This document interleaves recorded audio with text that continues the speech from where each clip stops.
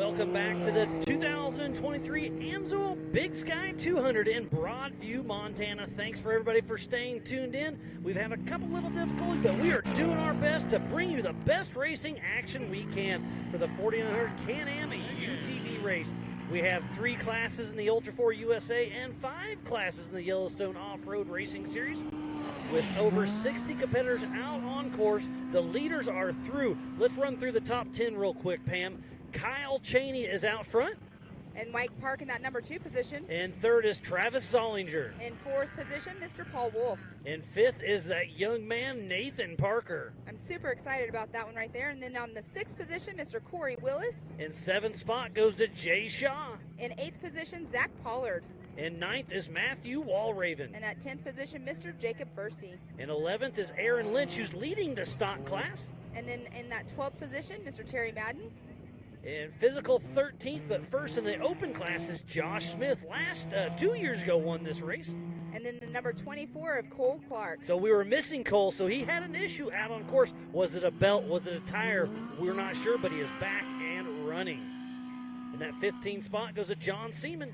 In 16th position, the 519 of Nelson Sparks. And that is the only 16 cars that have completed lap 1 out of 4. Remember, it is a 4-lap race, 40 miles apiece, so 160 miles of the toughest terrain out here on this 10,000-acre ranch just outside of Broadview, Montana.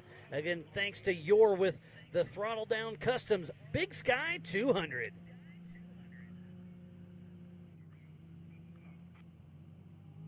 So thanks again. This is one heck of a race. We took off in 30-second increments, one at a time.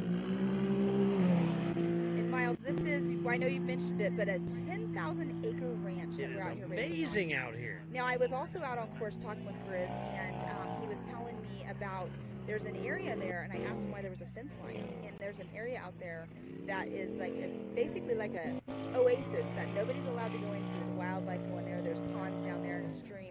I would love to go down there just to see what it looks like. Yeah, it's Warren Ketchum that lets us come out here and play. He says, you can have my whole ranch, but this is my little mecca. So, respectfully, I'm going to say no here. And we respect that full-heartedly, but this is a beautiful, beautiful piece of property. It is absolutely beautiful. I mean, it would just be super cool to see what his little oasis looks like. But, yeah, they're allowed to, pretty much use all of the land that he has out here except that area. So the fastest lap of the day thus far is Mr. Kyle Cheney with a 52.47. So they are doing a great spot. It sounds like I'm getting a little chatter on my Rugged Race radio. We did have a car catch fire, but they are okay. So Chris Coates did have a mechanical issue, but everybody is okay. That's back by the skinny pedal area where that really go fast section. So glad to hear everybody's okay. Yes, it is. That's the most important part right there. But Kyle Cheney out front, I love that, we don't have a loop way out in the distance, but it also is like, who is it that's going to be coming in first? It's a little tough because all you can see is dust clouds everywhere. I mean, the wind is blowing, so it's great, but you can look anywhere around here. You can hear them. You can see the dust. Yes. It's absolutely beautiful out here.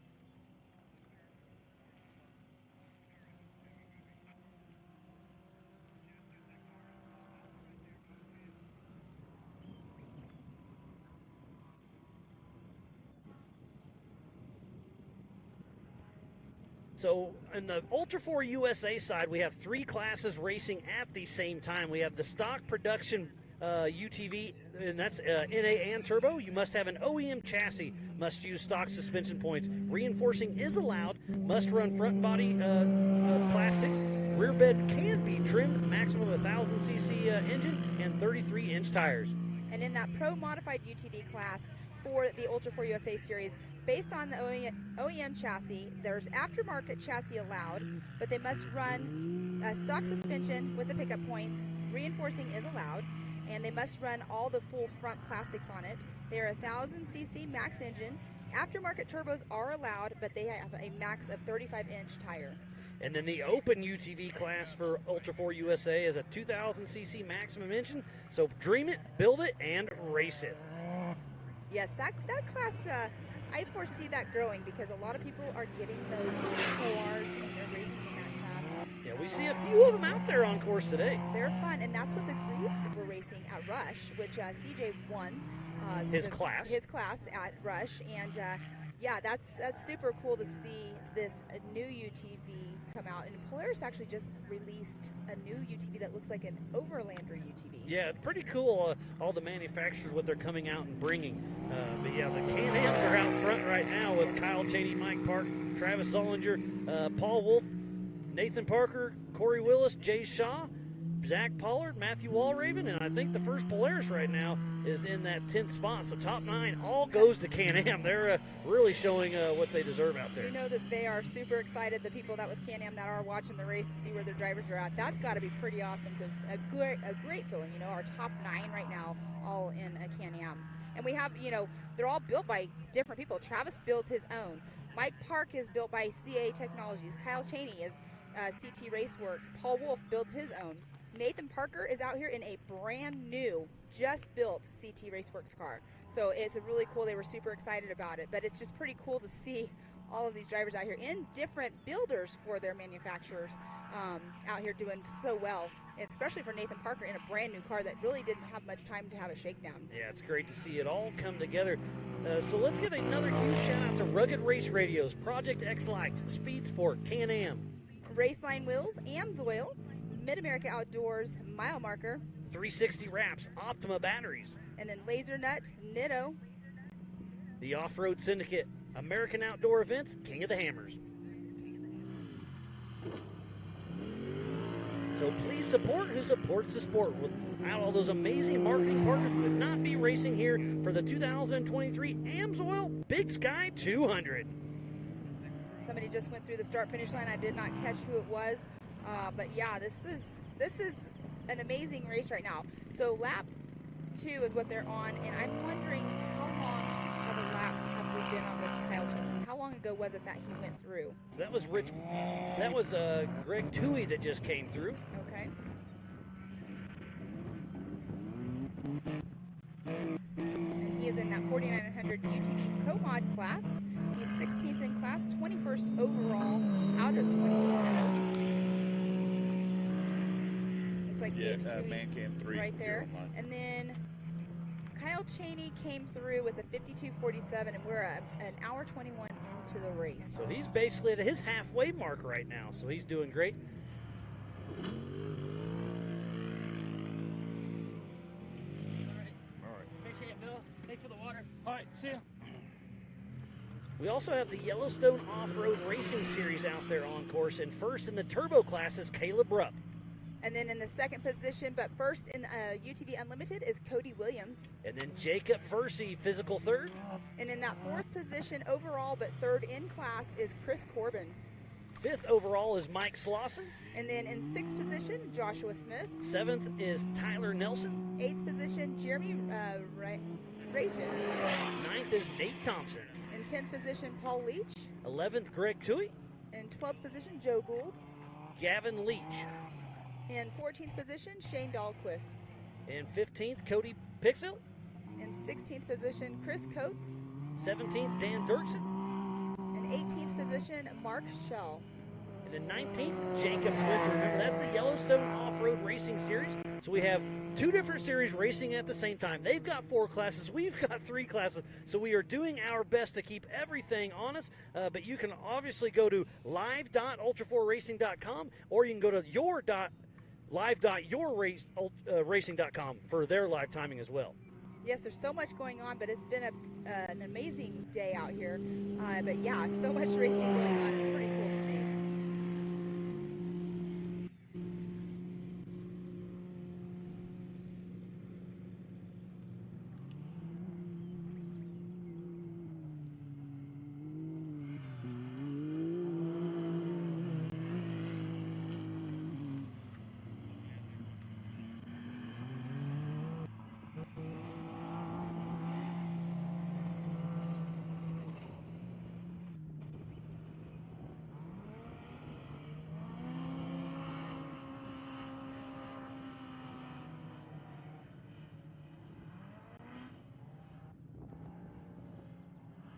Getting a little bit of information about Joshua Smith. He came through his power steering's given him a little bit of an issue with something overheating, so that's a bummer. But he's still out on race course, went through the hot pits. They're getting a little bit of information. Hopefully, maybe it'll correct itself and cool down. I love getting those little tidbits from the pits. You know, we use those Rugged Race radios. Everybody's keeping us up to date. Yes. You know, you can message us, send us a text, and keep us up.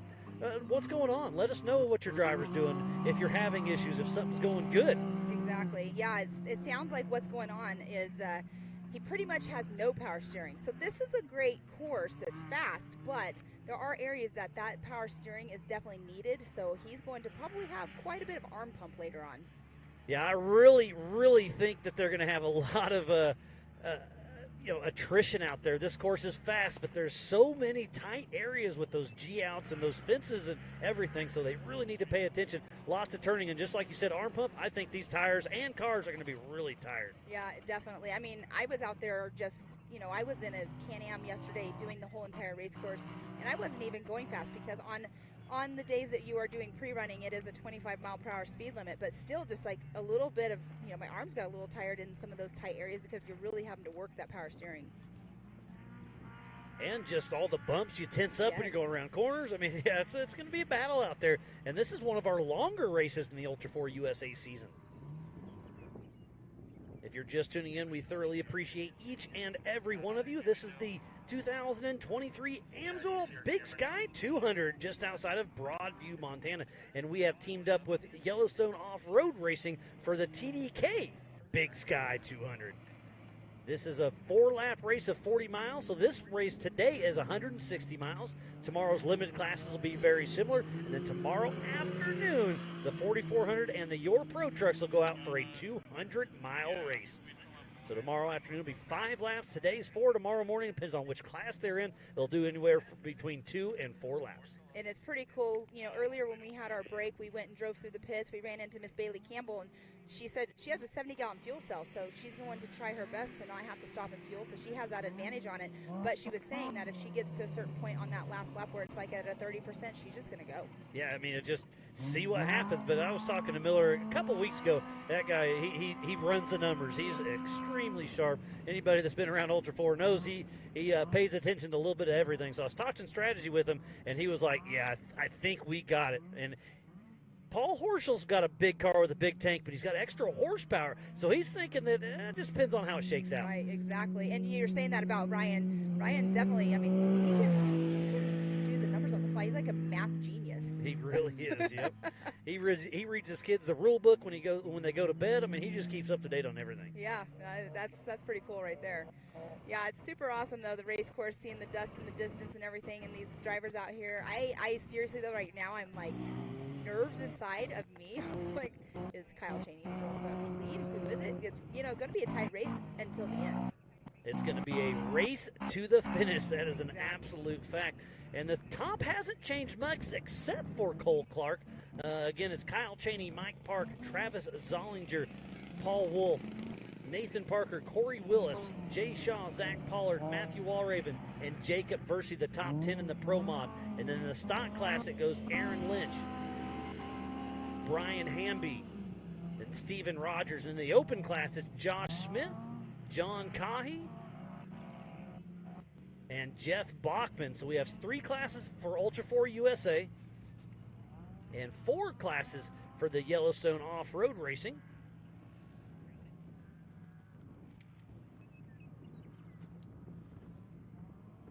And Miles, I have to thank our production crew for bringing us some shade. We were sitting here in the sun, and it's warm today, and great. We have a great crew here. Take care of us. Take care of us. Teamwork makes dream work. That's a fact.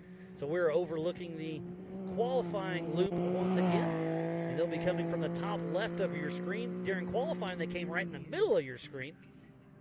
I love that ridge line right there, but yet, like yesterday, and I know you've been on the course way more than I have, but it doesn't look like it's that much of a camber, but it is off camber, and can't quite make out who that is. They are running their front headlights. There's a lot of different cars out here, and we have 90 cars. Your has 80. Oh, here's one of those fun little sections. Yes. That looks like Travis Zollinger, and this is a great shot from our drone. As you can see, he gets a little bicycle there, and this shows you how tight and technical. all we've seen a lot of the wide open dust, but yeah, Travis Zollinger with ZRP is out there pushing strong. And you can see he's going through the S-turns like that in that canyon, but there's also rocks in there underneath that dirt. But look at that right-hand turn right there. Right through the fence right there, so there's a marked danger, and he's running strong. There is 20 feet from center course of the line, so 20 feet either side of the course. Got a little off, but he's right back on. Look at how beautiful that is right there. It is so beautiful. You were going back to the danger marks. We did, mark it on the GPS for everybody, but there's also hot pink paint on the poles just because we want to make sure everybody can see it. But that was a great view of him going through that canyon right there. Yeah, we had a few drones all over the place. We've sent out Starlink with them, and like I said, we're doing our best to bring you the best live race here at the Big Sky 200 in Broadview, Montana. There's Brian Hamby coming through, still pushing strong. He's in a Polaris with Razor Extreme out of Winchester, Tennessee with 817 Racing.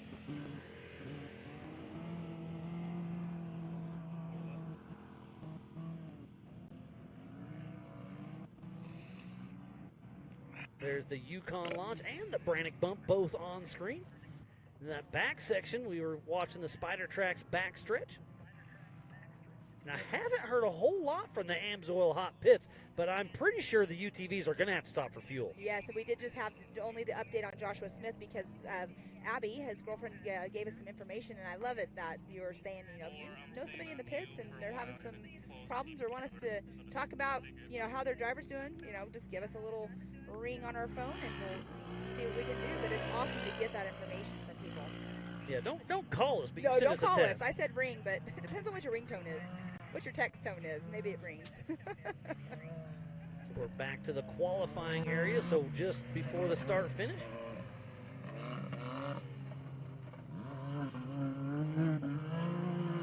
All kinds of action going on right now.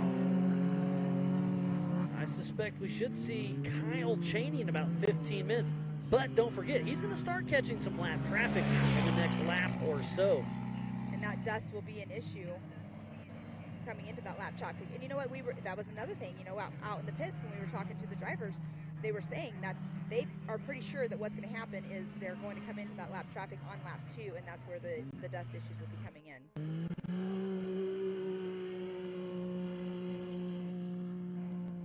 Can't quite make out the number of that car, but great footage right there. And you can see that we're using a road that the ranchers use out here. There are some areas that they cut new road in, which is really, really cool. And I bet by now they have a burned-in line.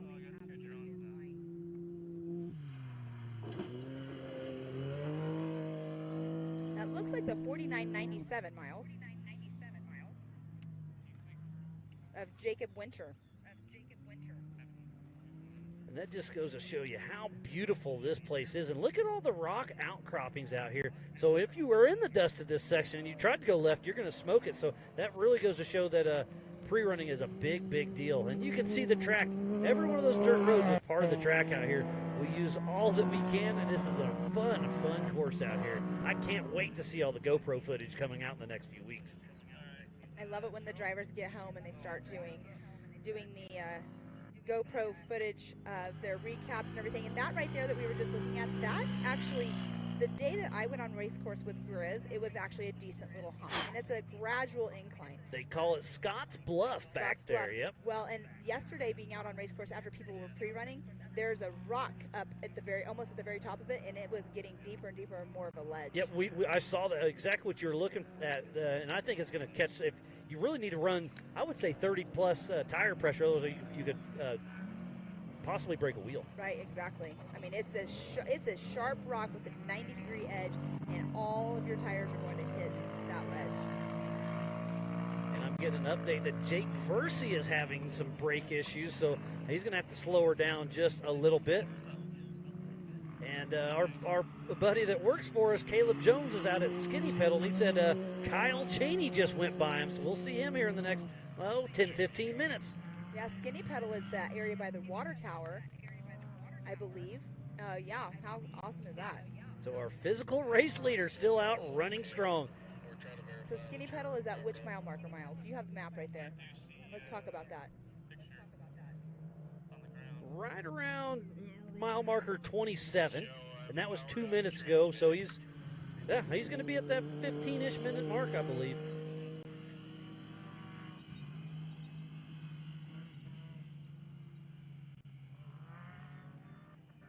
So thanks, Garrett, for giving us an update for Jake Versey. Cam, I think you're seeing a frozen screen because we're not seeing anything coming in on our end. Not seeing what? That is Joe Gould in the open class You're saying you are. Is it moving around or is it frozen? out of Tabernish, Colorado, with Rocky Mountain Speed and Fab, who sponsored the big jump just after the Amsoil Hot Pits.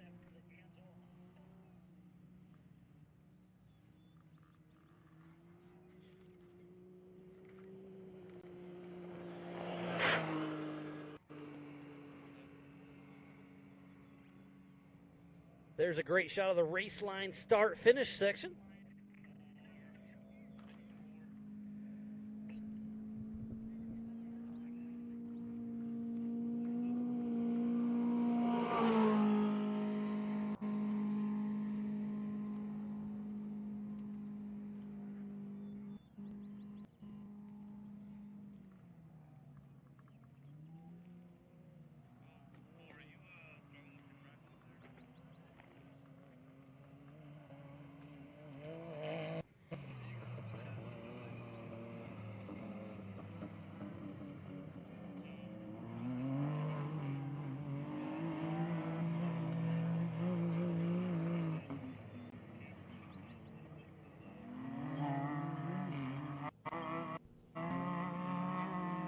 So Jake Versey is gonna limp to the remote pits. He's getting some brakes.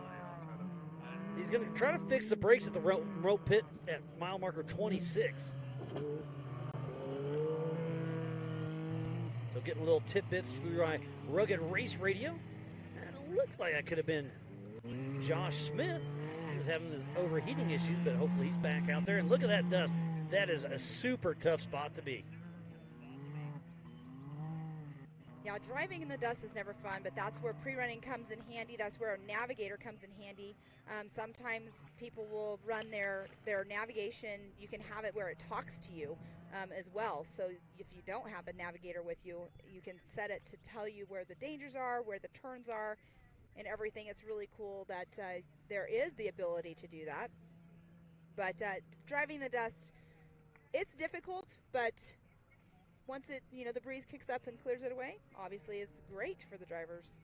We're back to the qualifying area. That flag right there is where they turned in, so they're re-entering qualifying as we speak right now. And the camera before we just saw was the Rocky Mountain Speed and Fab launch, so we've got a great camera there. And I heard that Paul Wolf absolutely sent it on his last lap, so we know Chris Hickman was on the radio saying, hey, Zollinger's got you on time, so you better pick it up a little bit as we hit the Yukon launch. We got cars all over this race course. It's going to be an absolute race to the finish. We got about 1:45 seconds at splitting up Kyle Cheney and Mike Park. So Kyle Cheney is sitting right where he likes to be. So Travis Zollinger just passed Skinny Pedal with Paul Wolf right behind him.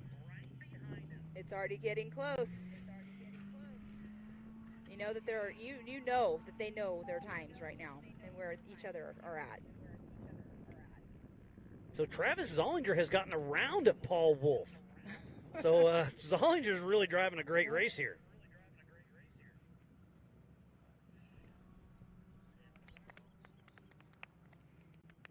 Don't forget to go to live.ultra4racing.com for the same live timing we have here at the Amsoil broadcast desk.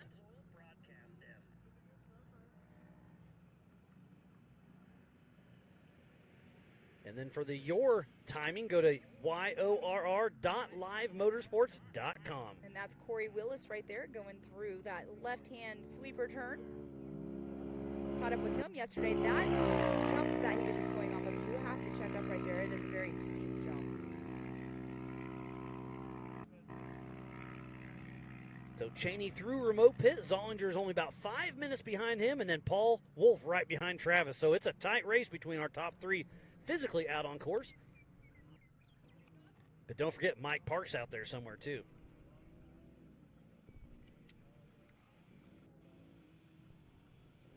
And tonight we'll be doing our Driver's Appreciation Dinner. Sponsored by Mid-America Outdoors, Jason and Gayla Robinette at 7 p.m. We'll have live band following that as well. And then tomorrow morning at 7 a.m. MST, we kick out the limited class. We have the comp, the stock, the 4500, the 4600, and the 1600 cars will be taking off at 7 a.m. tomorrow. And then at 1 p.m., we have the 4400 and the 48s with the Pro Series from the Your class. As he rolls over the Yukon launch.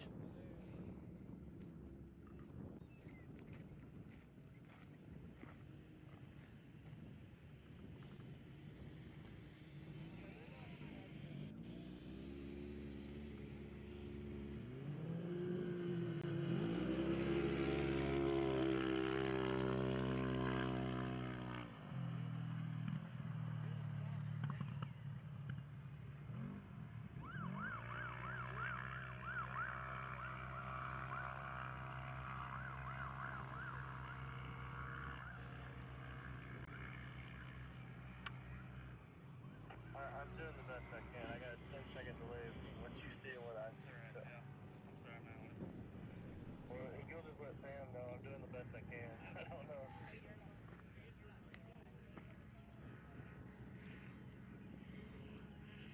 No, Pam, I see what you see, but I see it 10 seconds before you. Look at that great section through that valley and there's a couple little mud spots. There's a couple rocks sticking out of the edge, so it's a very technical spot right here, but it's absolutely gorgeous in the middle of this 10,000-acre ranch. Thanks to Warren Ketchum for letting us come out here and play on his land. He's got a great relationship with Michael Adams and Aaron Zindler. There could be our physical race leader, Kyle Cheney, I believe.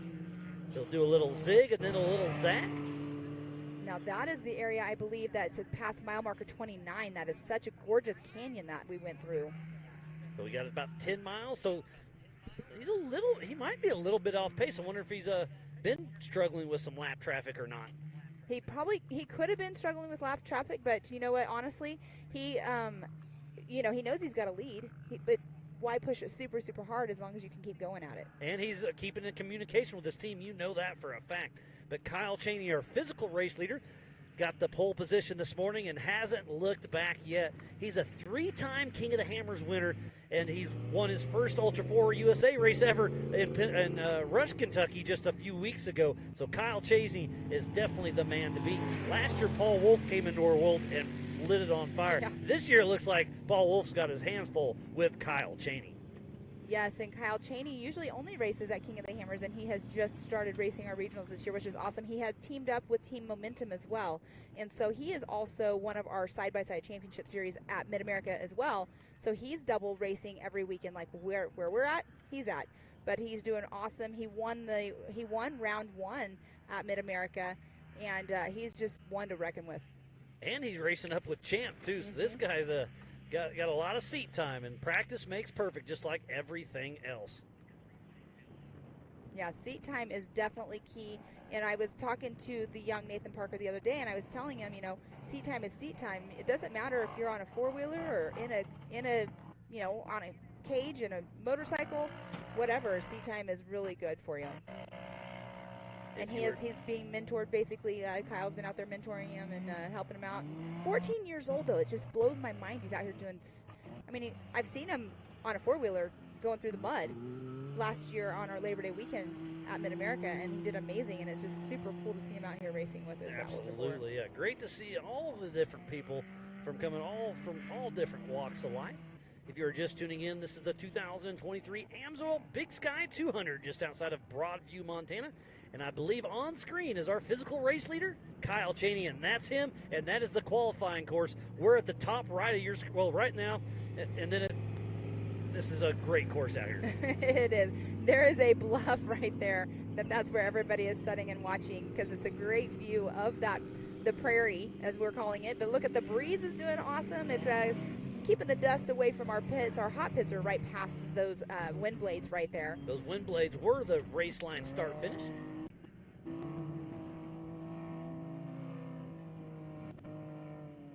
And I believe that's the 908 miles. It's kind of cutting in and out, but that looks like that would be the 908.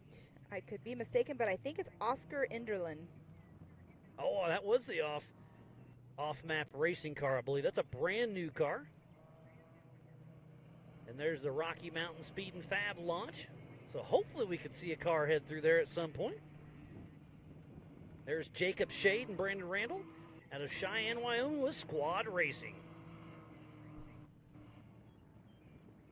There is action all over this race course. They are running 4 laps, 40 miles apiece.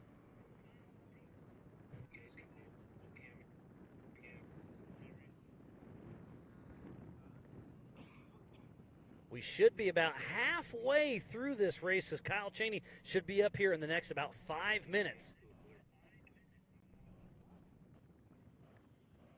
There's back to Travis Zollinger, I believe, in that single-seat Can-Am. Custom built by Zollinger Racing Products.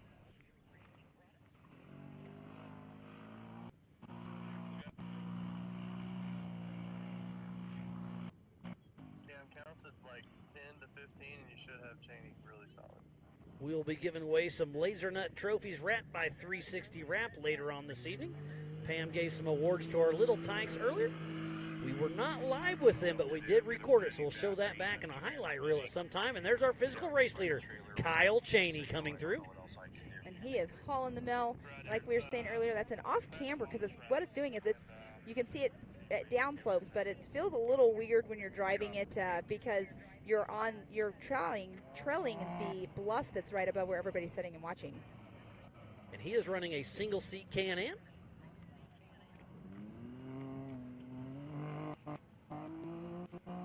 As he's getting ready to hit the Yukon launch.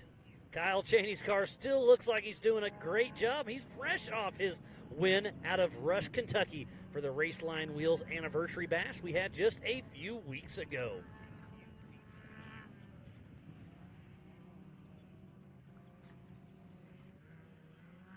There's the Brannick bump.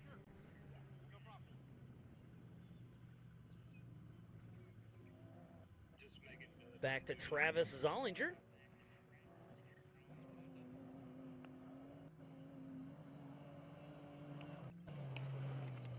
So Travis is going through that section. He's quite a ways behind Cheney then, because this is the section where we caught Cheney earlier.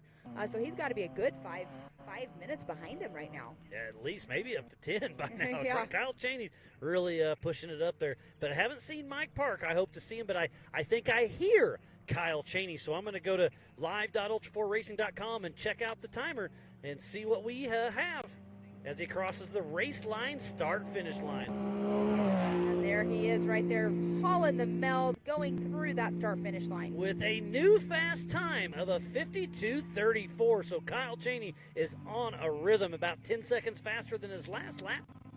Wow, he is not letting up whatsoever. So you were thinking that maybe he was having some issues, but he wasn't. No, He's Kyle not. Cheney's in the rhythm. If you can do a 40-mile loop and be within 10 seconds of your last lap, you're in the rhythm for sure.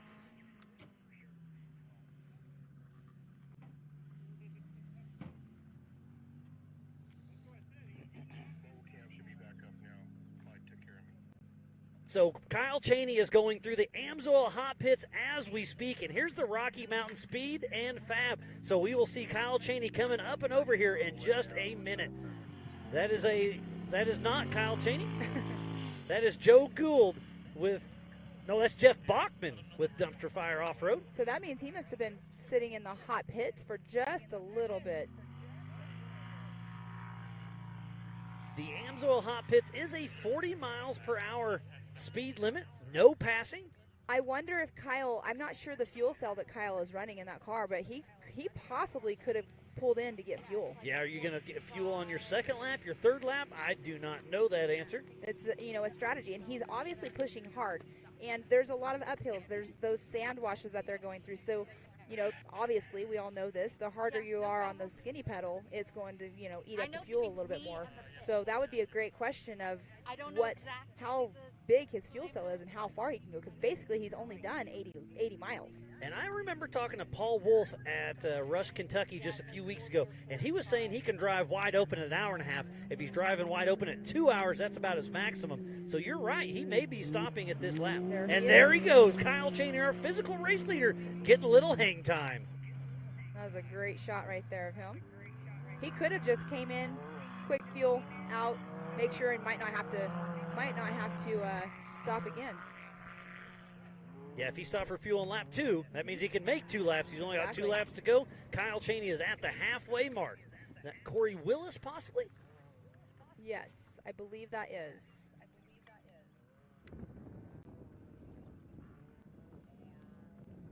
Something new to 2023, all registered racers with Ultra 4 USA will receive an Air Evac Life Team free of charge from Mid-America Outdoors.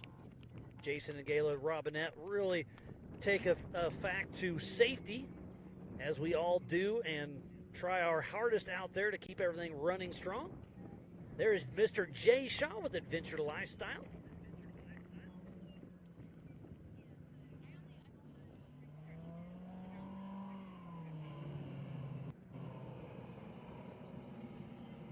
Thanks again for teaming up with Yellowstone Off-Road Racing for the TDAK Big Sky 200.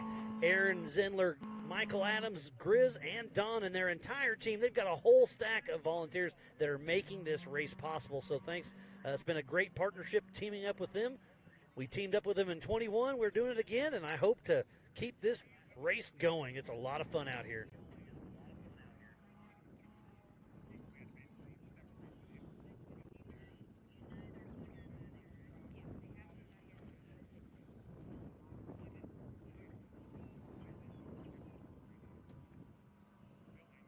Looks like Brexton Glines is out pitting in remote pit 1, race mile 26. Give me a little updates. Not a lot of action out there. Here's Scotts Bluff, so you'll see this. At the top is that rock that Pam was talking about earlier, so they're slowing down for it. Just like I said, you don't want to break a wheel up there. That ledge is really starting to come out because they've been pre-running, they've been racing it, and it's starting to come out more and more. There's Travis Zollinger. So I haven't seen Mike Park. So what happened to him? Did he have a mechanical issue?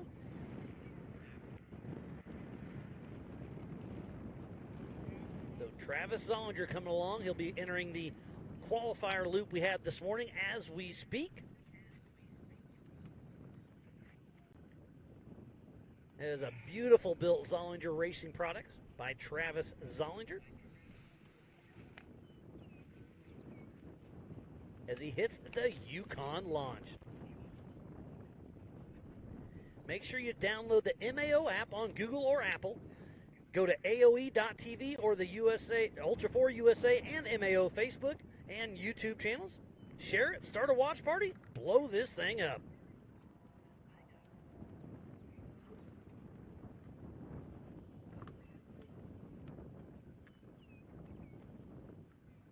And please, if you're anywhere in the Billings, Broadview, Montana area, come on out. We're racing the rest of the evening and all day tomorrow. Kids 12 and under are free, and it's only $20 per person. And there is Paul Wolf, just went over the Yukon launch. So he's right behind Zollinger. So on adjusted time, it's definitely Cheney, Zollinger, and then Wolf. What happened to Mike Park?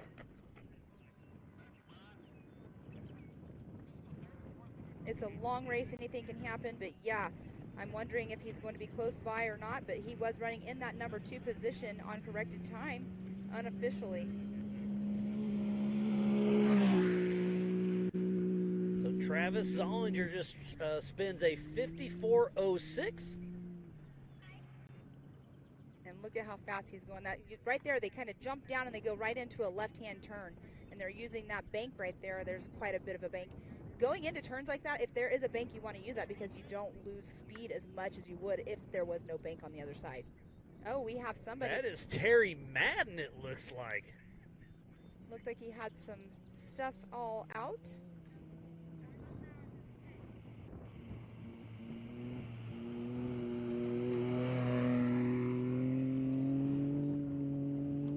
So tough break for Mid-America Outdoor Ambassador Terry Madden. pulled off on the side of the course.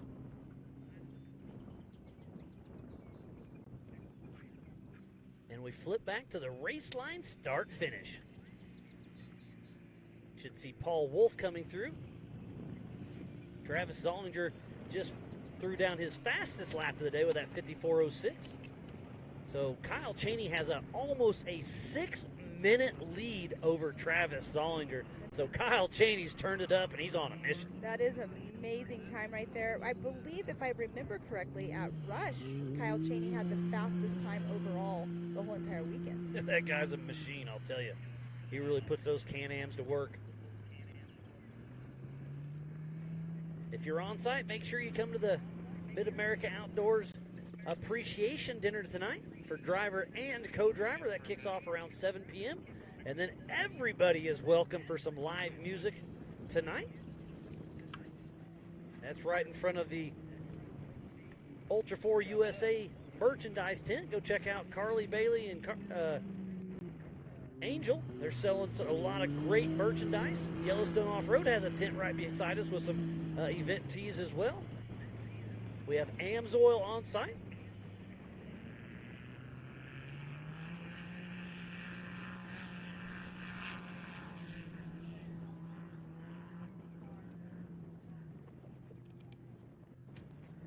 USAC is on site with Lee O'Donnell. This is our sanctioning body, and we'll be running timing, scoring, and race operations. Lee O'Donnell 23 has been running around all weekend long, keeping everything going. Can't tell, but is that Mike Park right there? I'm not sure. No, that might. I can't quite make it out. Is that Mike Park? Mike Park has a little more white to his. That's yellow. Is that Paul Wolf? We saw Paul Wolf come through just a little bit ago. Is that Jay Shaw possibly? No, you're correct. We have not seen Jay Shaw yet. So this would be him making the first lap around. All these yellow Can-Ams. And that is, you are correct, Miles. That's the number 17 of Jay Shaw. And he did complete. He was 7th through last time around. Was. Yep. See, I'm getting all confused here. So where's Mike Park, Nathan Parker, and Corey Willis? Did we miss those? I don't think so. I think Jay Shaw is going to step up a few positions. Because right now, physical out on course for Ultra 4 USA is Kyle Cheney, Travis Zollinger, and Paul Wolf. We are still waiting for some of your crew. Where's Caleb Rupp, Cody Williams, Jake Versey, Chris Corbin, Mike Slauson? They're still out on lap 1 of 4 as we're watching Jay Shaw. Having a conversation with Jay Shaw yesterday. He just became a father again. I believe it was on Friday, he said, and it was a question about if he came and raced and went into labor, or not him going into labor, but they had a new baby here recently. So congratulations to Jay Shaw and family. Had the baby Friday, get the car prepped, get everything here, and here he is. He is making it happen. But, yeah, it's great to see everybody doing their thing out on course right now. And that is the 900 of Nathan Parker right there. You were just wondering where he is. So he is running behind Jay Shaw right now. Super cool. Jay Shaw just went through with a 55.57. So he moved from 7th to 4th, so Jay Shaw really stepped it up. He got around his teammate Nathan Parker. Part of the Can-Am team out there's pushing hard. So on adjusted time, it's still Kyle Cheney, Travis Zollinger, Paul Wolf, and then Jay Shaw. We should see Nathan Parker here pretty soon. Yes, he just actually went through. He is in that number 4 position, and he ran a 56.13, so it's not his fastest lap, but he just bumped up into that 4th position. So Nathan Parker and Jay Shaw are super close on adjusted time. Only 10 seconds splitting those two up. What a great race we have on our hands. And there is Corey Willis. He just now went over the Brannick bump. See what his time will be when he comes through. He was 7th last time, so we're still missing Mike Park. There's a great shot of the race line wheels, start-finish line.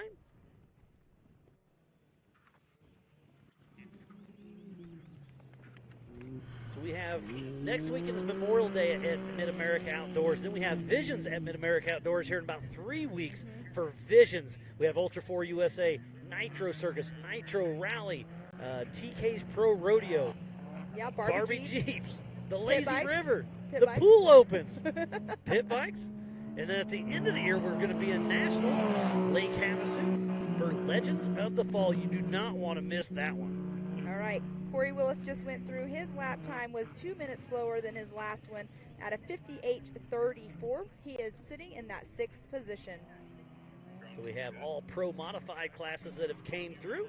And there is Terry Madden. They got some camera angles of him. He's got his tool bag out, so who knows? He could have blown a belt because you do have to have certain tools to change your belt out. But it looks like they have The their helmets spare on. tire is off the back, so maybe they're just changing the tire. Are they putting that tire back on? Yes. So is this tool bag under the tire? Are they getting tools? I missed that part. But Terry Madden, number 188, came all the way from Yucca Valley, California.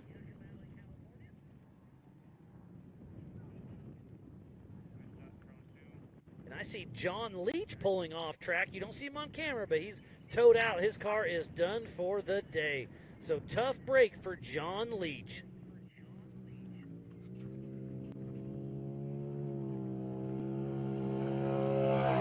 There went Cole Clark. Hadn't seen him for a little bit. He's on adjusted time, moves into 7th place with a lap time of 56.22, which is his fastest lap of the day. So Cole Clark had a little hiccup earlier, but still pushing strong. But we're still waiting for Mike Parks, Zach Pollard, and Matthew Walraven. And Miles, if you look at the timing, Paul Wolf, when they came through, Travis Zollinger and then Paul Wolf is only 36 seconds behind Travis Zollinger on corrected time. So you know that Paul Wolf is out there going to be pushing it, even though Travis Zollinger has him on time right now. That is a great view. I can't quite make out. That looks like it is a Pro R, but I'm not 100%. So that might be one of our your racers out here. It's great to see so many UTVs and so many different manufacturers out here racing with us. That's definitely a Pro R. That's the 824, it looks like. That is Jeremy Brown, part of the Your Series. And there is Jeff Bachman with Dumpster Fire Off-Road. Do you know the story behind that name? I would like to know the story behind their race team. I think their team name's kind of, or their team's kind of a disaster, kind of like a dumpster fire. That's part of the pit guys. Zach Hopper and Jeff Bachman kind of check it out.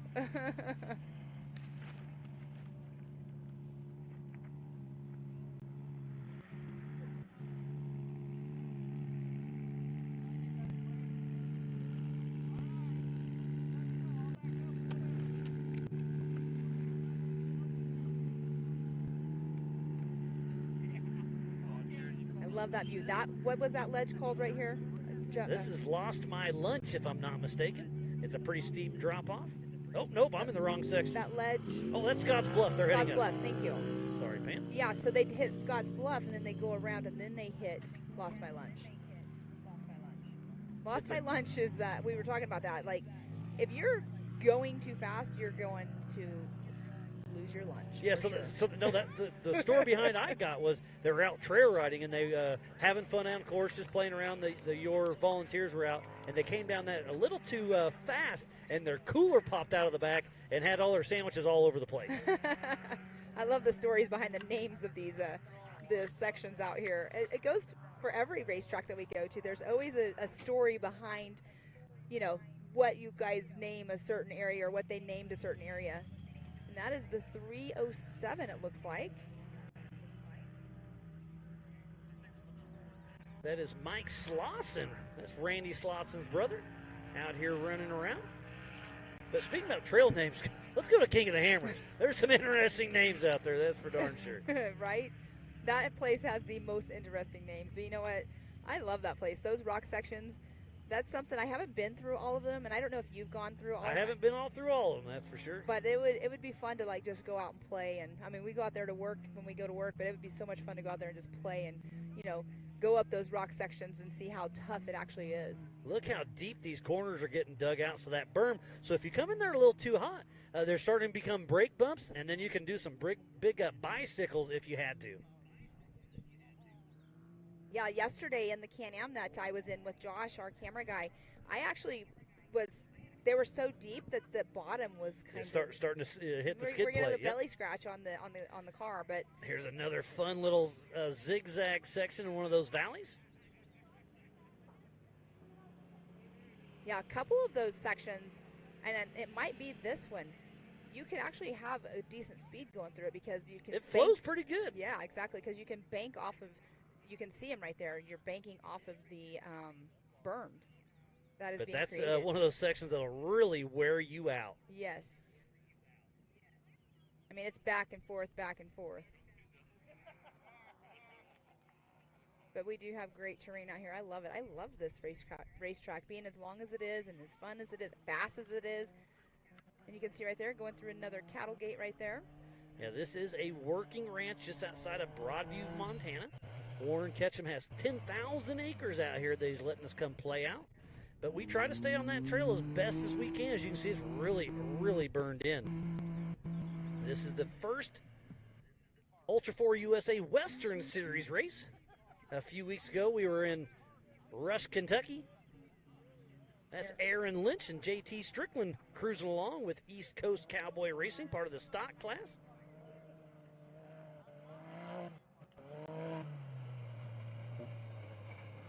That's a Can-Am, a yellow one. I just don't know. No, it is Paul That's Wolf. Paul Wolf. Yep, good call. So Paul Wolf's still pushing strong. And you know Chris Hickman's in his ear with Hickman Motorsports saying, hey, you got to get her done. They were coming through Tech yesterday. I think it was yesterday. And Chris was in the 4400 car. And I was asking him if he gets to race it. I said, do you ever get to drive this thing? He's like, nope. He goes, I have to ask if I can drive it from the pits to Tech. Good times, though.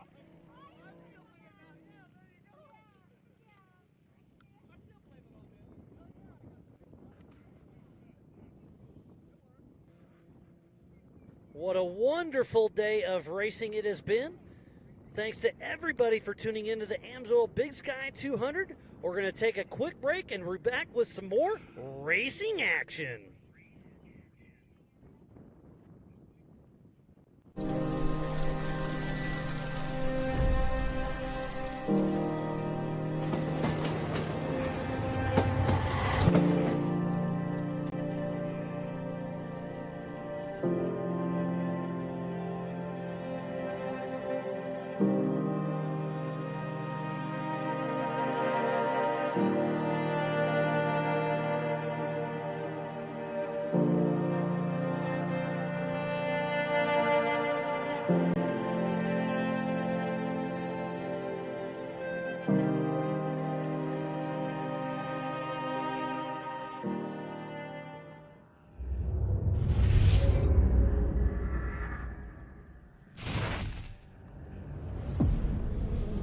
No matter what, it's never an easy event, and it never will be, and that's what makes King of the Hammers King of the Hammers. Tire choice is everything. I mean, to have a tire that's reliable and consistent and drives well out in the desert, but yet when we get to these crazy rock sections, still has grip and performs, and we can hit these sharp, jagged edge rocks and not have a problem, is what we need. And the Rockzillas definitely are second to none when it comes to the UTV tires. And it just speaks traction. It's got big lugs hanging off the side. It's got big lugs down the side of the sidewall of the tire. If you're gonna look for something that makes traction and is gonna grip in rocks and dirt and everything, you look at a Rockzilla and go, man, that thing looks like it's gonna do the job right there.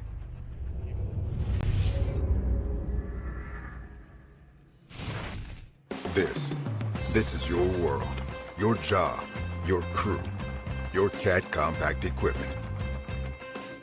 And this is the support from your local CAT dealer. This is helping you meet your deadlines, your bottom line, your offers, your savings. This is getting you your parts and everything you need, on time, easier than ever. This is what you get from your local CAT dealer.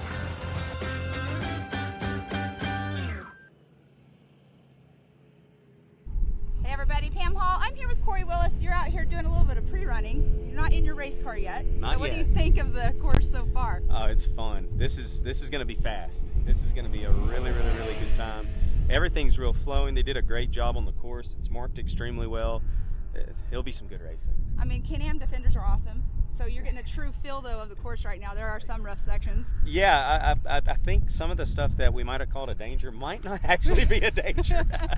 Well, we're only, I think, of roughly like 19 right now. So you're coming into some more technical stuff. Some more technical stuff. You are. So Nice. it's going to be fun. Yeah, we're going to hop back over there, and we're about to go grab the race car, and then I can really test it. Awesome. Well, good luck out there. Thank you.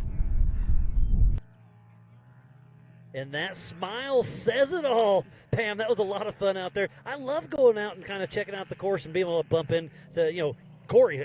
How much fun was he having out there? Oh, he was having a blast, but he actually wasn't in his race car, as I said on there. Like, he came in at Defender. He was out there with Jason Watt, and he had a camera guy with him as well. He was just getting a feel for, the first part of the track and everything, but he was having fun out there. I was messing with him because I'm like, yeah, your race car is going to have definitely a little bit more suspension than you have right now. Even though the Can-Am Defenders, that's what we mark race course with, and they're awesome.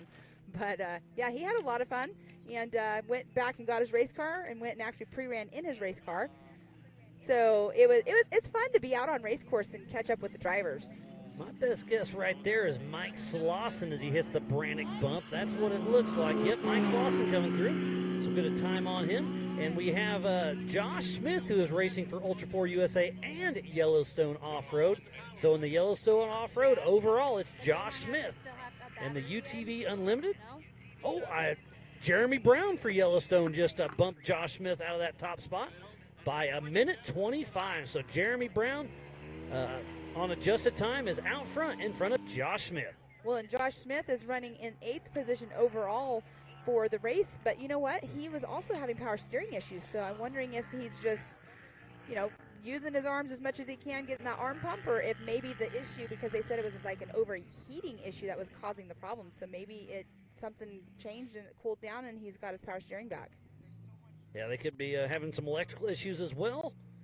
But here at the AMSOIL broadcast desk, you can go to yorr.livemotorsports.com for the Your timing, and then go to live.ultra4racing.com for the Ultra 4 USA timing, and you can have the same timing we have here in the AMSOIL broadcast desk.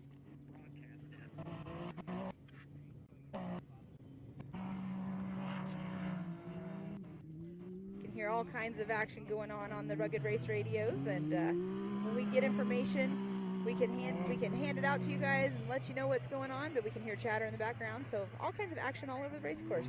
Good We're times. just over the halfway mark for our leaders for the 2023 AMSOIL Big Sky 200 for Ultra 4 USA, and then the Throttle Down Customs Big Sky 200 for the Yellowstone Off-Road race. They are going to race 4 laps. The leaders have completed lap 2, out on lap 3.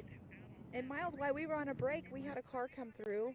I can't remember what number it was. Was it 714? You wrote notes down. I saw you. 724 of Lori Schaefer, and then also the 01 of Paul Leach. Yeah, they came through. Not going to be able to go back out. Their cars they're moving, but they were broken. And we saw Terry Madden out on course earlier. He just texted me. He's out of the race. He had to go back to camp and get a hub, so just to get off course. So tough break for Terry Madden. He's out. It's just part of it. But thanks, Terry, for keeping us updated, and we can't wait to see you at the next one.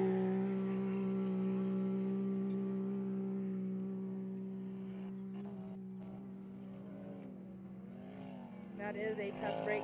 Him and Scotty Dog are here racing, but that is such a bummer to hear with having to come back. He has been known, like when he's co-drove, he's had to run back to hot pits to get stuff. A couple years ago at King of the Hammers, he was co-driving for Brian Deegan. He came back to remote pit 1 and had to get fuel, and ended up running back to the car with a 5-gallon fuel jug on his back just to get them back to RP1 to get their fuel in. Oh, yeah.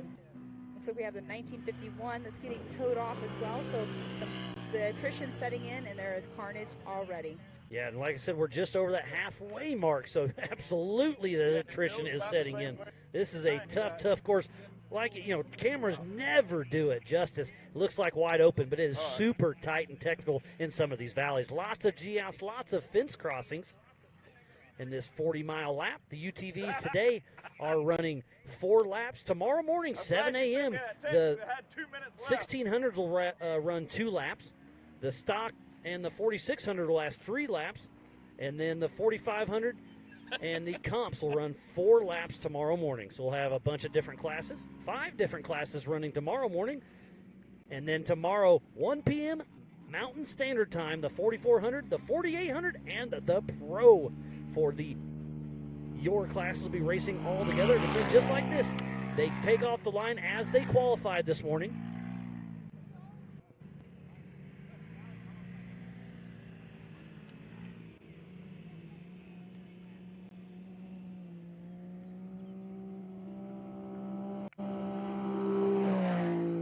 And look at the beautiful area, all the terrain out here. This place is magnificent. If you ever have the chance to come up here in the Broadview area, it is a beautiful piece of the country. Yellowstone is not too far away.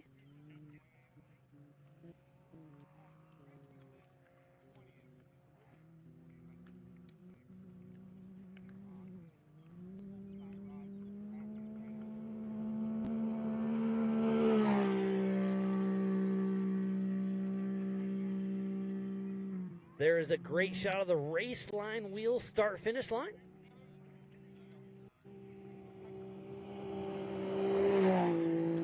There is John Seaman cruising through. On adjusted time, he's in that 11th spot overall and 9th in class. So in the Pro Modified, it's Kyle Cheney. In the Open, it's Josh Smith. And in the Stock, it is Aaron Lynch.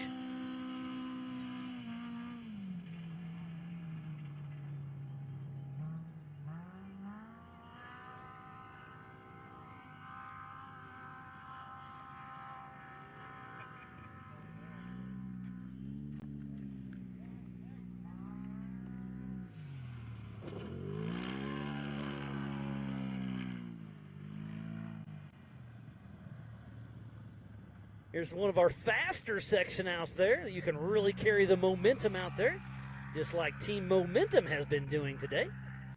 Mr. Kyle Cheney has the fastest lap with that 52:34.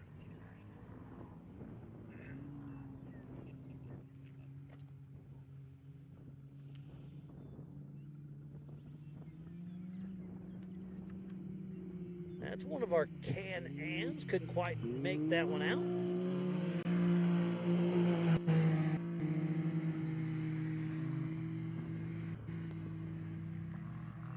Shane Dahlquist, it looked like, was just on screen.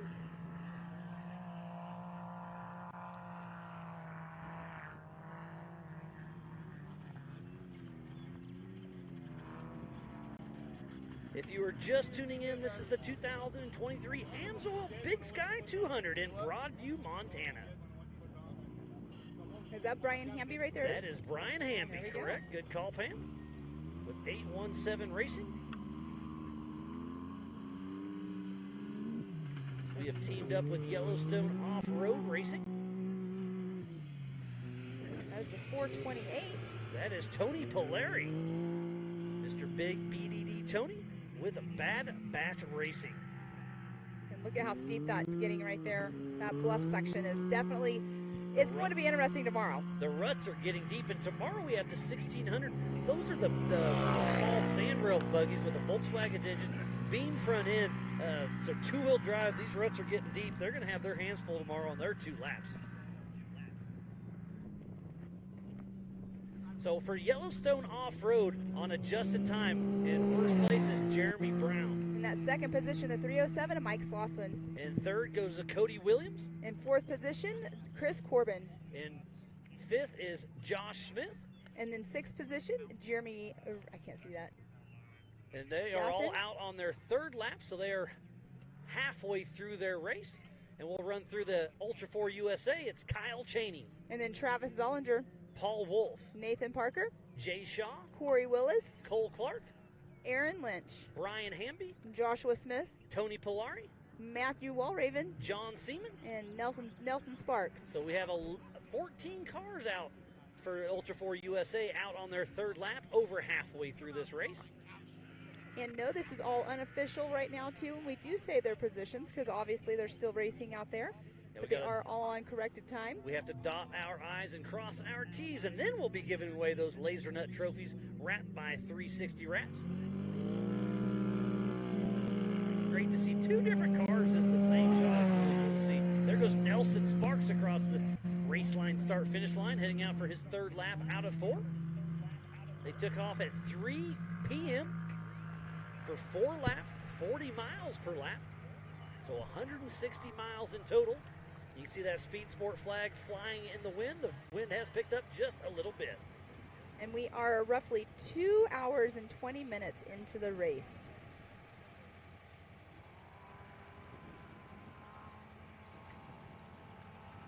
So at this current time, Kyle Cheney, if he can keep it together, should finish just before 7 o'clock. Oh, and That there's could be Kyle Cheney as we're talking. exactly, that's what I was getting ready to say. It looks like Kyle Cheney. Sure is, yep. Yep. Kyle Cheney still pushing along strong. Heading up Scotts Bluff. We'll see if he checks at the top. He sure does. So if Yeah. he's checking, you know that rock's really sticking out. He's really trying to save that car. You really have to. I mean, just pre-running it yesterday, watching we sat there and Josh, one of our drone pilots, he was getting some footage of their pre-running, and they were checking up every single time they came through.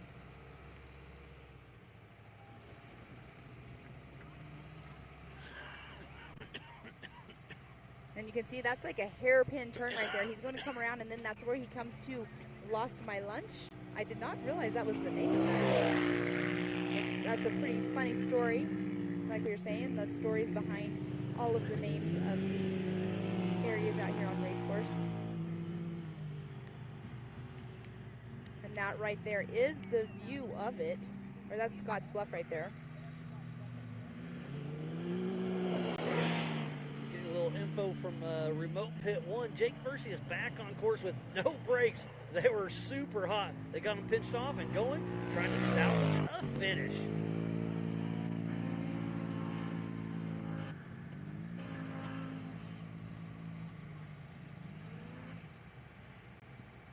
There's a Pro R right there. I can't quite make out the number of who it is. They do have a unique look to them.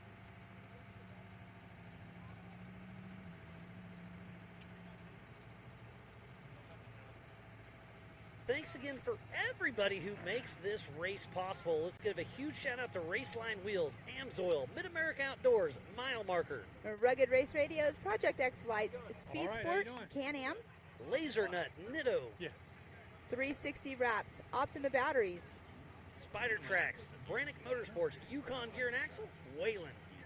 Off-Road Syndicate, America Outdoor Events, and King of the Hammers. For the your side, we have Elevated Power Sports, Throttle Down Customs, Jim and Tracy's Alignment, J&M Tire, Askin Construction, Inland Truck Parts, DRW Performance, Tractor and Equipment, and Metalworks. So please support who supports the sport. Without all these amazing market partners, we would not be racing here for the AMSOIL Big Sky 200 just outside of Broadview, Montana. A great image right there of our start-finish line over there. Stay back there. I love seeing the wind blades going. I love to see that there's a breeze out there because that is definitely what the racers want. We always say that a breeze or the wind is a racer's friend. Absolutely. And up here in Montana, the wind can get a little nasty, so there's definitely a happy medium. As we saw just a few minutes ago, what do they call those? A little Dust dirt devil. devil, yeah. came Came flying through here and sent some of our paperwork flying. and almost took our Canopy easy up away, but we're here, we're hanging in. And it's supposed to be an absolute beautiful weekend out here. So if you're anywhere in the Billings, Broadview area, it's going to get up to 73 today, up to 81 tomorrow. Sunny and absolutely beautiful.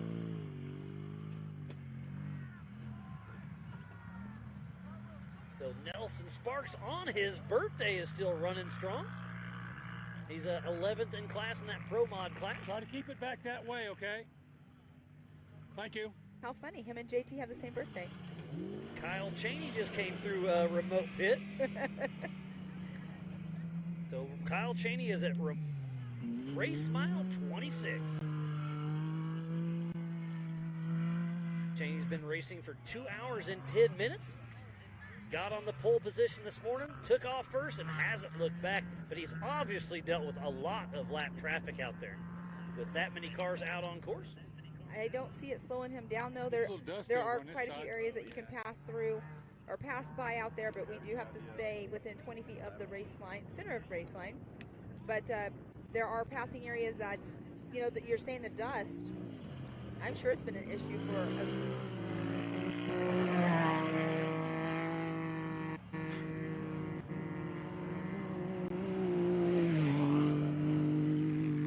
So Greg Toohey with his sister Jet just coming through. He's racing with Ultra 4 USA and Yellowstone Off-Road Racing. Oh, were you out there? Yeah, I live in Kentucky. So Oh, nice. that was easy, Yeah. That This- was my first one, and it was. Oh, okay. There was dust everywhere for the next week. I've been doing it since 16. Really? So yeah. That's awesome. So this one was a long journey for me. I drove from Kentucky down to Mississippi, dropped my dog off, flew from Mississippi to California, bought a car, drove from California to here, Whoa. and then we got to Mid-America next weekend, and then back to Mississippi, and then back to Kentucky. So I could mow my grass. But I had to have he's in the driver's seat, There's a actually. great shot of JT Taylor, our race He ran director. this whole course the other day, all but about 4 miles. Yesterday he was wore out. He's right at Did the we do race it, line start finish. He's got that Walking white off flag. stiff, rubbery legs. We got 3 in a row.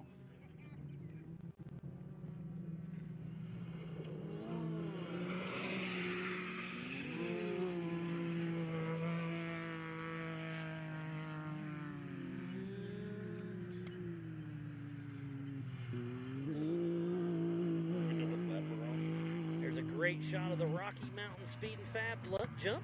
Yeah, I ain't gonna be able to see nothing through I that. believe that crowd. was Greg Toohey coming through. So joining me at the Amsoil broadcast desk, it is Mr. Tom Liu. How's it going, buddy? I'm great, Miles. How are you? Oh, I'm doing it good. Yeah, you guys had a little bit of tough break on your way here. You rode here with Jaron. The motorhome broke down. You got it fixed. Comes to qualifying, rolls over. You get in the pits, get them fixed up, but look at the smile. You're still having fun. Yeah, we had some tough luck on the way here, and then some more tough luck on qualifying. But it's, we're happy to be here, and the car's still straight, so he's ready to race tomorrow. Yeah, and you've been around the Ultra 4 world for a very long time. I think since 2012 or so, you've been racing with us? Yeah, Off and on? 2012, I started doing pit crew and some co-driving with Alex Hardaway, and then when the Gomez's were first coming around, so been here for a while. And then you've raced yourself from time to time. You still have a car, if I'm not mistaken, right? Yeah, I put my own car together after my first time to the Hammers. I had to have one for myself. Got the so- bug, right? Yeah, I got the bug real bad. So I put my own car together, started racing it in 2015, and then it's kind of been on the back burner as I've done some career choice stuff. Yeah. You kind of. But I still do life have a car. happens. Yeah. And you took a little break, but you just can't get away. I mean, that's what the Ultra 4 USA lifestyle has been about since the very beginning. Is just coming out with friends, having fun. I mean, we've had some good nights out there. Absolutely, and just the races like this that are out here, you know, kind of in the plains and He just was a great rescue, scenery and so everything, that's and not a far. great drive out here just kind of makes for the whole event. I try and absolutely. step away, and I can never do it. So. And then you'll be in the pits for Jaron helping out. And then if you see somebody else in the area, you're absolutely going to help out. Who are you teaming up with in the Amsoil Hot Pits? His name slipped my mind, but it's a stock class car that we just happened to have the right number of people to help him out, and then he's going to help us out. So we'll help him in the morning, and then once he's finished with his race, he'll help us in our pits. What kind of car is it? It's a Jeep. It's yellow and black. I think Matt Weiss? maybe. I'm guessing. He finished fourth in the Hammers this year. I remember him saying that. Well, yeah, there's a lot of them out there. And, you know, like I said, they're going to help you. You're going to help them, and it's all going to be a great fun. And there's that big jump we were watching, and you said you saw Paul Wolf launch that thing early, didn't you? Yeah, it was Paul Wolf, and there was another car too that absolutely sent it on the first lap. And, I mean, you just can't get any better than that, right? No, not at all. Especially just watching it from afar and just watching how far the car sailed out into the distance was really awesome to see. Yeah, it's a great track out here. You haven't seen the whole track, but you've seen bits and pieces, and it's so much fun out there. Yeah, it looks like a great track. You know, I wish we Model didn't A have that we found out unfortunate there. luck on the way up here with the motorhome breaking down. We would have gotten to kind of turn some laps and see a better picture of the course. But these are the kind of races that I myself really like. Is more of the open plains and the prairie out there, and just kind of seeing something new rather than just turning laps on a track. And speaking about the track, there's John Seaman and his dad John Candia out there on course having fun in their Can-Am.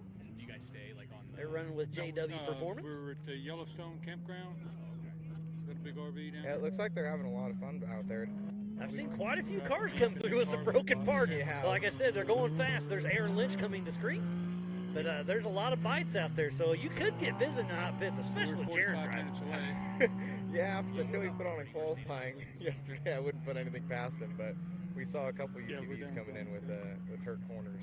So there's something out there that they're hitting. Oh, there's a lot out there.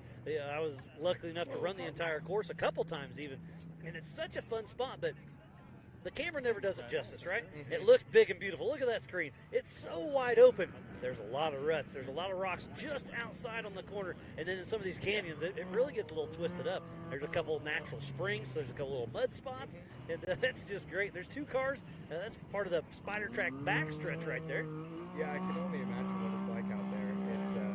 It definitely looks like there's a couple tight sections and some spots where you could kind of get in a bind if you weren't paying attention or you're trying to race someone for position. You could really get yourself into some of those tight corners a little too fast. And there's one of those muddy sections. It's really drying up because it did rain on, what day was it? That was Tuesday. It rained pretty good on us. It was great for the course, but it's already completely dusty out there. Yeah, it's nice there's a little breeze behind us right now. It's probably helping some of them with the dust if it's going the right direction, but that's always a racer's friend. Yeah, oh, just because the wind is the racer's friend. Oh, gets a little bicycle, but was able to steer into it and save it. That was a little bit of a rough deal, but he was able to keep it on all four and keep on rocking. Yeah, that was some good driving there. I didn't know he was going to be able to save it up against the hillside like that. And then they're coming right through a fence panel right here, so there's a Skull Cost Brown. Slow down, pay attention, and get on through. Because this is a working ranch up here with 10,000 acres. Wow, that's walls of the bay and everything. Yeah. Off the roof. Yeah. And they're on our left, they're going away from us. On the right, they're coming at us. This is a lot of course out here. They're racing 4 miles, 40 miles per lap, 160 in total. That's a great view having them come both directions. Yeah, like and you can kind of start timing yourself too, because you remember where you're at on course, and then you see the other guy. It's like, okay, I'm gaining, I'm losing. You really judge yourself. Yeah, that's a good point. That's not something that you always have because you don't always have the other car in perspective of you. Yeah, it's a lot of fun. They're kind of heading up Scotts Bluff. He's gonna slow down, check up a little bit because there's a big rock starting to catch up there. So if you hit that too hard, I really think you're gonna bust a wheel. Yeah, it looked like a really bad square edge. Yeah, there at the top of that. That was Monday we ran it, and I saw it. JT and I were talking. I was like, he's like, yeah, you're running desert pressure here on the tires, and it's only getting worse, obviously. I wonder if that's maybe where we saw a couple of those side by sides with the cleared off corners come in from. If that's where they were hurting. That's themselves. part of it. Yep. Getting some updates from Skinny Pedal. About 6 minutes ago, Kyle Cheney went through, and just right now, it is Travis Zollinger. So it's about a 6-minute split between Kyle Cheney and Travis Zollinger. Not here, but Kentucky. Yeah. You know, some of the venues are quite wooded. Lots of action out here on course. There's another car. I'm telling you, the attrition is setting in. We started with 60. Are we gonna have 30 that finish this race? Man, with how many hurt cars we saw come in already, and then you see the down cars on course, it's proven to be a pretty brutal one out there. So we'll see how many cars actually come in. Yeah, what a tough break.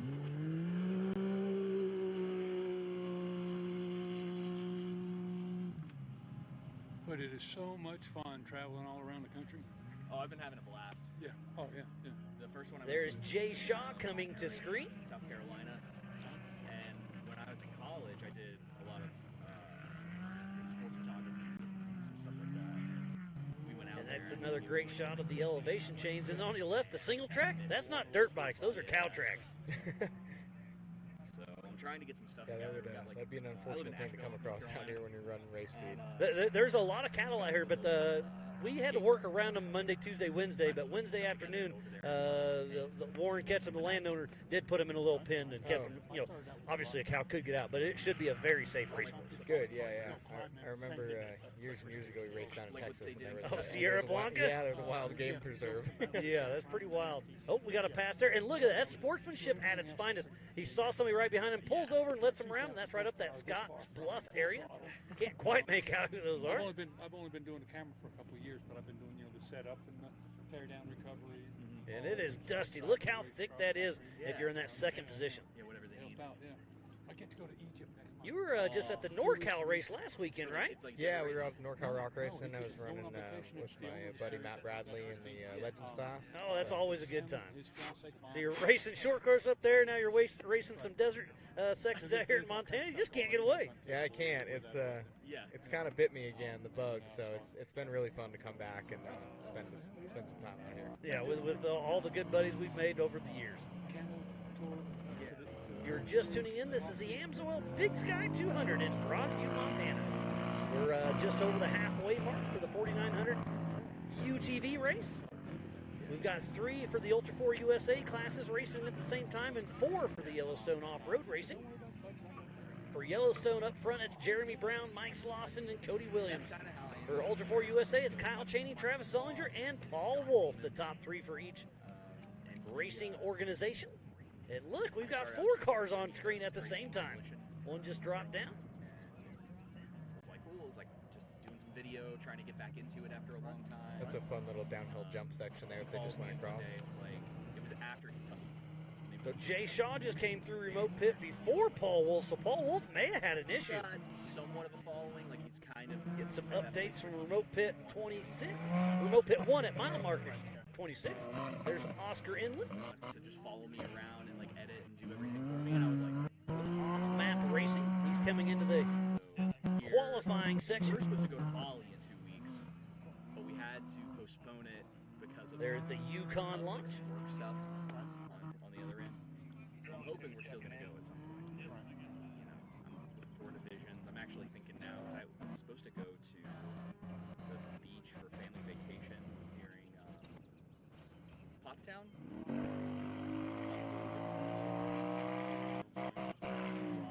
There's the Brannick bump as Oscar's cruising along. He'll come through the race line start finish here in just a little bit.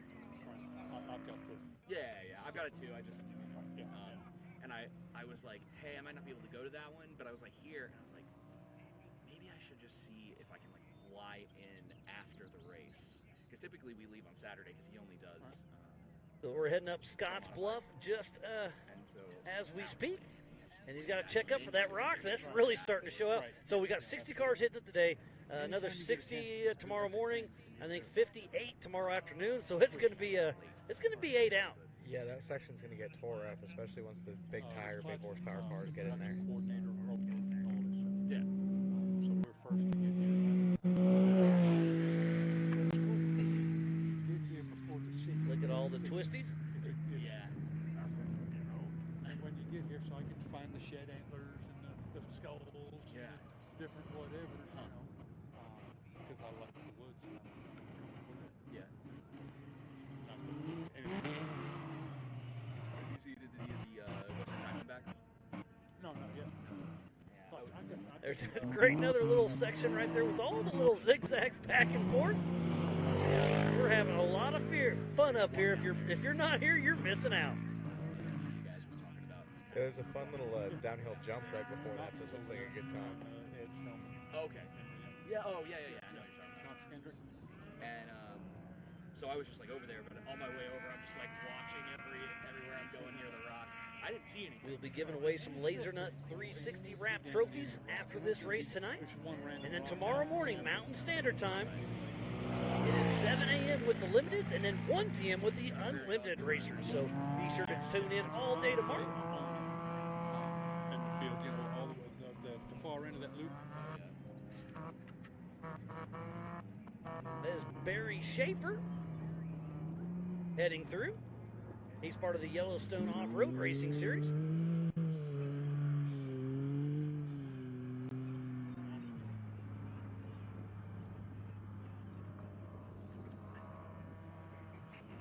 And Paul Wolf sent it Well, over. Tom, it's been a great time out here. There's still lots of stuff to go. What is kind of your plan for the rest of the night? Are you doing anything special or just kind of hanging out and having fun? There was a couple things to repair on the car after the little rollover in qualifying, so we got all that fixed. We'll probably do a good nut and bolt on the car, jack it up, make sure everything's still tight and straight, and then other than that, just hang out and have some fun, cross huh? our fingers and hope our bad luck's over. Tonight, Mid-America Outdoors is putting on a racer appreciation dinner, and then we have some live music up here in front of the Ultra 4 USA merchandise trailer, so be sure to tune in. We'll have a fire pit going, and let's have some fun tonight. Awesome, yeah. But not too much fun. Yeah, no. I know how you like to roll sometimes. Just enough fun tonight, exactly, so just enough. We'll definitely be joining y'all for that. I feel you. Parked next to us for the last two. So again, thanks to Jason and Gayla Robinette with Mid-America Outdoors putting on that racer appreciation dinner. It's been a lot of fun. Ooh, is that our physical race leader, Kyle Cheney, I believe? He'll be entering the qualifying section here momentarily. And I know it's like So he'll be finishing lap 3, heading out for his 4th lap. So the white flag will be out for Kyle Cheney. Just moving through that section. He's got this thing figured out. That Can-Am is really dialed in. from Japan. He bought a plane. He just hits the Yukon launch. He'll hit the Brannick bump here momentarily, and then he'll be hitting the race line start finish and grabbing that white flag. So about 41 more miles to go for Kyle Cheney. Has an amazing race under his belt thus far. Switching tires out, tuning little things, just going the track over and over. He's keeping such a great pace on that too. It's hard once you see that white flag, you know you're doing real well in the first, so it's hard to reel it It's in. amazing. So lap 1 and lap 2, he was within 30 seconds. On a 40-mile lap, he's within 30 seconds. He's dialed. Yeah. I'm curious to see what his 3rd lap was, or is going to be. So another hour. And I got ears. I can hear that Can-Am singing.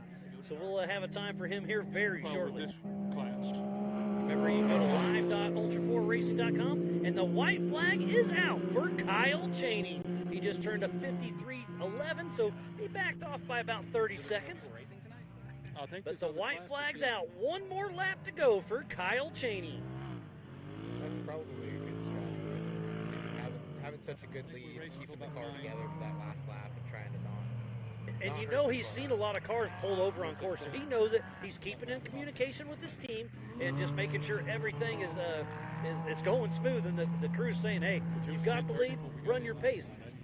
But I used to race a little bit. Sometimes I would be in the lead, right? And if you back off that 100% to like 70, you kind of get out of your rhythm. So there's kind of a happy medium, and that's to me. I don't know how it is with you. No, you're absolutely right. You really do kind of get in a zone in your head and kind of really start to get in touch with the car, especially after turning multiple laps. You're used to pushing it at a certain speed into some of these corners, and then when you do back it down, you're like, oh, you almost start making mistakes and fumbling because you're not at that same level. 100%. Yeah, when you get in that zone, it's exactly right. And I think Kyle Cheney's only about 45 seconds in his fastest.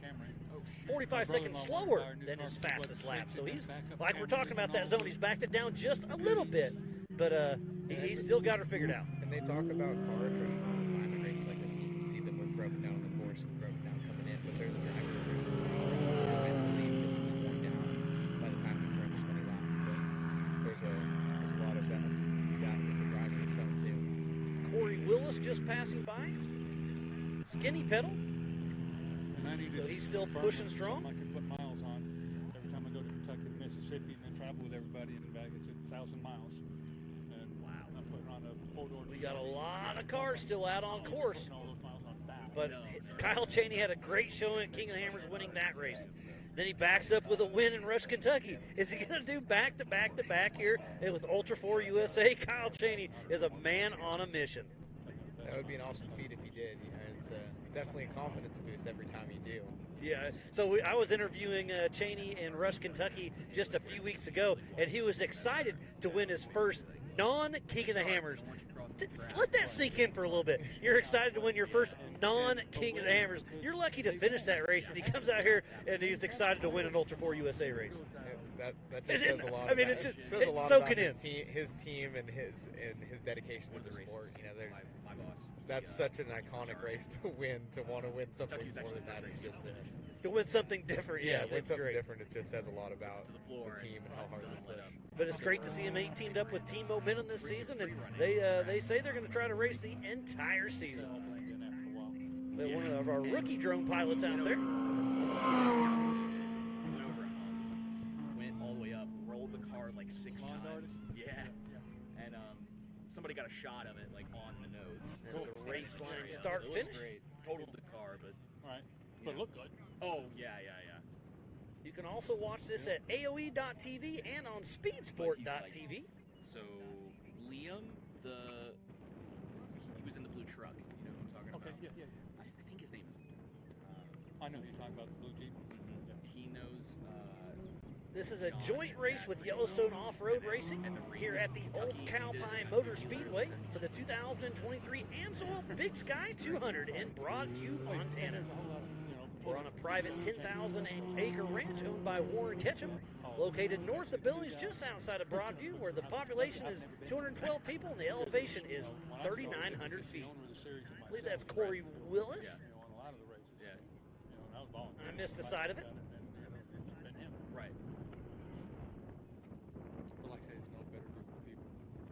They do anything in the world for you. Yeah, I've been having a blast. Like, So what's the next race on your radar, Tom? You know, Pam and I were talking about if I was going to come out to Visions or not. Yeah. The more I think about it, the more fun it sounds. So might have to fly out there and see if I can convince someone to let me sit in the right seat. I've been to Vision. It's a lot of fun. Let's hear what you've heard about Visions. Give me your rundown without being there. So I've never been there.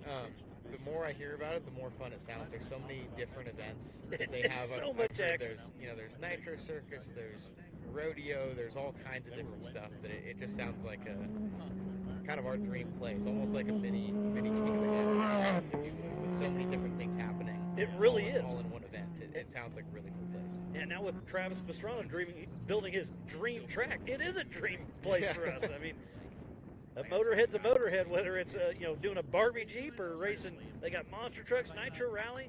It's going to be amazing. And I just got an update. No Paul Wolf coming up. So tough break for no Paul Wolf. But yeah, Visions. We've been working on that new track with Pastrana. I was out there a couple weeks ago driving a dump truck, checking out everything. But here's some B-roll from Mid America Outdoors, and here's the new track.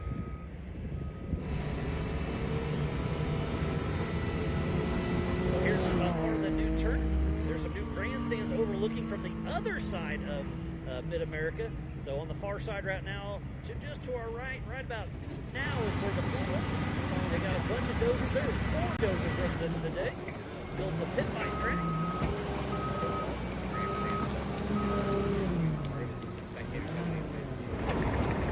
And the elevation changes there is absolutely amazing. So it's a little bit, there's a Thunder Alley. They're going to be having that paved here in just a couple weeks.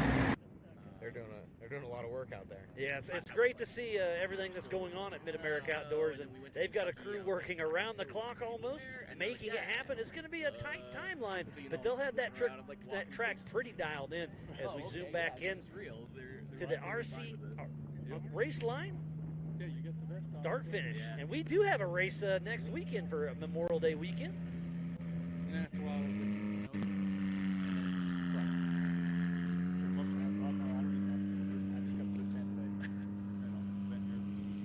Yeah, a lot of work yet to come, but they're going to do everything they can to make it happen.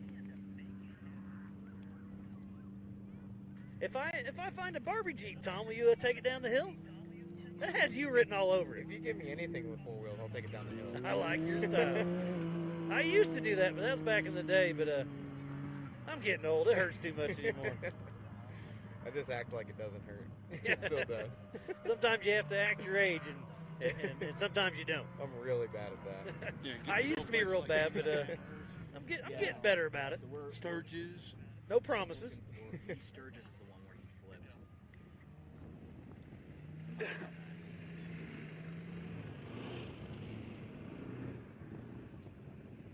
Yeah, I'm looking forward to King of the Hammers next year. So we didn't go this year. Kentucky was the first one that we did. Of course, Clyde flew private jet.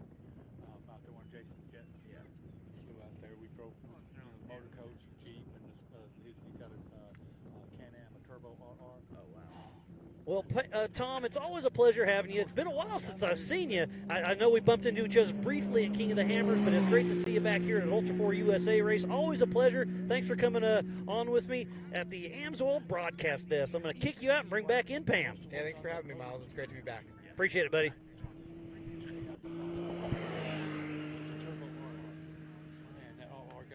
So it's been a great action. We saw Kyle Cheney. We have not seen Paul Wolf in a little bit, but Travis Zollinger came through. I missed that one. So it's Kyle Cheney and Travis Zollinger, the only two competitors out on their fourth and final lap. Wow, and how far back would that put Paul Wolf right now being a lap down? But Travis Zollinger being 7 minutes and 46 seconds behind first place. Kyle Cheney he's let up just a little bit. I heard you saying that. I was listening to your broadcasting while Tom was in here. But yeah, he did let up just a little bit on that last lap. But I mean, you have a almost 8-minute lead. Why wouldn't you? And I did get an update from Remote Pit 1. They still have not seen Paul Wolf, so he's having some kind of issue out on course. Tough break for him. How far back's Nathan Parker, Jay Shaw, Corey Willis, or Cole Clark? Still lots of racing yet to come. But we'll see Paul Wolf here in about 45 minutes. Kyle Cheney in about 45 minutes. I hope to see Paul Wolf anytime. And Nathan Parker is well running in that fourth position. Pretty cool to see him if he comes up here and ends up on a podium with his first race in his brand new car. That would be pretty awesome, being a 14-year-old out here with all of these seasoned drivers. And his Momentum teammate Kyle Cheney is out front. We still have a lot yet racing to go.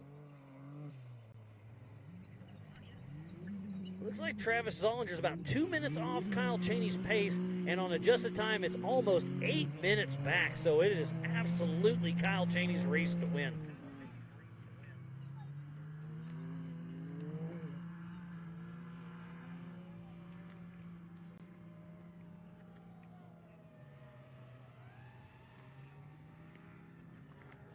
So as long as Kyle Cheney plays it smart, he's got this race in the bag, but it's absolutely Kyle's race to lose.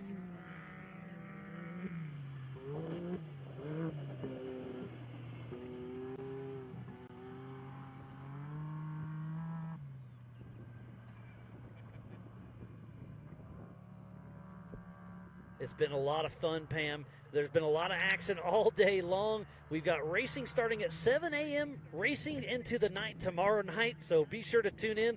Go to ultra4racing.com/live. Go to our MAO app, AOE TV. Go to the Ultra 4 USA Facebook and keep tuned in. It's been a lot of fun racing with the Yellowstone Off-Road Racing Series. And you can see, obviously, it's getting later in the day, and that will start changing the canyons, too, for the drivers as the sun goes down. How, they might know if there's a rock in an area or whatever, but it's definitely going to start changing as well. The great view right there. You can see the course going one way and the other. But it's like it broke down and they just left it or something. I can't quite make out who that is right there, but Miles is going to step out and take a quick break, but going to have Mr. Cody Addington come on in here and chit-chat with me for just a little bit. Out here racing this weekend from the Northern California area.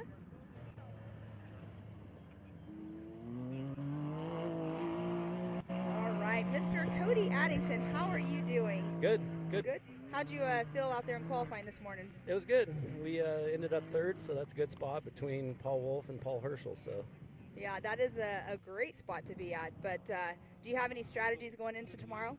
Man, it's going to be a fairly long day. I mean, it's 200 miles, so just got to play smart in the first part and then try to get to that finish and be up there. So no issues at all during qualifying.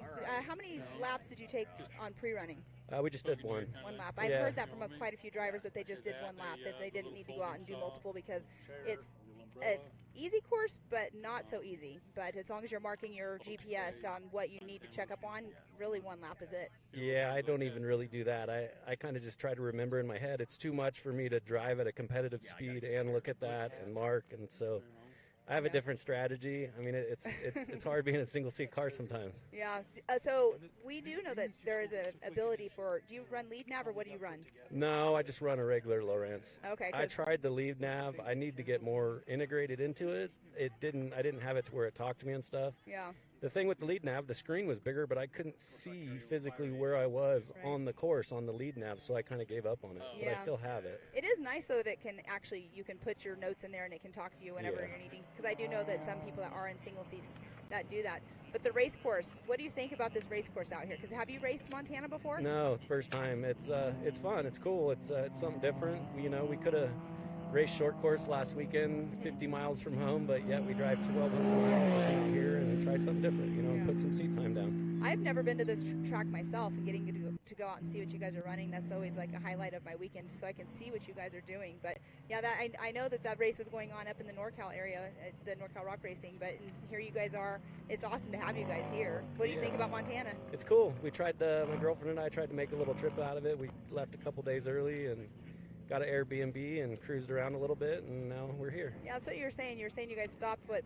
2 hours from here or something? Yeah. You have somebody that lives down there, one of your buddies? Near Bozeman, yep. Yeah, Bozeman, I hear, I have some people that live up in that area as well. I've heard it's gorgeous, but I've never been there. Yeah, and it's booming there. I mean, construction's going crazy, and it's a good place. Yeah, this right here, I can't make out which car that is going through there.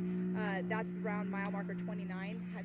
What'd you think about the terrain when you would enter into these canyons? Like, absolutely beautiful to me. It's beautiful, yeah. It's cool. It's pretty tight. I mean, you know, our cars are quite a bit wider than these UTVs that are running right now.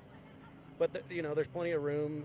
The passing, you're gonna have to get out in the weeds probably, and you just hope there's no rocks there, or you know, something. I would say they're jumping rocks. Doesn't jump out in front of you.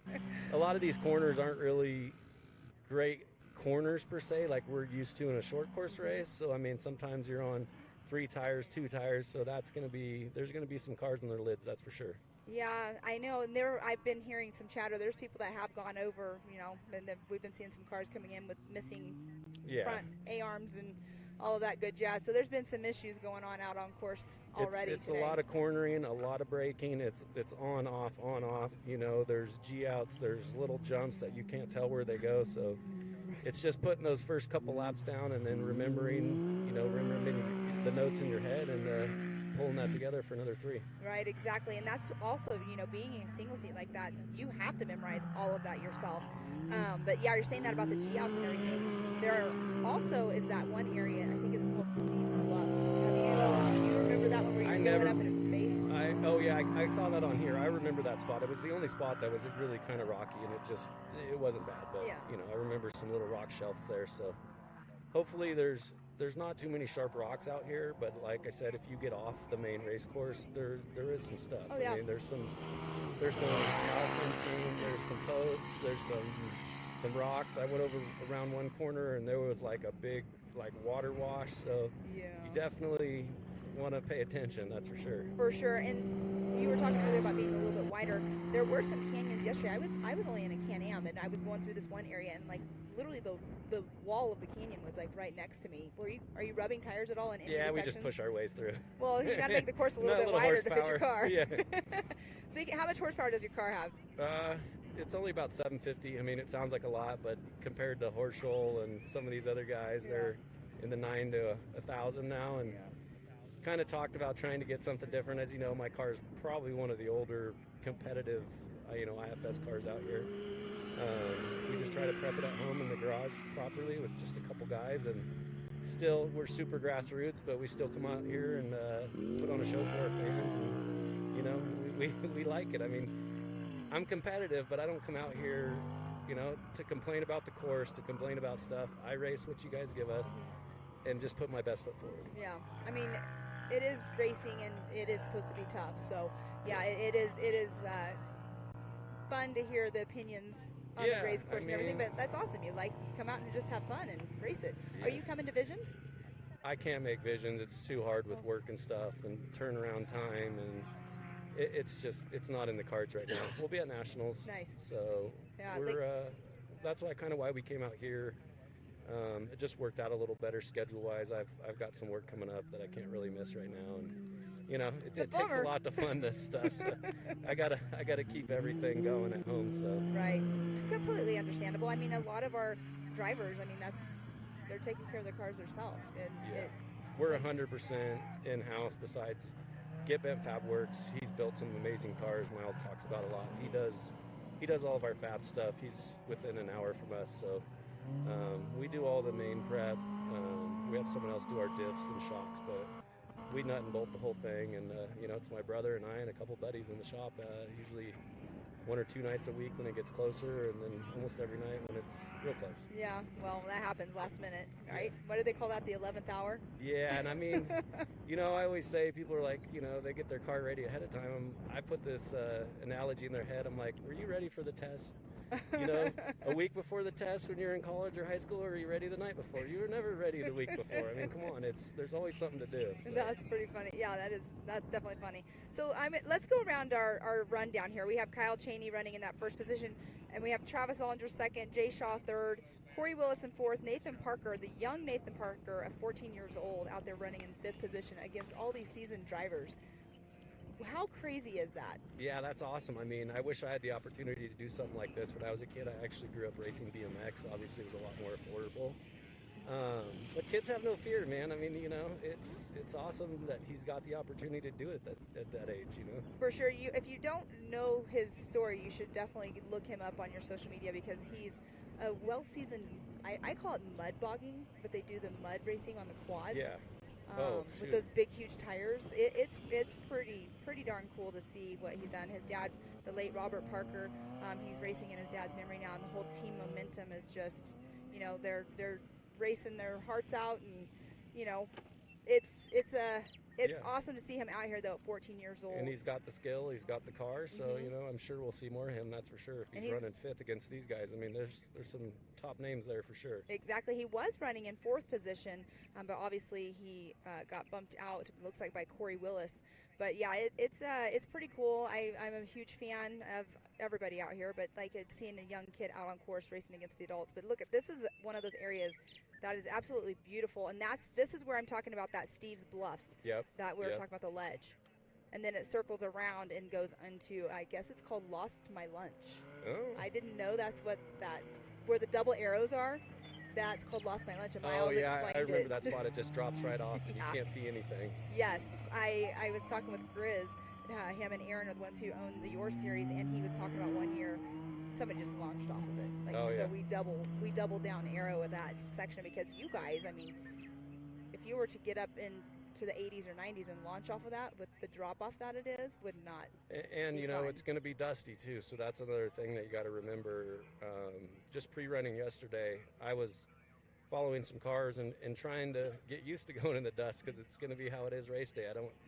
If I went out there and pre-ran and just kept waiting, you know, I'd never get the track done. So I just followed the people and got to a spot where they either pulled over safely or we could pass them safely, and just tried to get through the track. Exactly, and that's something that in driver's meeting that they were talking about. You know, you might get in behind somebody in one of these canyons, but just be patient. I mean, you don't want to hurt your car or the person that you're trying to get past, because it is going to open back up to where you can actually pass the car that you will, you know, might be stuck behind. Yeah, I mean, there's the jackrabbit scenario where people always do it. It never fails, you know. As far as just you know, you're way faster than them, but they won't get out of your way. So I mean, I don't like to hit people, but maybe I'll give them a little bump and say, hey, come on, you know, it's time to get out of the way. Yeah, sometimes they linger on there, but that is the 406 out on course. Looks like they're having a little bit of trouble. That is Travis Nelson. So such a bummer to see them. We have Terry Madden is out of the race as well, and we've seen some carnage going. There's the 307. That is Slauson. That's Mike Slauson right there. Yeah, we talked to him yesterday, and he said his car was getting kind of tired, but he's out here racing with the Yora because he lives 2 hours away. Yeah, it looks like they're checking. Maybe he's feeling something and not sure if something's breaking. Has the co-driver out checking it out. I don't know if Mike would pull over for just feeling something. You don't think so? No, he's a pretty competitive dude. I mean, him and Randy I've known a long time, and he's a full-blown racer also. Well, he's more into two wheels, but I mean, he can drive. I'm wondering if it's like an axle issue or whatnot. Actually, it's him out of the car, not his co-driver. Yeah, he said that was a new co-driver. Like I said, we talked to him yesterday, and the co-driver was he's heavy into dirt bikes, and I said, has he ever ridden in one of these? And he said he's never been anything fast in 4 wheels, so Oh, wow. he definitely is going to have a fun time riding with Mike. Well, it looks like he got back in and now he's getting back out, so maybe he had to switch it up or something. Who knows? We've been getting updates though. Miles gets text messages. I get text messages from people, updates. It's really cool. So if you have somebody, and hopefully we don't get updates like that. Yeah, I hope not. I hope, you never know. I mean, we put our best foot forward, like I said, and we come out here to, put on a show and run hard with the best guys in the sport. Yeah, it's fun. But I'll let you get back to your people over there, all hanging out. And thank you. Thanks for coming up and chatting with us. We'll hopefully hear some good things about us tomorrow. Yeah, and good luck. Thanks, man. Bye. Mr. Cody Addington from the Northern California area coming and chatting with us. It's awesome to hear perspective from drivers, different drivers out there, and having him come in and never racing up here before, but it's awesome to get a different perspective.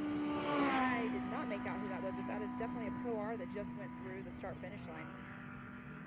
As you can see, the dust is still blowing in the right direction. The breeze is going away from the hot pits, and that is also where our scoring and timing tower is.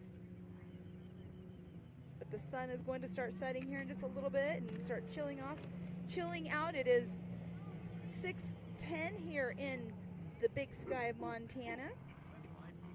Yeah, well, thanks, Cody, for hopping in. I took a little bit of a break. Pam, you guys kept on a great little chat. It's fun to listen to from afar.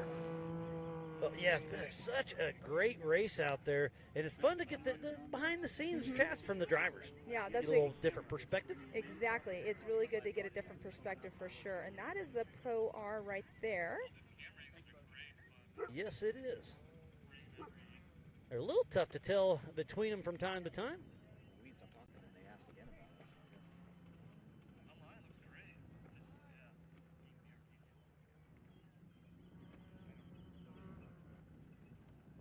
Going off that Yukon launch. I love that jump right there. Yeah, it's a fun little hit, and that's right where we were qualifying this morning. We got a great camera up on the bluff right there, so we'll be able to keep action all weekend long. Again, if you're anywhere in the Billings area, we're only about 45 minutes outside of Billings. Kids 12 and under are free, and spectators are only $20 a person. Come on out to the Old Cow Motor Speedway for the 2023 AMSOIL Big Sky 200.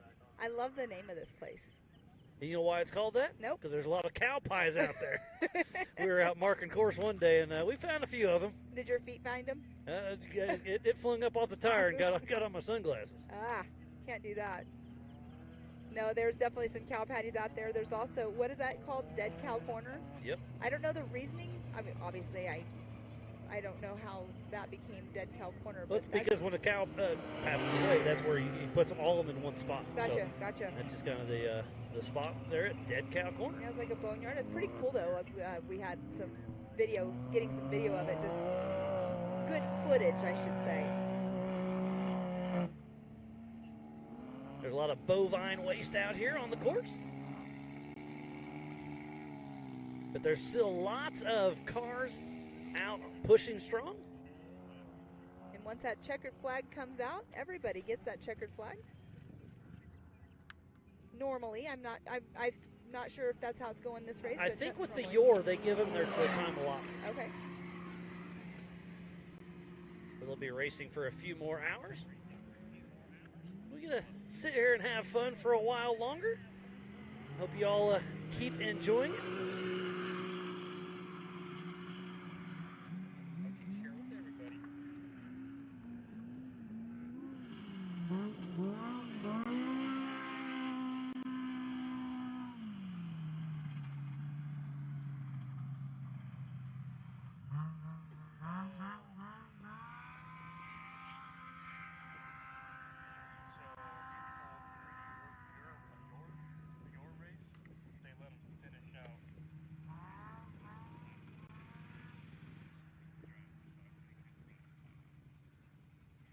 I do remember seeing that make sure you bring headlights to this race because you could be racing into the night depending on what kind of day you're having out there.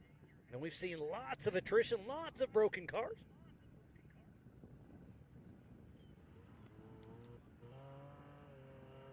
Kyle Cheney still out there in the lead. Slowed down just a bit like we have said. But we do have Kyle Chaney in that number 1 position, Travis Zollinger in 2nd, Jay Shaw in 3rd, Corey Willis 4th, Nathan Parker 5th. And then Cole Clark is the only other one that's out on their 4th and final lap. We've lost Paul Wolf. Where's Aaron Lynch? John Cahy. Got a great pass on screen. Look at the sportsmanship there. Now you can hear in the background, you can hear Here's the some sirens. sirens. Yes.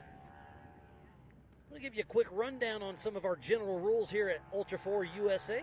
Driver of record must start or finish each race. Drivers are allowed 1 substitute driver per season unless there is a medical reason.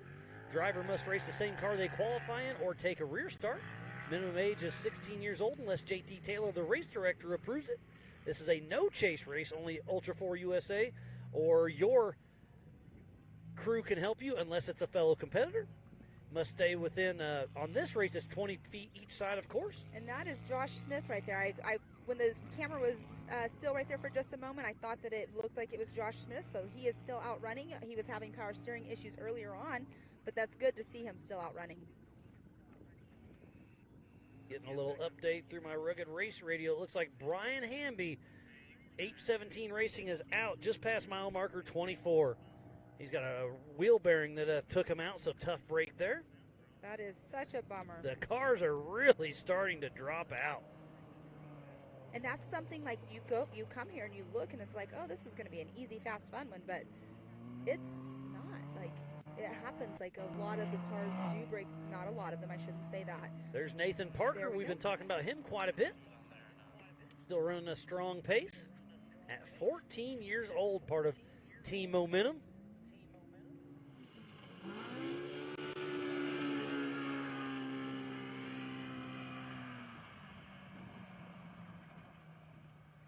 Back to Josh Smith that won this race 2 years ago. Heading through a little WAS section. I love the elevation changes here. Really throws a different dynamic on what you have to do to prep these cars.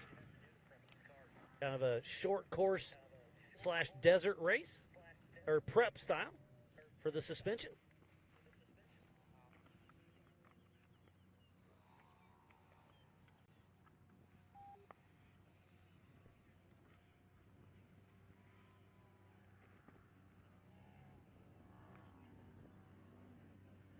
There's a great oversight of the qualifying course earlier that isn't part of the track. You can see at the top right of your screen, you see a little bit of dust. That is a UTV heading our way.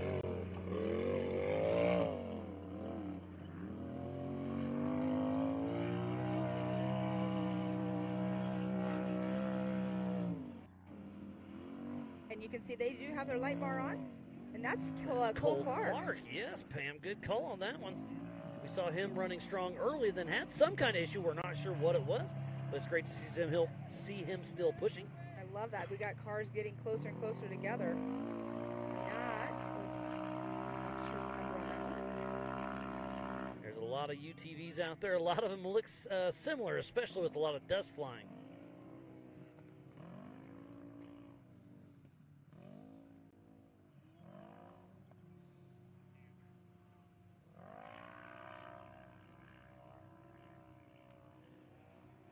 Yeah, you can see right there. Look at the long trail. That means that there's not a super heavy breeze right in there. It's just kind of lingering in that area. For Ultra 4 USA, we have 3 different classes racing at the same time. We have the stock production. You have to have an OEM chassis. Must use stock suspension pickup points. Reinforcing is allowed. 33-inch tire. And the Pro Mod aftermarket chassis are allowed, but it has to be based on an OEM chassis. Reinforcing is allowed. 1000cc and a 35-inch tire, and then open UTV is open. Dream it, build it, race it. All right, Miles, we do have an update on Paul Wolf. Well, let's hear it. It's not going to be good, is it? No, he's out. He has a broken stub on the axle. Tough break for Paul Wolf. We'll see if he can get his redemption tomorrow. Yeah, that is such a bummer to hear running such a good race. But you know what? I mean, honestly, I sound like a broken record sometimes, but it's like it's racing. Racing happens. In the Yellowstone off-road racing, they have a UTV Unlimited, a UTV Turbo, a UTV 1000 production, RS1, and the Sportsman. So they kind of let a little bit of everybody race with them as well. And Matthew Walraven just went through. He's sitting in that number 7 spot. His last lap time was a 57:54. His son Xander usually races with him, but I think he had some school conflicts for this trip, so he wasn't able to make it. Yeah, it's the end of the school year, but usually Xander is out here racing with us. He's always one to reckon with in that kids class. It was a lot of fun to watch them earlier on today. We recorded it, so we'll build a fun little highlight reel for the 170 kids. We'll shoot out on social media later on. It's awesome, but I mean, we can talk about the results since we have the results on them. Yeah, so let's hear bring it. those up. Yeah, we had a couple different classes racing for Ultra 4 USA and a couple different classes racing for Yellowstone Off-Road Racing, and look how deep those ruts are getting, Pam. Yes, I would say in the limited class, we had Tanner Thompson, who is a MAO ambassador. He came in number 1 position. The second position was Caden Gamble, who literally already left and had to go back home to New Mexico because he has a quarter midget race that's going on tomorrow. How awesome is that? That young man drove all the way to Montana, has to drive all the way home tomorrow to race his quarter midget. Exactly, and then in that third position in the limited UTV class for our kids was Nora Prendergast, and she was amazing up there. We had a lot of fun. Everybody had a lot of fun in the race. And then in our limited class, we had Brian Fulcher out there that ended up in the number 1 spot, Hunter Biddle in that 2nd spot, and Lane Warren in 3rd. It's great to see the future of our sport having some fun as somebody just hit the Rocky Mountain Speed and Fab jump. And another one. We have some action out on course. Let's see if he can catch him.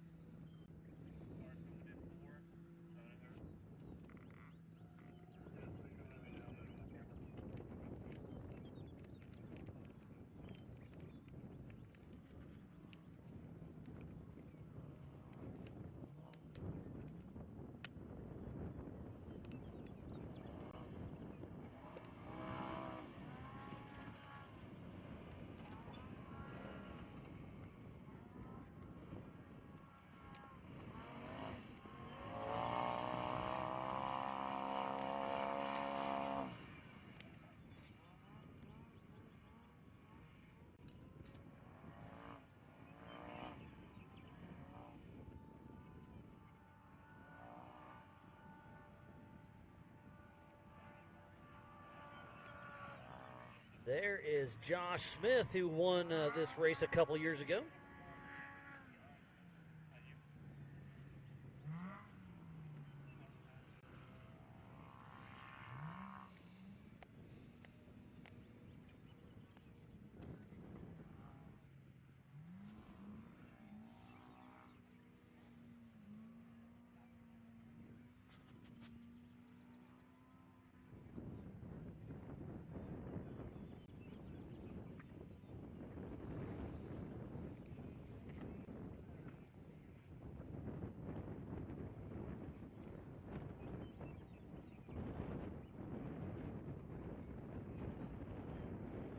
That is John Seaman right there, the 111. Again, if you're just tuning in, this is the 2023 AMSOIL Big Sky 200 in Broadview, Montana. This is a joint race with Yellowstone Off-Road Racing here at the Old Cow Pie Motor Speedway with the Throttle Down Custom Big Sky 200 for them as well. There's a great section where it's in that little valley, a lot of tight technical, but the ruts are getting deeper and deeper. When we were building course, we saw deer, we saw some antelope, seen a couple rattlesnakes. I am so fortunate I have not seen rattlesnakes. Yeah, they make me nervous, Rabbits? I'm not going to lie. I missed a rabbit. Well, we have... Oh, groundhogs are everywhere. Oh, yeah. Well, you weren't out with us the other day, but there was one, I guess, in the distance, and he was sticking up. I didn't see him, but yeah, the rabbits, there were baby rabbits out the other day, super cute. I love seeing the wildlife out here. On our way out here this morning, we were on our way in, and there were I think it was 2 or 3 deer, and they were gigantic. Like, I'm from North Carolina, and we have deer everywhere, but the deer up here are huge. But it was pretty cool to see them on the side of the road. All the wildlife out here. Look at that. You can kind of see right there with that drone shot that is a canyon that they have to drive through. And I'm just getting an update. Kyle Cheney is by Skinny Pedal, and he is on the Skinny Pedal. He is hauling the mail. So Kyle Cheney hasn't slowed up a bit. So we should see him here in probably about 15 minutes or so.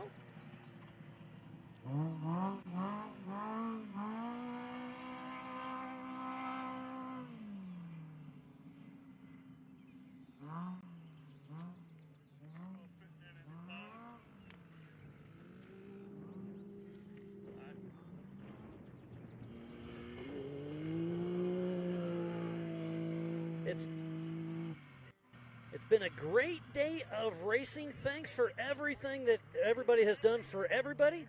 It's been a lot of fun. We have a lot more racing tonight and all day tomorrow, so be sure to stay tuned in. But we're going to take a quick break. We'll be right back after this.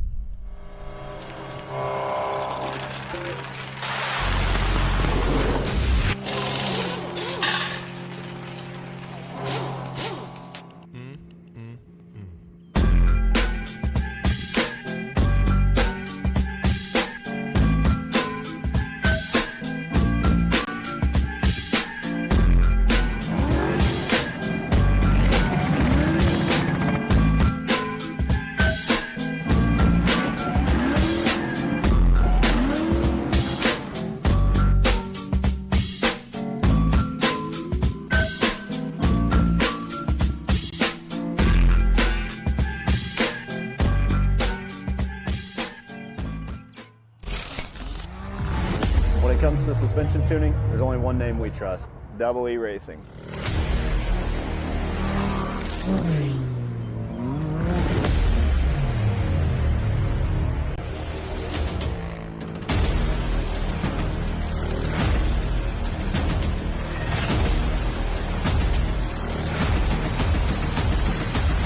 Double E Racing. We help build champions. Ready for any challenge. Maxxis tires can handle even the most punishing off-road conditions.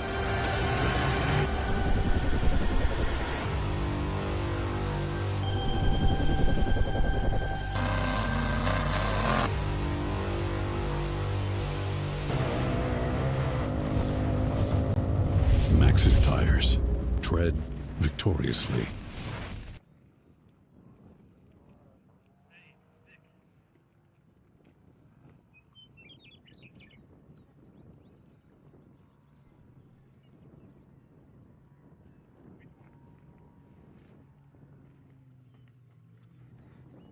Welcome back to the 2023 AMSOIL Big Sky 200 in Broadview, Montana.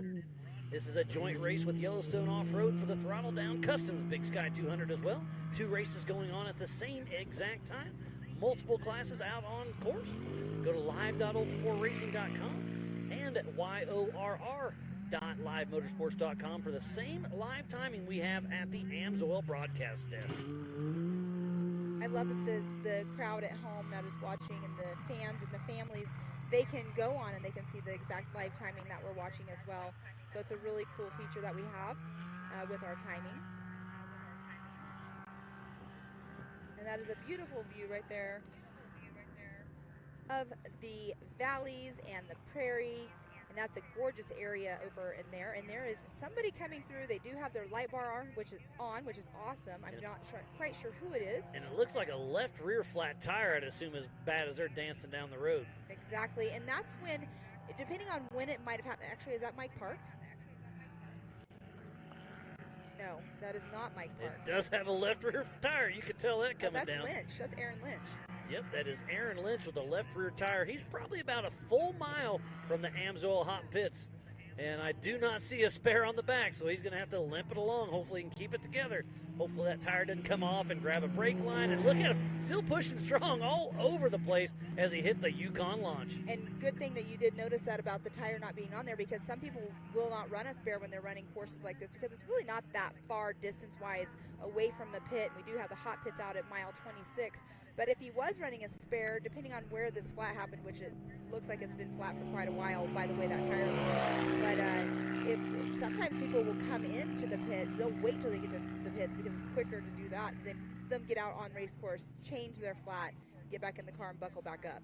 Because they still have to stop when they come in to re-rack the tire. Yeah, that's part of strategy there. It looks like Jeremy Ratchin with Yor just came through. He's physically in 5th position, but 2nd in his class, so he's out for his 4th and a final lap.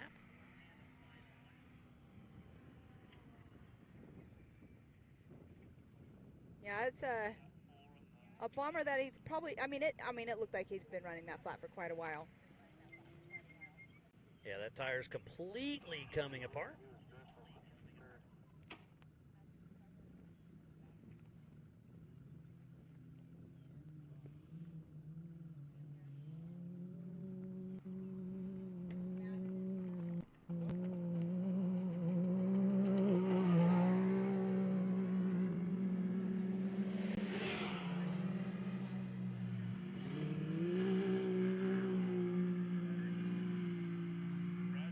Attrition has set, and today we've seen broken down cars all over the race course.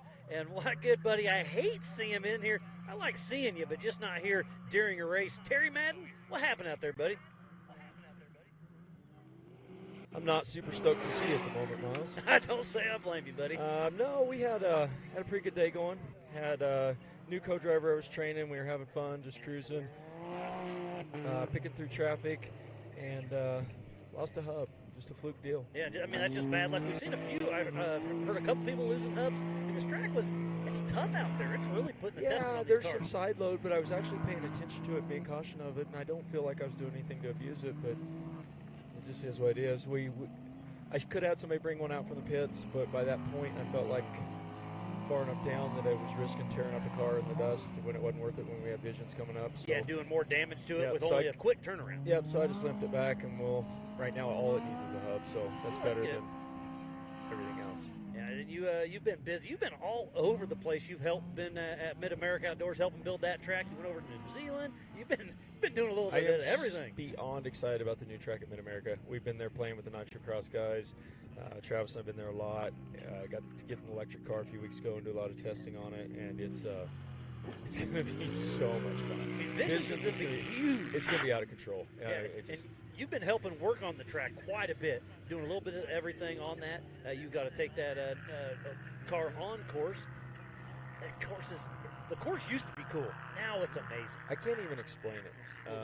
You're just going to have to come see it. But I've learned so much on that because I've got to work with Travis and Hubert and the guys and learn the angles and the dimensions. Nate's a mad scientist building that. Nate Wessel that's helping us build that track, build a lot of the X Games stuff, a lot of Woodward Skate Park. He's really good at all of that.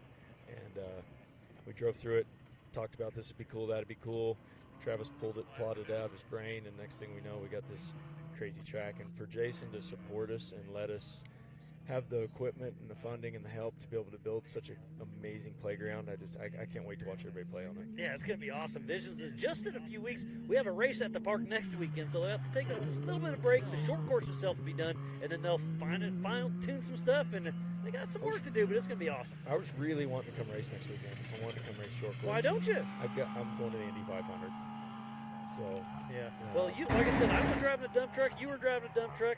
Here's a quick little blip of construction at Mid-America Outdoors, building that race course. So what all have you been doing out there? I mean, here's a great shot of the new turns. Those are the new grandstands up there. Yeah. So we went through it and just laid out what we wanted. And wow, they got this boxes done since I was there 2 weeks ago. It is unreal how fast things are progressing in there. There's just so many different crews. The Mid-America crews running themselves, and we've got Travis and their crews, and the completion crews. And they're building the pit bikes right there. Yeah, so it's magic and small. You don't know who they are. Look them up. They're both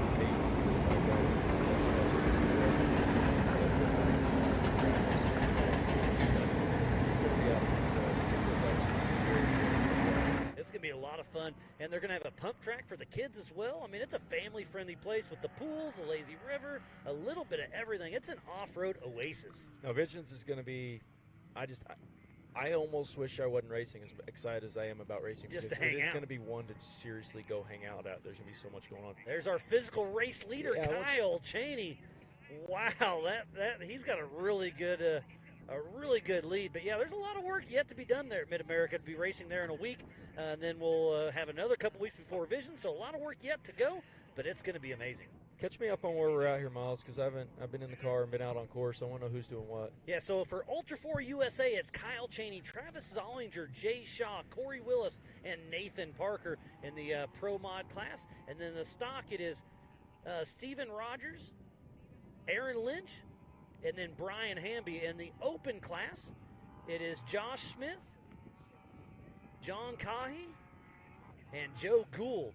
And that's for the Ultra 4 USA side. But don't forget, we have Yellowstone Off-Road with Jeremy Brown, then Cody Williams, Tyler Nelson, Nate Thompson, Josh Smith, Jeremy Rathen, Paul Leach, and Mike Slauson. So there's a lot of cars out on course, but a lot of broken cars out on course. How many cars did you see pulled off to the side? Oh, I lost count. There's stuff scattered everywhere. You can't count that high, can you?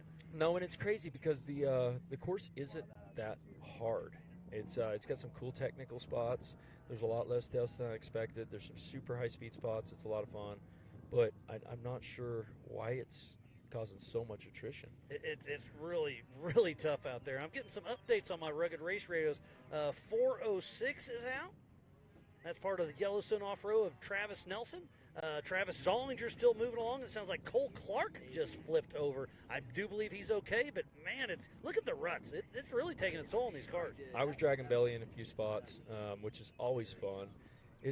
When you get in those deep ruts and you're at speed, you'll come out one of them straightaways at 75, 80, and the belly will catch and your wheels are off the ground. It's almost like you're hydroplaning on water. You just kind of dance it, gives you that little wee. And yeah, you're a little loose up there on top. Yeah. But yeah, it's a great time. I'm glad you were able to make it. Are you going to hang out the rest of tomorrow? Or are you going to hit the road? I might load up and leave tonight. I'm going straight back to Visions. I got a few days there, and then leaving to head to the Indy 500, and then we're back at Mid-America until Visions. So trying to get that track done and just helping with. Wow, look at that view! Isn't it beautiful here? The fact that this is all on private ground and such a huge chunk all in one spot. It's amazing. It's so impressive. I mean, they don't call it Big Sky Country for nothing. But yeah, back to Mid-America for basically the month of June, which is kind of neat. I'm kind of excited about. Mid-America's close to home. I get to see my dad. Get to spend some time. Yeah, I'm actually going to bring my family down for the last 3 or 4 days of it. And obviously, I'll be there for quite a while with prep and everything. But they'll come in and enjoy the festivities. You know, they're going to have a kid zone with bounce houses, the lazy river, the pools. Just a little bit of it. I don't know if the arcade's going to be done, but there's talk. There's several great concerts. I know Gel Blaster came on board. I don't know what the 100% is going to be done for Visions, but there's going to be a kids blast zone where they're going to shoot it out with the Gel Blaster. Oh, that's going to be fun. Should be exciting. I've seen you having some fun with those things. They glow in the dark too, don't they? I love them. I have so much fun with them. You're a kid at heart. It's come to the point where everybody at our shop is armed all day, every day, because it's just you walk in the room, you get shot, so you got to be able to shoot back. I mean, if you're not having fun, what's it all about, right? Yeah. I mean, that's why we're here doing this, and then go back home and do the same thing. That Yukon launch getting hit again. Ooh, gets a little donkey kick there. That's a fun jump. I was able to hit it all out and land just wide open. I don't know who did their course or who did their jumps or anything down here on the qualifying course, but none of them kicked. They were all laid out at the right degrees. It was just a really drivable course. Uh-oh, somebody's pulling off. It looked like maybe 100. I don't know how that's even possible. We've been out forever and still showing us at 10th. Well, like I said, the attrition is definitely setting in.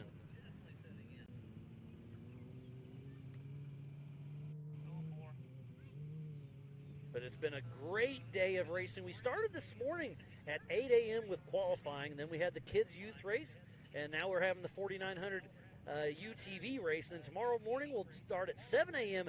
Mountain Standard Time with the limited races, and then 1 p.m. the unlimited cars and trucks. The fastest guys and gals out there. You used to race with Bailey Campbell, used to co-drive for her. She's out here, and I really think she's got a good shot at this race with that big desert car with a lot of fuel on it. Yeah, it feels to be a strategy. It feels not as much of a strategy as it used to be with the I mean, there's less of them here, but the way the guys are fueling with the pressure pots and the fuel now, they've got the fuel stops down to seconds.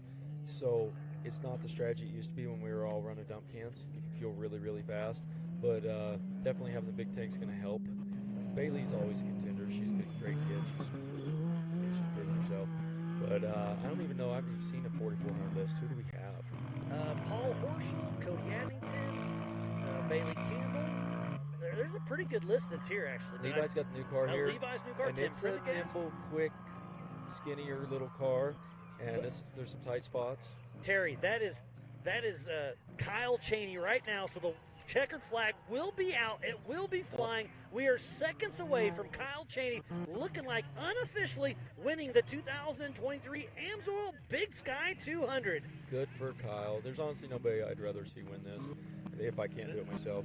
I'll talk a little bit about Can-Am. And the checkered flag flies for Kyle Chaney, unofficially winning the Big Sky 200. I've been lucky enough to get invited into that factory team a couple years ago, and it is the closest thing to real family that I've ever raced with. You know, there's race teams where you race as a team, but everybody's still hiding secrets, and everybody's still. You sit down with Chaney and Millers and those guys, and they're, hey, this will help you. He come over this morning with ideas. Why don't you try this? Why don't you try that? And I'm telling him things. I was helping him on the phone on the way here with his lead nav.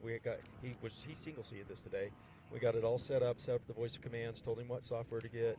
Yeah, the single seat with the voice commands is really cool. Neat. But the fact that the Can-Am factory team works as a team, and everybody gets on phone calls together, and everybody talks, and everybody works, it's just really, I feel very fortunate to be part of that family. And they've came on board with us here at Ultra 4 USA. It's really good to see them supporting us as well. And the top names, they're all in Can-Am. So I'd heard that rumor, but I didn't know it was 100% final. Yep, so that's amazing. It came through just the other day. Oh, there's Cole Clark. We heard he was upside down, so he's back on his wheels.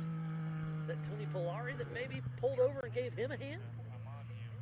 There's a lot of people upside down. There's a few upside down places that I'd like to see how they got there. Well, yeah, I'd like to see some GoPros from some of these racers. That's I for need sure. to go back and watch this one and see what kind of footage we get out of it. So that's the 99 of Greg Williams, part of the Yellowstone Off-Road Racing team. So he pulled over and helped ride it Cole Clark that was upside down. Great to see that sportsmanship. So telling me a little more about the Yellowstone Off-Road Racing, I live under my rock. I didn't even honestly know it existed, which I kind of feel bad about. But the people, since I've been here, are absolutely amazing. Do they run a full series? Are there several races? Yeah, they have, I believe, 4 races. They race in Columbus, Broadview, over in Sturgis, and I think they have one more track they race. So it's the Yellowstone Off-Road Racing Series.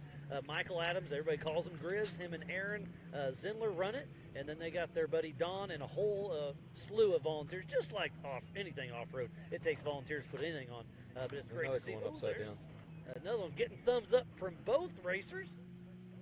Looks like the 821 of Greg Toohey, and that's his sister Jet. Toohey riding shotgun, so tough break she's for them. thrilled with them at the moment. It's always fun seeing the family rivalries.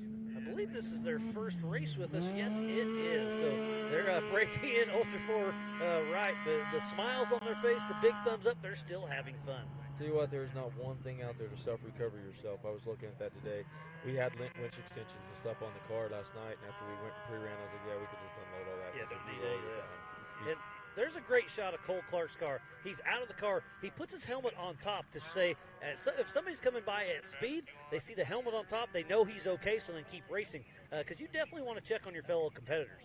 So I want to comment on that. Historically, there's been issues when a car's upside down or somewhere, and it's a cluster. And I don't know which cars they were. There was 3 cars we came on rolled in tight spots, and the sportsmanship today was really, really great. They had ran backup course. They had spotted a spot around it to route us around them, and were flagging us around them. They didn't let us get down the canyon and bottleneck up. Awesome, I love it. They helped the flow of the race. Didn't just, my day's over, I'm pissed, and sit there. So it was neat to see that sportsmanship today and keep the race flow going. Yeah, the sportsmanship here at Ultra 4 USA and Yellowstone Off-Road Racing is, I mean, you can't find any better. You go to a drag strip, and like you're saying, everybody's doing their secret sauce and you know, keeping it all whatever. But you go through the pits at Ultra 4, and they're sharing parts, they're sharing tips, they're sharing pit crew. You see somebody coming to the AMSOIL hot pits, there's 4 teams that come and offer their help. Yep, it's so great. I got a dry erase board on the inside door of my trailer, and it's got stuff out and stuff in. And this weekend I've borrowed stuff and I've loaned stuff. Oh, so you keep track of who you gave it to or who you got it from? I keep more track of who I owe because it bothers me not to give stuff back. But the fact is that we all share, and that's really, really neat. Yeah, I love that part because it's a no-chase race, so you have to help yourself and your fellow competitors. And you want to beat your buddy at their best. Fact. It's not fun to win if there's not good competition. Yeah. So we should be seeing Travis Zollinger coming through here fairly soon, and then the young man Nathan Parker could podium his first Ultra 4 USA race at 14 years old. Good for him. That's exciting. He's part of Team Momentum, racing in memory of Robert Parker, his father. I don't know the Momentum team very well, but I've met them a few times. They seem like a great group. They run with Kyle Cheney, and they've really came into Ultra 4, and they're making moves. It's really cool to see. Yeah, looking on down, there's Jay Shaw in fourth, Corey Wilson. Well, it's good to see Corey up there in fifth. I love Corey. Cole Clark still sitting sixth. I wonder if he's back in the car and running yet or not. Stephen Rogers in seventh, and Matt Walraven's up in eighth. Matt's been making a lot of the races now, too. And I'm getting an update through my Rugged Race Radio. Nathan Parker's actually in the stock. We have it wrong in our timing. He did register under stock, so he may win the stock class. That at 14 years old, that is absolutely amazing. So my bad on that, but it looks like Nathan Parker could win the stock class. Well, good for him. That's pretty neat. So you're going to go back and help us with Visions, get it all ready, then race Visions. What's your plan for the rest of the season? That's a really good question. you just don't know yet. Trying to figure out my schedule. I'm going to make all of the Ultra 4 West and National Series. I would like to make a few East Coast races, but I don't know that it's possible. Not in I the like cards. The picture here of us cleaning our. You got to clean up for the camera, right? And then I am racing the Nitro Cross Series the whole year for 23 and 24. Really? So that in the UTV, right? In the UTV. Cool. I'd like to race the electric car. There is an opportunity possibly. The other day was kind of an audition. There's some teams looking, but it takes a lot of money. It takes a lot of sponsors. I'm trying to figure all that out, and honestly, that thing is unbelievable. I was just going to ask you. I'm new to the electric world. I know it's out there. It hasn't caught my attention too much. How does it feel riding in it? Where is the power? It's all there, right? The power's everywhere. It's a little intimidating to go out and run it in a race. I want to get some true seat time in it before I just jump into it, because it's so much. 1,050 horsepower, weighs and it's nothing. Quiet. Instant acceleration. The torque is insane. It's a lot of fun to drive. Yeah, that's really cool. I love what Pastrana. I mean, he's kind of building his dream track at Mid America Outdoors. I'm so happy to get to see him do that. And you've He's been wanted out do to it for a Maryland long time. at Pastrana Land. You've been there. You've done it. What's the difference? Is it going to be bigger and better? It's going to be a lot bigger. I don't know about better. That's a matter of perspective. I mean, Travis's is a unique, special place. It's really cool to hang out there. There's been a lot of history made there. But it's not honestly that big. It looks a lot bigger on camera than it is. And he doesn't have the infrastructure to have actual events or have people there. There's room for everybody to come play, but not to have any crowd. And it's kind of almost in a residential, but it doesn't look like it. And to be able to have this at Mid-America where everybody can play and be spectated, we haven't really talked about the stuff that's going to be at Visions down by the stunt pad. They're putting in huge bag landings. For the backflips on dirt bikes and stuff, yeah, right? but there's going to be a training facility there that can be used for X Games training, used for Olympic training, that is the biggest in the world. The bags and the jumps and stuff that are coming in, right now there's nothing that rivals it anywhere. I've heard a lot of behind the scenes, and it is absolutely insane, the future of Mid-America Outdoors. There's going to be a really, really neat spot there, and there's going to be a lot of athletes there to train and play throughout the year now, and there'll be neat stuff to watch. There's going to be probably some world records and some cool stuff come out of there. And the partnership between Jason Robinette and Travis Pastrana, I've heard some of their phone calls. I've seen what's came out of some of those meetings, and it's almost scary what they're coming up with. It's awesome. I love it. It is. Travis always has these ideas, and a lot of times you hear the idea, and Hubert seems to be the voice of reason that can always make things happen and dial it up or dial it back. And it's pretty neat actually watching those two work together, because Travis will say, I want this here, I want this here, I want this here, and I'm like, what did he just say? And Hubert's like, okay. Jumps in the dozer. It just does it. Jumps in the dozer for 2 days, and Travis like, yeah, that's what I wanted. And I'm like, that's not what I was picturing. But then you get Jason involved, and instead of it, I don't know about that. It's, yeah, okay, let's try that. Let's try that. Give her a And shot it's and see what happens. Like the instigator, and it just keeps getting bigger and keeps getting bigger. So, yeah, I love the vision they're having, especially with visions, how they kind of came up with it.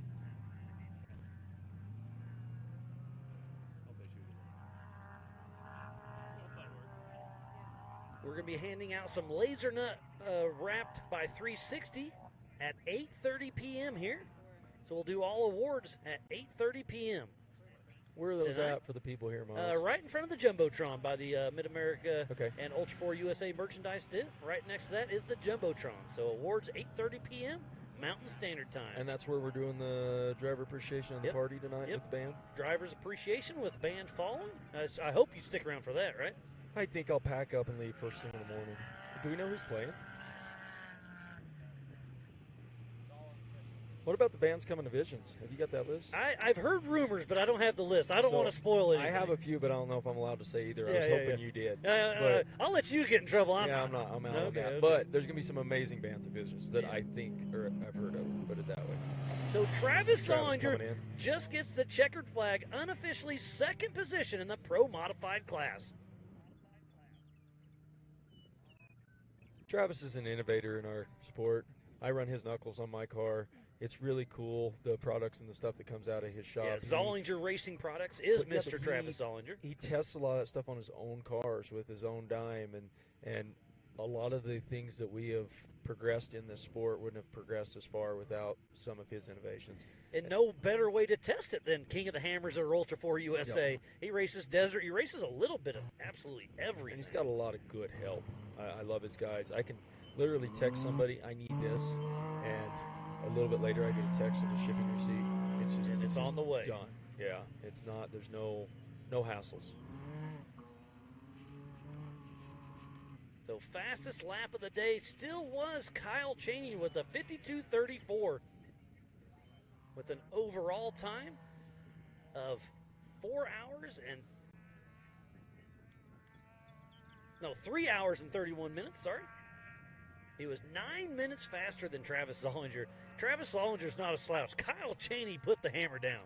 Kyle started first, so he had clean air, which is always helps. And that's where qualifying is so important. That does always help. But Kyle came set up for this properly. He does his homework. He's good at that. I honestly didn't. I was in New Zealand. I was busy. I didn't prep as good as I could have as far as having the right shock tune, the right ride height. The car was prepped, but it wasn't set up right. Kyle showed up with his short course car with his Hammer shocks on it, so it would slide these corners in these tight spots, but it would handle the bumps. And he did his homework, and he brought the right car.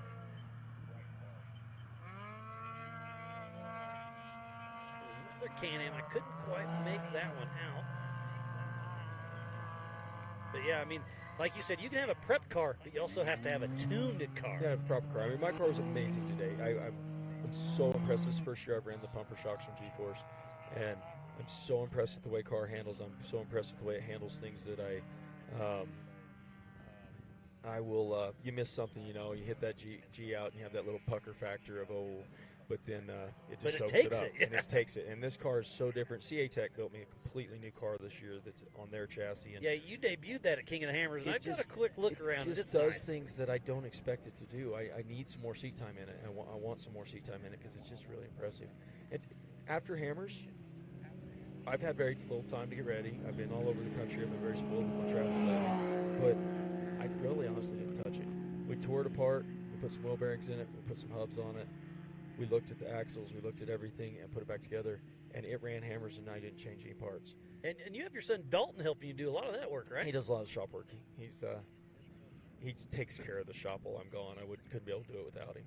Yeah, that's great. I love the whole family affair.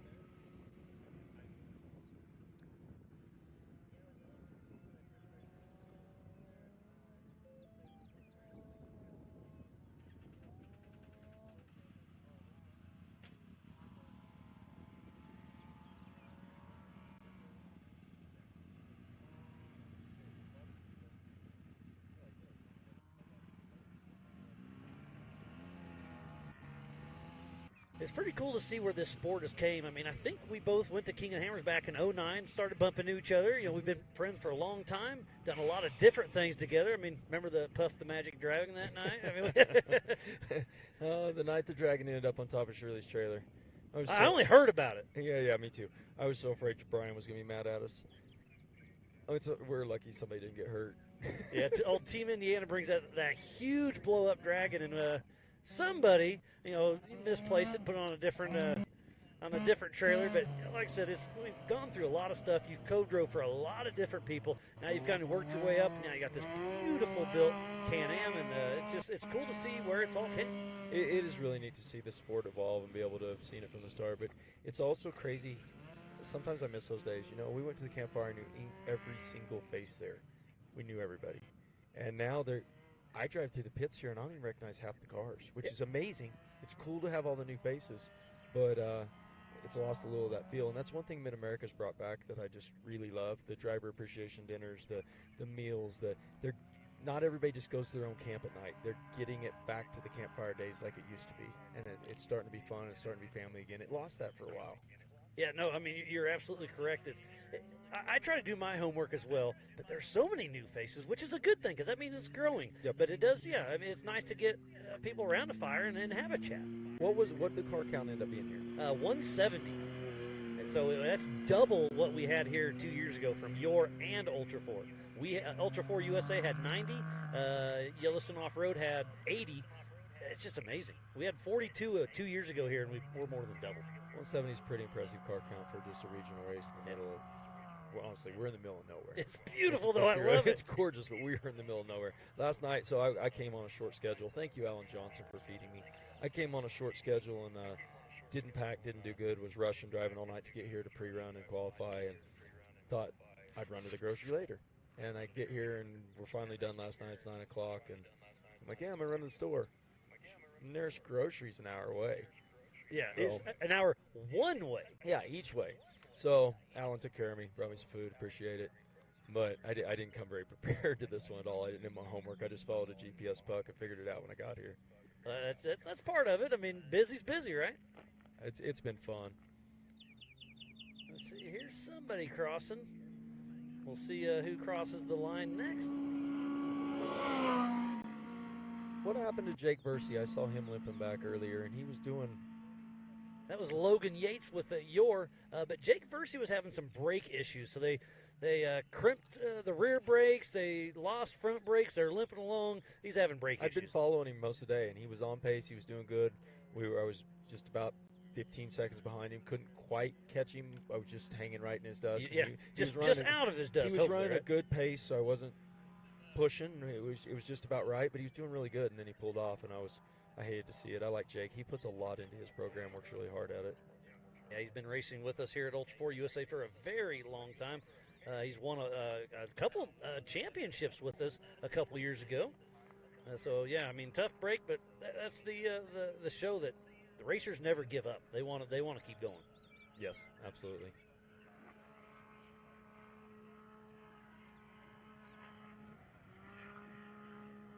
Well, Miles, I think I'm going to try and tear down my tent, get my car in the trailer, and get some stuff ready so I can come enjoy the festivities. Well, I like it. Terry, always a pleasure, buddy. And I'll see you here in a week or two there at Mid-America, and we'll do it all over again. But, Terry, always a pleasure. Thank you. Thanks, buddy.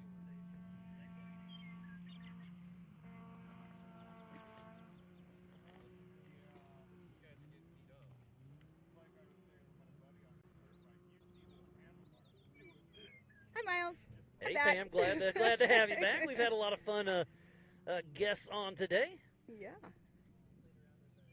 But it's been a great day of racing. We started this morning at 8 a.m. qualifying. We had the youth race earlier, and now we're wrapping up. There's still a lot of cars out on course, but we are wrapping up the 4900 UTV race with Ultra 4 USA and Yellowstone Off-Road. But it's been a great day for the AMSOIL Big Sky 200. It's been fun. And then tomorrow, 7 a.m. through all day, it's going to be racing. So be sure not to miss a single minute of it. Exactly, and it's super cool. We have Kyle Chaney that came through and Travis Zollinger. I know you already talked about it because I was listening to you, but a 10-minute and 20-second gap, well, 10-minute, 19-second gap between first and second place. It's pretty impressive. Kyle Chaney really put on a clinic once again. So he's won King of the Hammers this year. He's won Rush, Kentucky. He's won here in Montana unofficially, but it's really looking like he's got it wrapped up. It's so cool to see Kyle Chaney come in. I remember Paul Wolf last year came in, won everything. Well, now this year it's Kyle Chaney that's ruffling some feathers. But he's such a great guy, so humble, so down to earth, but loves to race. He races with us here at Ultra 4 USA over at Mid-America Outdoors and up in Champ. I mean, seat time at its finest, and Kyle Chaney's putting in his homework. Exactly. You went right where I was going to go. The seat time is definitely key, and he gets a lot of it. I mean, but he's on a roll. Like, it's super cool to, like, see him 1-1-1, every single race he's been in with us this year. Yeah, and he also won at Mid-America round 1 in our side-by-side championship series. He won that race, too.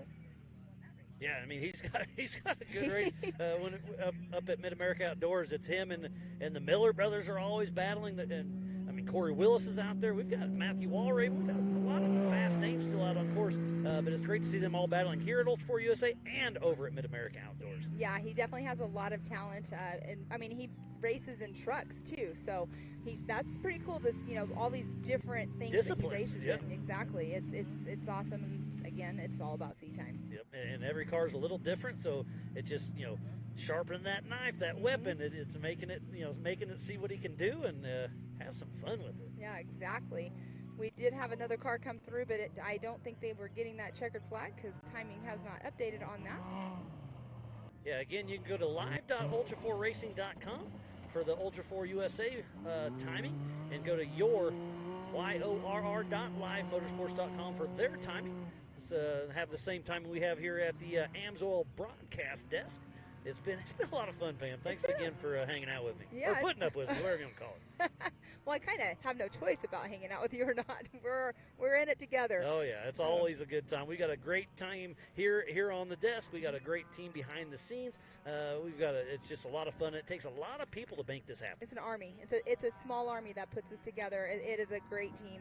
I saw that you guys were showing the track at Mid-America being built. Yep. That's super cool to see the actual work going on right now. And I was there a couple weeks ago, and I've seen some sneak pictures on social media, and they've done a lot since I was there just a couple weeks ago. So I'll go home for a few days, regroup, and I'll be down there. I think I'm going to show up next Thursday and race again at Memorial Day weekend. It's going to be fun. It's going to be awesome. I'm actually heading straight there, going to drive home with everybody from here, or not home, I guess it's kind of like my second home, but go back to Mid-America, and it's going to be a long drive there, but it's going to be so much fun. I can't wait till next weekend. And Memorial weekend, everything's opening. The pool's opening, everything. And then we'll after Memorial weekend, we'll go home, regroup once again, and then visions. Right I mean, we got a week-long event. It's going to be absolutely amazing. So be sure to check in all the social media. We've got so much to offer. Lots of racing yet to come this series with Ultra 4 USA, with Mid-America side-by-side series. It's the year's not over. No. And we've raced a lot already. The pit bikes haven't even had their round one yet. That'll be happening next weekend at Memorial Day, and then the trucks will be there again. So that's round 2 for the trucks. I mean, just so much stuff. The whole entire thing is growing so quick. I'm having trouble keeping up. Tell me about it. It's a lot of fun, but it is a lot of work, a lot of travel. But it's been a great year, and I just can't wait to see where it goes. And again, it's all about having a great team behind you, and that's what's going. The team. You were here last year when this all transitioned, and at the beginning we had maybe like 10, 12 people at a meeting desk, in a conference room. And we came here after King of the Hammers, and how many were in there? Like 28 of us were in there. I mean, then that wasn't even the whole entire team. So it's just growing. And now we got Great American Short Course to add to the bill as well. So it's been cool to see that come under the AOE blanket. Mm-hmm. Yep. But it's been a lot of fun this weekend, and we still have a little bit of racing yet to go. We'll give away some hardware here in about an hour and a half or so, and then. Yeah, we have it's 7 o'clock, and we have a 9 o'clock cutoff time. So I was corrected earlier about that Grand Prix finish. So yeah, definitely having that 9 o'clock cutoff is what's we're going on with right now. And some of them had light bars on, some of them already had them on. But what's going to happen, of course, when they get into those canyons, the terrain's going to be harder to read. So hopefully they have the course and the memorized. ruts are deep. Yeah, it's Exactly. gonna get tricky. And the shadows. I can feel it already. It's dropped 10 degrees in the last 20 minutes or so. I have my jacket on. You're sitting there in a I'll get it on here in a t-shirt little still. bit. But yeah, it's been a lot of fun. So be sure to tune in 7 a.m. MST tomorrow morning for the limited races, and then 1 p.m. The unlimited cars will take off. It's going to be absolutely amazing. And we've had great guests in here today. Yeah, it's been a lot of fun. We'll see if we can get some more in here. We've been sending some messages out, but I know that a few of them still have teammates out on the race course, so hopefully we can get some people over here and get some more guests in here. It's always fun to, like we were saying, get a different perspective, from somebody that's either been out on the race course or like we had 4400s earlier, they were over here chit-chatting with us, and it's super cool to see the perspective from different drivers, different classes coming in here and talking to the crowd at home. Yeah, it's been so much fun. A lot of action. It's been a long day, but I've had some fun. And so I think here in just a little bit we're going to kind of reset, because I know on Facebook we're about up to our time limit. So we're going to go off and reset so we can finish up this race and do awards later on today. But man, yeah, it's been fun. It's been fun. Great. Mine started at 4 o'clock. Yeah, I got up early and going out with it. So it sounds like we're going to take a quick break, reset. So if you're on Facebook, wait for the new link to pop up. We'll take a quick break and be right back after this.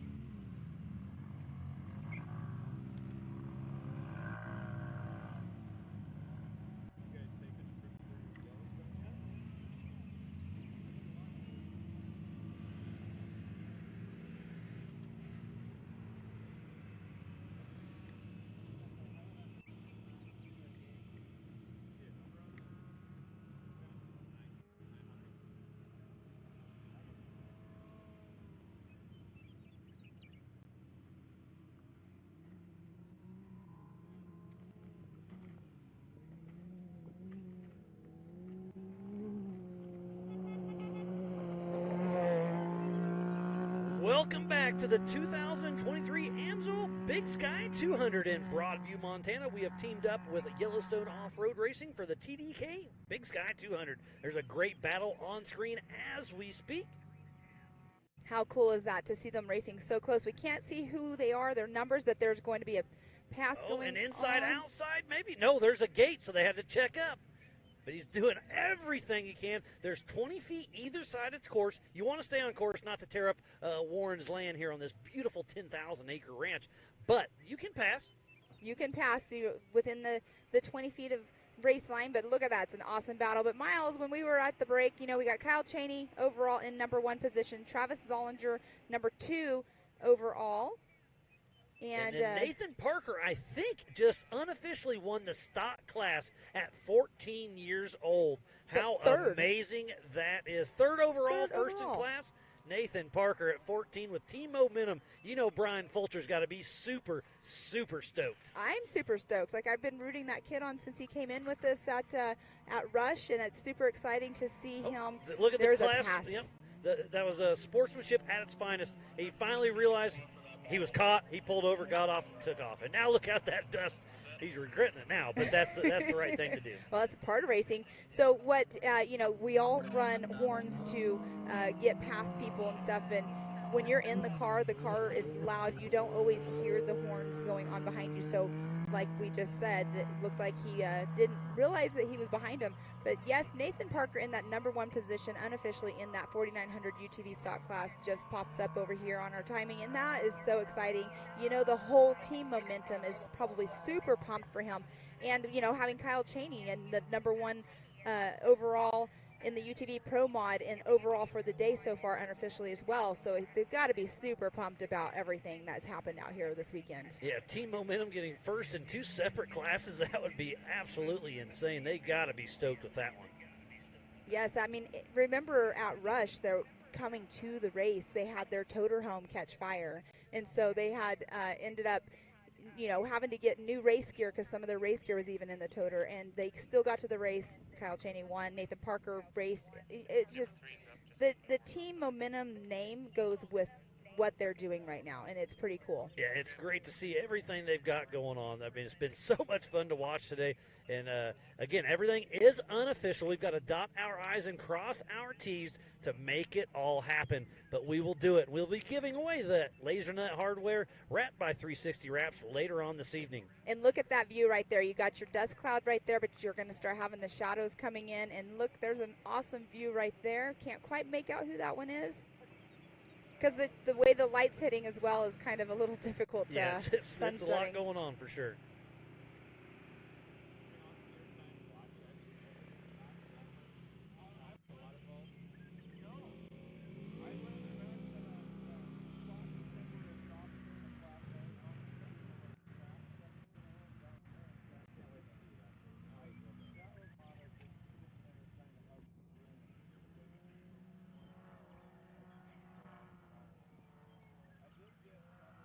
There's a great shot of the race line wheel start finish.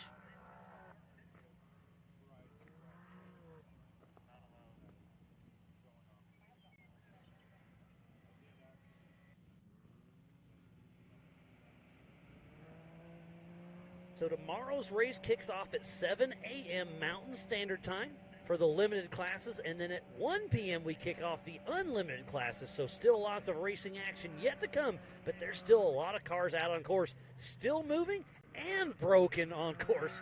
But yeah, it's been a great day of racing today, but be sure to tune in all day as tomorrow. It's going to be a great, great race out here in Broadview, Montana.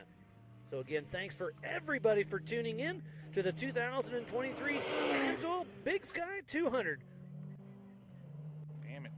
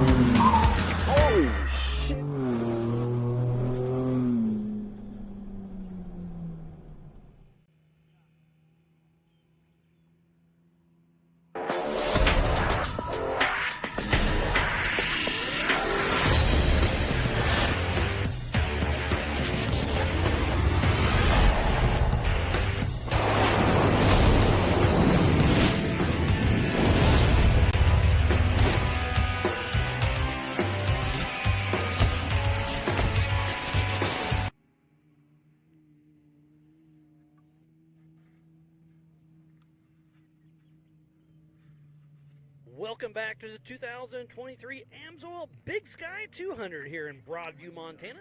We have teamed up with Yor for the TDK Big Sky 200. It's been a lot of fun racing with them. We are at the Old Cow Pie Motor Speedway on a 10,000-acre private ranch. There's Oscar Enderlin with off-map racing still pushing along. We do have till 9 o'clock before that race line, start-finish line closes. And while we were away, it looks like Corey Willis unofficially wrapped up third position in the 4900 Pro Mod. But remember, this race is on adjusted time, so we have to see if anybody that behind him can sneak in there and figure it out.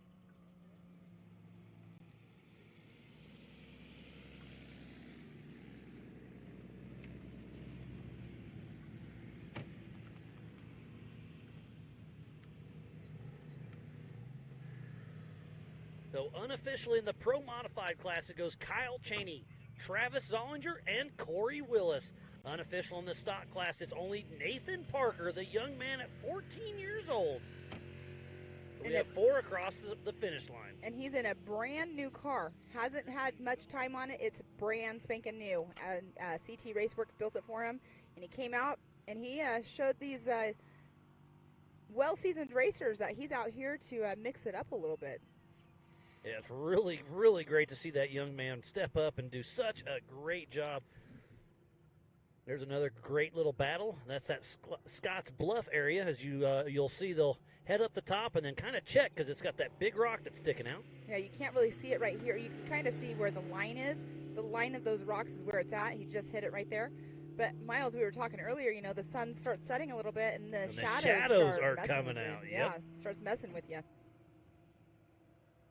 There's a lot of elevation change out here, a lot of valleys, and a lot of wide open go fast. I'll be curious to hear. I'll be doing some chat tonight to see if I can find out who got up to what. But I think they're a few of them probably sniffed 100 miles an hour.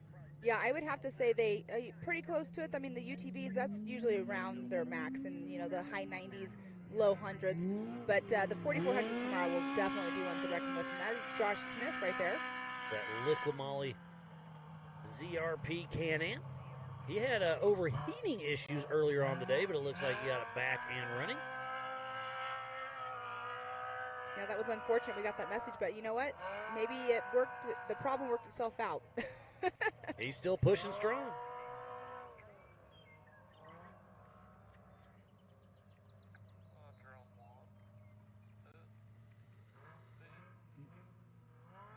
So I wonder how far back. Jay Shaw, Cole Clark, we got Steven Rogers, Matthew Walraven. Remember, Cole Clark was upside down. I believe he's out of the race. I wasn't over here. Okay, yeah, he got flipped over. He's okay. Okay. But he was out of the car for a very long time, and I think he took off. Okay, gotcha. And for Cody Williams, just unofficially wins for the Yor classes. In the UTV Unlimited, Cody Williams just grabs the checkered flag for Yellowstone Off-Road Racing. Well, that's super exciting. Congrats to him. Look at the dust, Miles. So overall, he's in 5th position. Cody Williams has to be super excited. But yeah, you can see the flag still barely moving, but the dust is definitely starting to set in. And that is that bluff area. So down lower, the breeze is not quite as strong. So hopefully it'll pick back up and blow the dust away so the drivers will have a clear view of that finish line.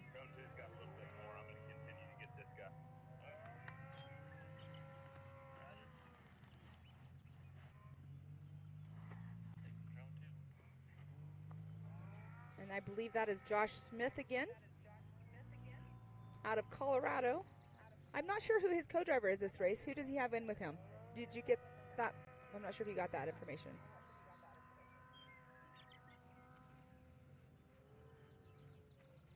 Sorry, I was taking a little drink there. Josh Smith has Corey Nasso riding shotgun, and Corey's going to be riding with Levi Shirley tomorrow, so he's going to have Levi Shirley's got a good co-driver with him. He already knows the course really well. I have no idea why I did not even, I knew that. There's a lot of names, a lot of numbers. I get a little brain fried from time to time. I do apologize when I goof up, but we do our absolute best to bring you the best racing action we can here at AOE.TV. Part of the Speed Sport broadcast. Back to Josh Smith. And don't forget, Speed Sport is doing a 1-hour special for every Ultra 4 USA race this season. And the truck racing for Mid-America Short Course Racing. Be a post-produced 1-hour show with Speed Sport.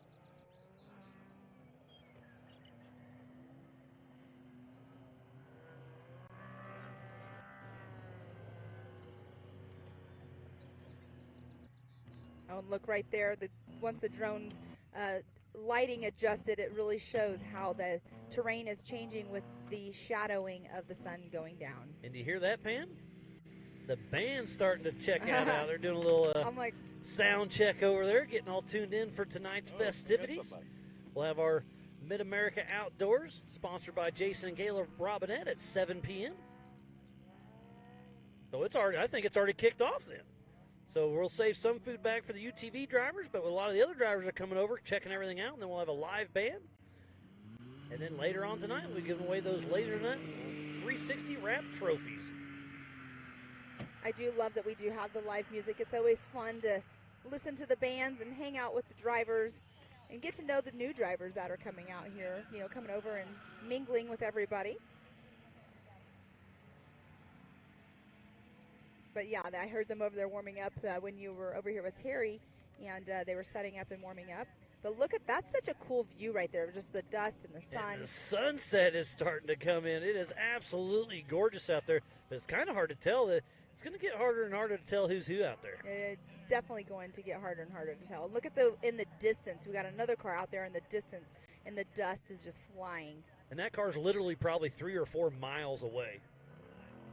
That's the 428 of Tony Polari out of Greenup, Kentucky with Bad Batch Racing.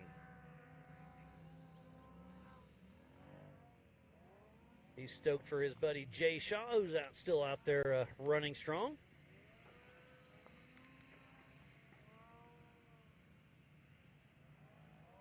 We do have quite a few drivers out on race course still. We have some that are out of the race, unfortunately, but what we always say is that's racing. Racing happens.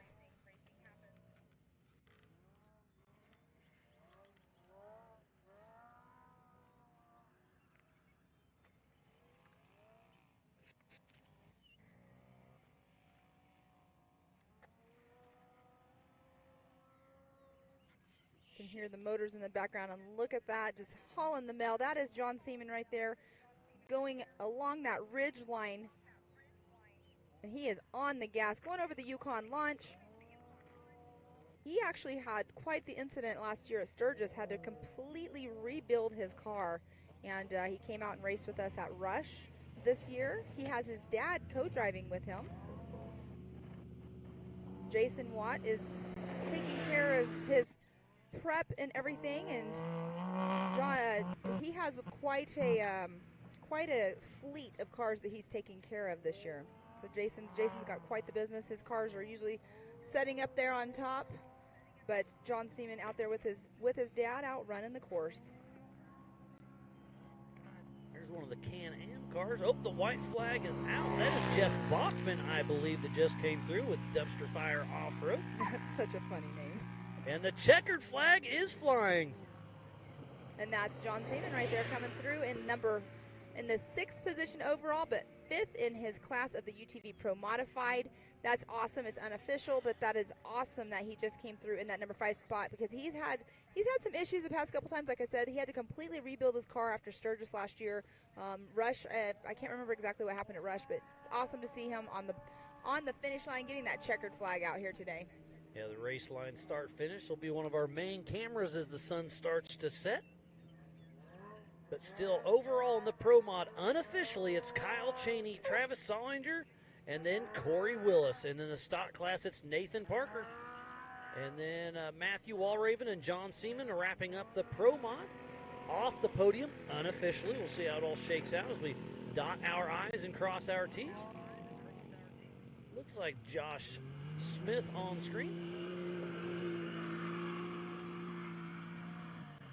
Oh, and look at that view right there.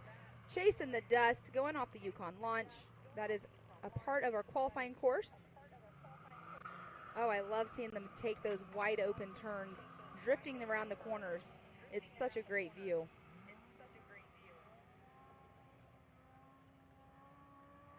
There we do have, I believe that was Josh Smith just now that went up towards the race line start finish. And he'll be grabbing the checkered flag, I do believe. He had those overheating issues earlier, but he adapted and overcame. I'm wondering if it got fixed or, fixed itself or something. Maybe stopped overheating on him, because he definitely, Abby was saying that he basically didn't have any power steering.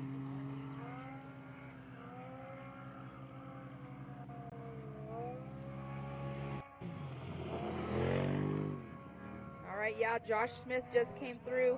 Number 1 in the UTV Open class, unofficial 8th overall is what he just came in. So unofficially first place in the open class is Mr. Josh Smith. That's got to be stoked with that. Like we were talking, he had some issues earlier, but figured it out, made it happen. He's got to be stoked to unofficially win his class. Exactly, and he won here 2021 as well. Yes, he so did. This might be his track. That's awesome. Good job for Josh Smith. Josh has Corey Nasso riding shotgun with him. We were talking about that earlier. So Corey will take all his notes and put it over in Levi's car. And he'll be battling tomorrow afternoon once again. He knows this course really well by now. Yeah, they were out pre-running yesterday as well. So that's what's really awesome, though, is getting those pre-running notes put in. And then when you get out at race speed and getting those other notes put in there, because it changes. The course is changing over the day. But tomorrow is going to be a great day. I'm sure he, like you just said, go put his notes over into Levi's, but that is a great view right there. I'm not sure who that is, but oh, look at how awesome that view is of the drone catching them going through those S turns.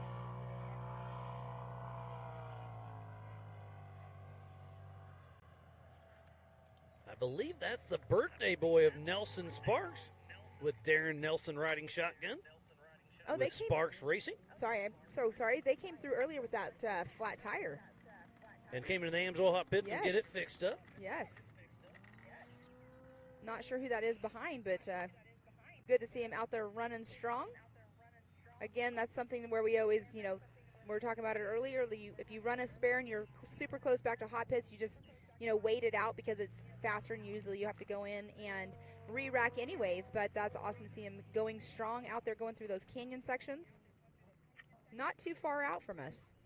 I love seeing the two cars on the screen at the same time. It is absolutely beautiful up here in Broadview, Montana for the 2023 Amsoil Big Sky 200.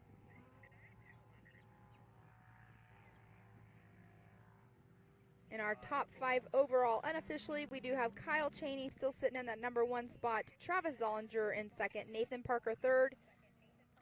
It looks like Steven Rogers is in that 4th position, and then Corey Willis is in 5th. So Steven Rogers snuck in on us on there. Remember, this race is on adjusted time, so he started a little ways back. So they took off in 30-second increments, one at a time. So Steven Rogers really turned up the No, heat. hey, I'm wrong. Steven Rogers got 2nd place in the stock class, right behind Yes. Nathan Parker. Yes, and 4th overall. How super cool is that?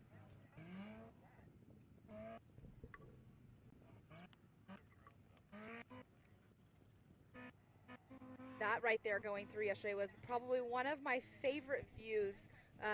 The grass, growing up between the tracks and everything was absolutely gorgeous. There's the 1951. We saw them come through earlier. They were broke.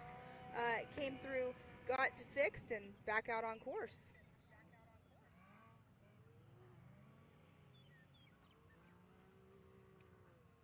Not sure of the name of that. And here we have the Yukon launch. That's a really fun jump right there.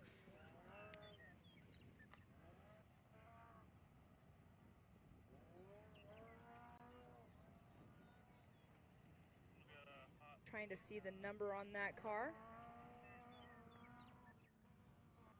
as they hit the Brannick bump.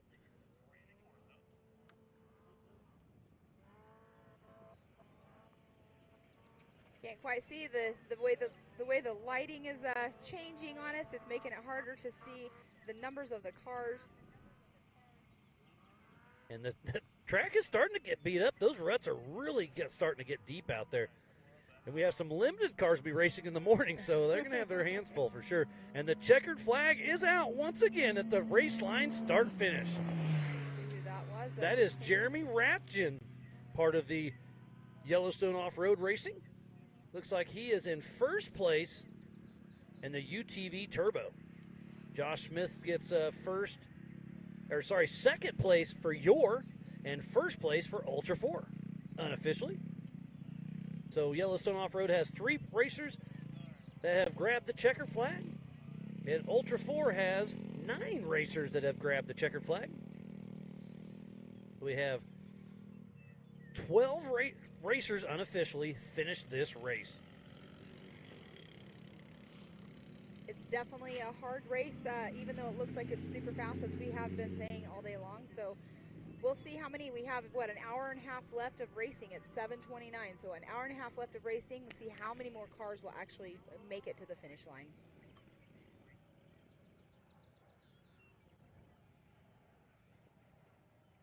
And you can definitely tell the temperature change is going on. Cooling off just a little bit. Yeah, as the sun goes down, it's starting to get a little chilly out here. On my way out to the track this morning, it was 40 degrees, but it got up to the mid-70s today. It was absolutely gorgeous, and I suspect about the same tomorrow. Yeah, it was freezing this morning. My hands were freezing. I was wishing I had my...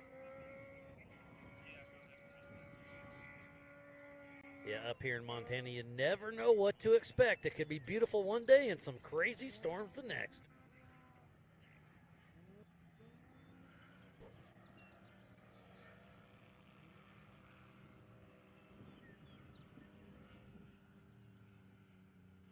Next week, let's see what the weather's supposed to be like next week in Jay, Oklahoma. Looks like they're getting a little bit of drizzle going on right now, but next week it looks like we might have a little bit of rain before the side-by-side championship series, but it's supposed to get up in the 80s Friday, Saturday, and Sunday, so that'll be great weather for the pool opening up at Mid-America next week.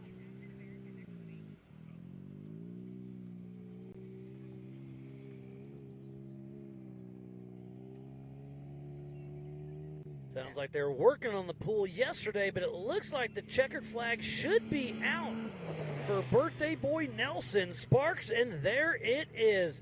10th overall and 7th in class goes to Nelson Sparks. Can't ask for a better birthday present than that. Yes, sometimes just finishing a race is a win in itself. A feat in itself, absolutely. Finishing this race on your birthday, there you go.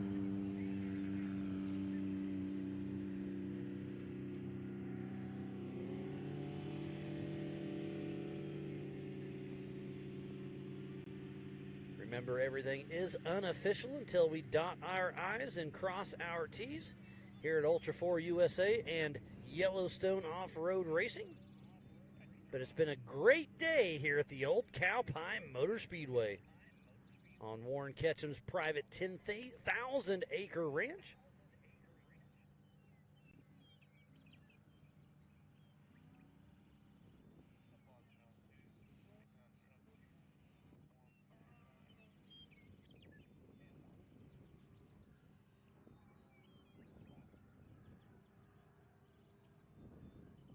Awards will be later on tonight after the race. We have to make sure everything goes as planned. We got to get with scoring and timing. They will be recorded. We will not be doing live awards tonight, but we will do a record and do a little social hit with them later on.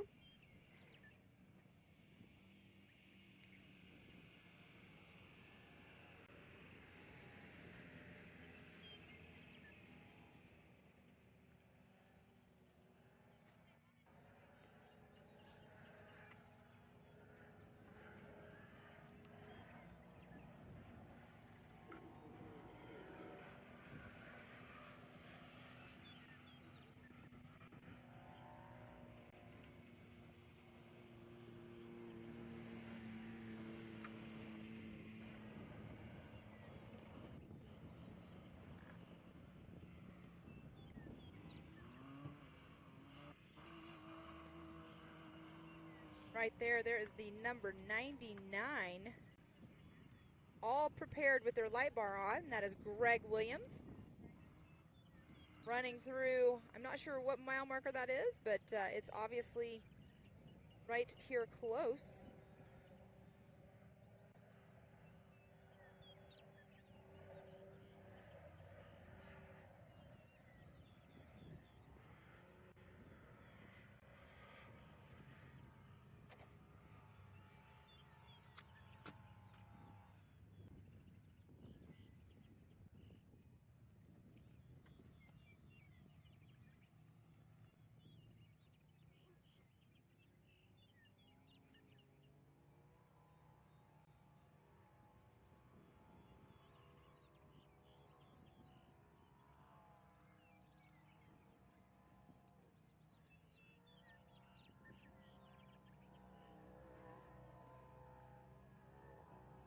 It's been a great day of racing here for the UTV race.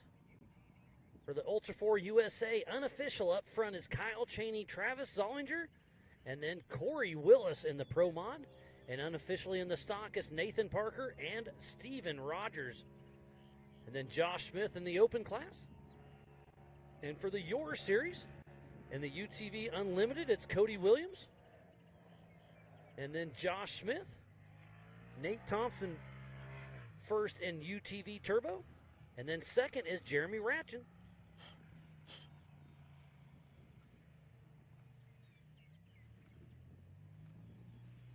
We have 14 racers that have finished this race. 160 miles of a lot of fun.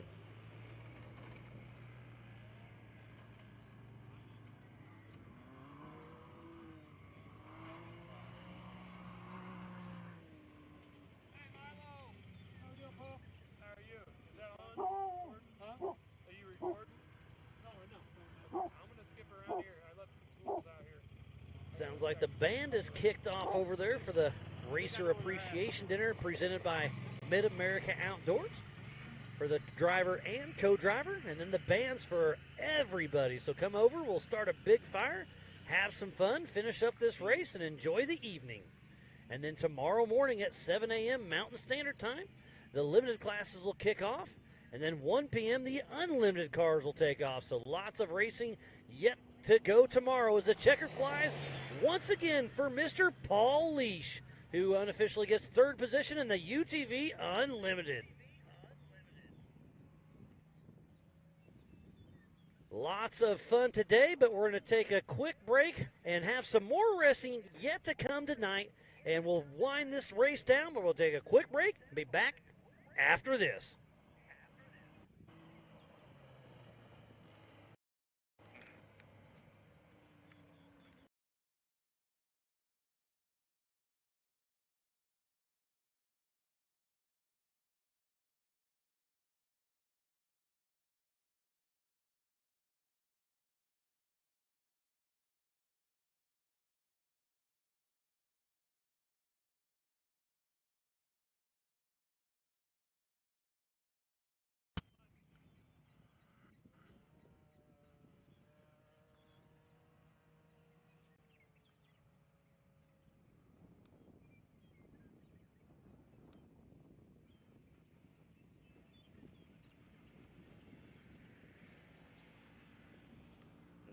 Welcome back to the 2023 AMSOIL Big Sky 200. Another one heading through here in Broadview, Montana at the Old Cow Pie Motor Speedway. This is a joint race with Yellowstone Off-Road Racing. It's been a great day. It's been a great week.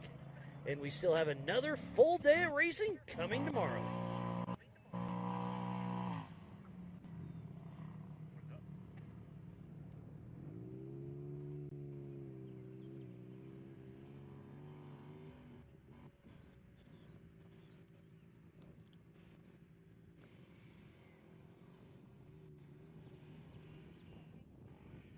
We need to give a huge shout out to Raceline Wheels, Amsoil, Mid-America Outdoors, Mile Marker, Rugged Race Radios, Project X Lights, Speed Sport, Can-Am, 360 Wrap, Optima Batteries, Nitto, Lasernut, Spider Tracks, Brannick Motorsports, and the checkered flag comes out again for Caleb Rupp.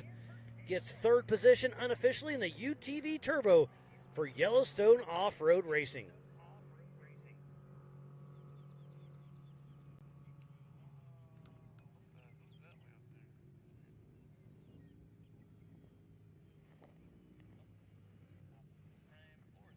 All right, so lots of updates from drivers and stuff. We got another update about Josh Smith. He actually ended up not feeling well because of the heat, and he ended up having to come back from race mile 20, and Corey Nasso finished that last lap for him. So a little bit of heat exhaustion, and it'll do you in here. It was warm today. So but that follows the rules because Yes. you either have to start or finish. The driver record has to start or finish the race. So it's absolutely legal. So Corey Nasso gets to co-drive, drive a little bit, and then co-drive again tomorrow. Yeah, so I mean, how else, seat time is seat time, right? So he gets in that driver's seat. So he got to actually feel the track as well with the steering wheel in his hands.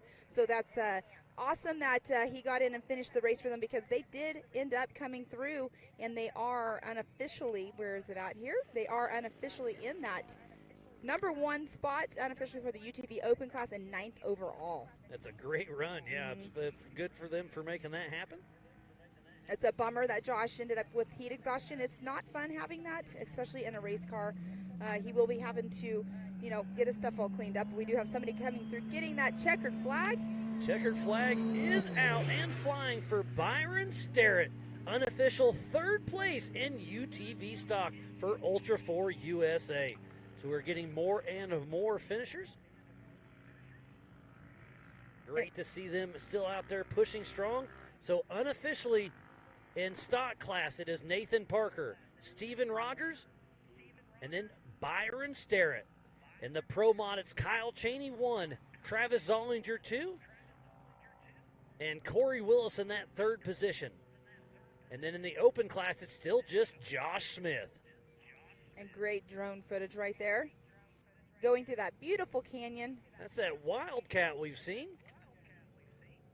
I believe that's Randy Tucker with Yellowstone Off-Road Racing, with Cassie Tucker riding shotgun. And the wind blades are still flying at the race line start-finish line. But the mosquitoes are coming out now, starting to get chewed up a little bit. Look at that bunny. Oh, cute little bunny rabbit. There's a lot of really He's cool starstruck. wildlife out here. He didn't know what to do with his hands. I'm just kidding. You know why? He doesn't have any hands. Yeah, I've It's seen been a some long deer. day, Miles. No, it has been. It's been a good day, though. I can't wait to do it all over again. I know, I would never change any of this for the world. It's been an amazing day today. I love it. It's been a long day, but an awesome day. Tomorrow's going to be just as fun. So a little bit warmer. Yeah, I'm it's definitely going to warm make up sure tomorrow. We But have we were just shade on talking us. about Josh Smith getting hot. Tomorrow's going to be even hotter, so that could definitely play in. The Unlimited car is going to do 5 laps compared to 4 laps, so it's definitely going to take its toll on body and machine. Well, and remember, he was having issues, and that's another thing that she had mentioned, too. Abby had mentioned that he was having to work so hard with his steering that played a factor in also, overheating as well. But to be able to back his win up from 2 years ago, he's got to be pretty excited about that. 2 years ago, we only had 1 UTV class. Now we've split it down to 3, so it's a little different, but hey, bragging rights are bragging rights. Exactly, the 2-peat on him there. And if we come back again, that would be awesome to see if he can, back it up. I mean, Kyle Cheney's been doing that at King of the Hammers with 3 years in a row. But look at that beautiful view of the terrain out there. We keep bringing that up because it's absolutely gorgeous out there. It is amazing for sure. And that is that number 15 Wildcat that you were talking about earlier. So Yellowstone Off-Road Racing has partnered up with us to bring us out here for the Big Sky 200. So let's give them some love too. Elevated Power Sports, Throttle Down Customs, Jim and Tracy's Alignment, J&M Tire, Askin Construction, Inland Truck Parts, DRW Performance, Tractor and Equipment, and Metalworks help your put on all of their races.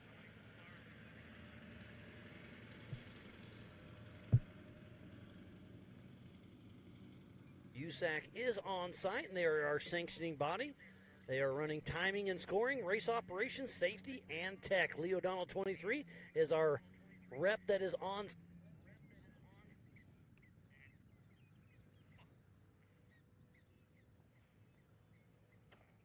Got a great locked off camera at the race line start finish.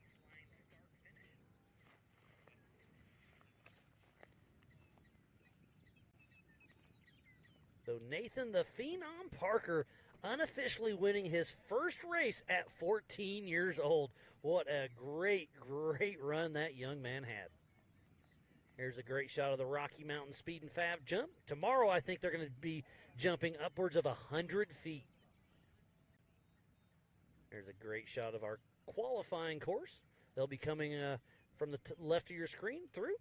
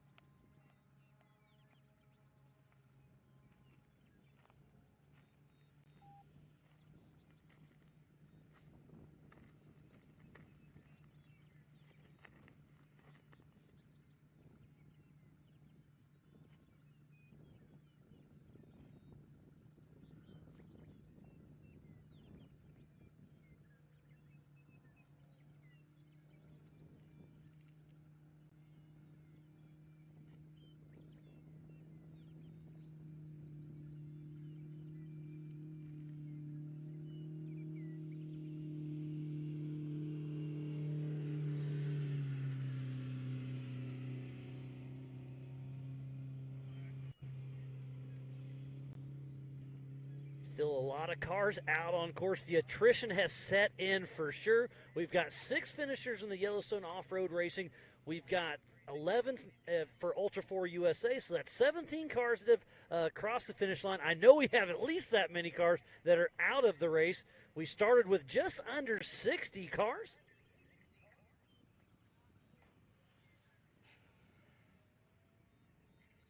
So tomorrow's race is going to be intense as well. Today's race was 4 laps, 40 miles per, so 160 miles of some of the gnarliest terrain here in Montana.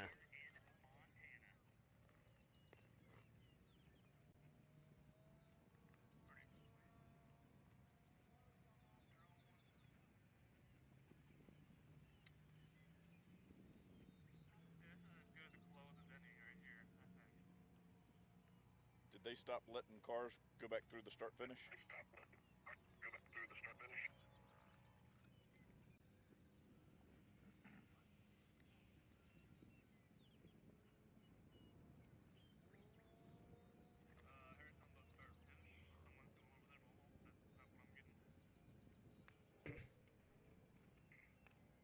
Can anybody hear me out there? Anybody hear me? So the Driver's Appreciation Dinner is over in front of the Jumbotron right now, and they're getting ready to wrap that up. So if you're anywhere in the area, go check out the food truck.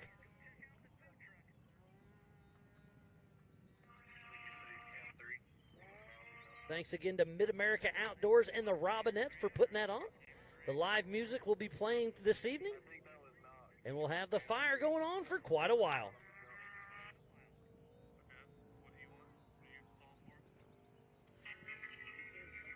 But don't worry if you're one of our UTV drivers. We are saving food for you guys, so don't fret.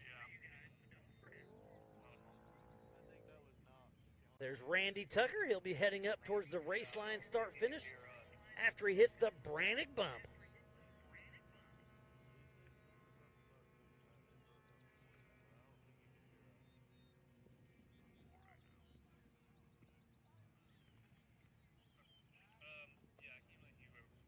So I'm looking through my timing, and Randy Tucker still has another lap yet to go, so he'll be getting the white flag. So Randy Tucker has 40 more miles as the white flag is out.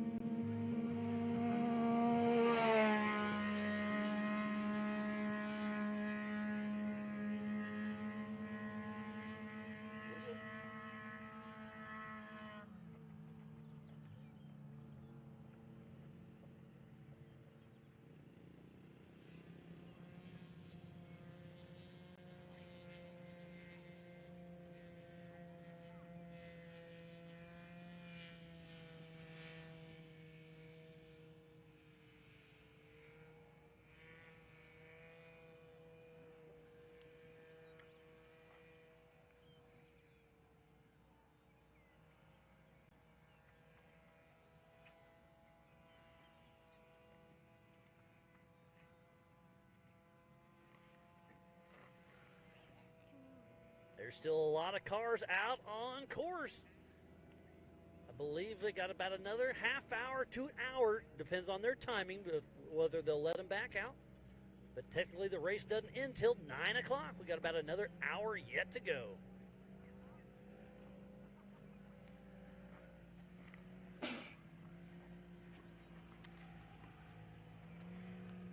And this footage right here is making it look super green out there. It is green out there, but the terrain is showing right there. There's like a creek that looks like it goes across there. We had lots of rain the other day, but there is that Scotts Bluff. Scotts Bluff. Has to really check up at the top.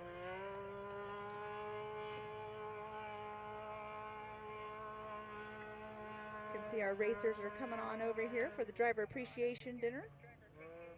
And the band. And the fire pit. The sun's going down. It's dropped about 15 degrees in the last half hour or so. I definitely had to put on another layer. But look at the big sky here in Montana. Thanks to AMSOIL and Throttle Down Customs for sponsoring the Big Sky 200. Here's where they take that hairpin right-hand turn back down into one of those valleys. And the checkered flag is coming out. Let's see who it is. Checkered flag is out for Tyler Nelson. Unofficial 4th place in the UTV Turbo for Yellowstone Off-Road Racing.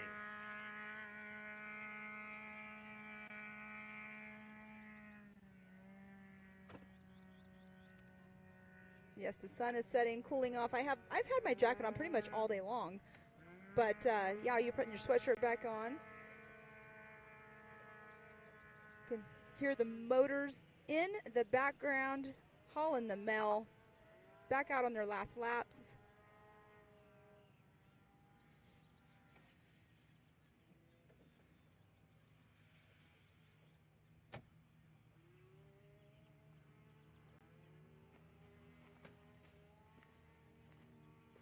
All right, Miles is going to take a quick break, but we're bringing in a guest right now, Mr. Kyle Cheney. Amazing day out there. You're on a roll. Yeah, everything seems to be clicking off, and we've got a really good program this year. So, you know, I got to give it up to that. You know, it's got a good mechanic, good program, good companies behind us, and you know, it's been showing all year. We've been on the podium all year, and everything we've done.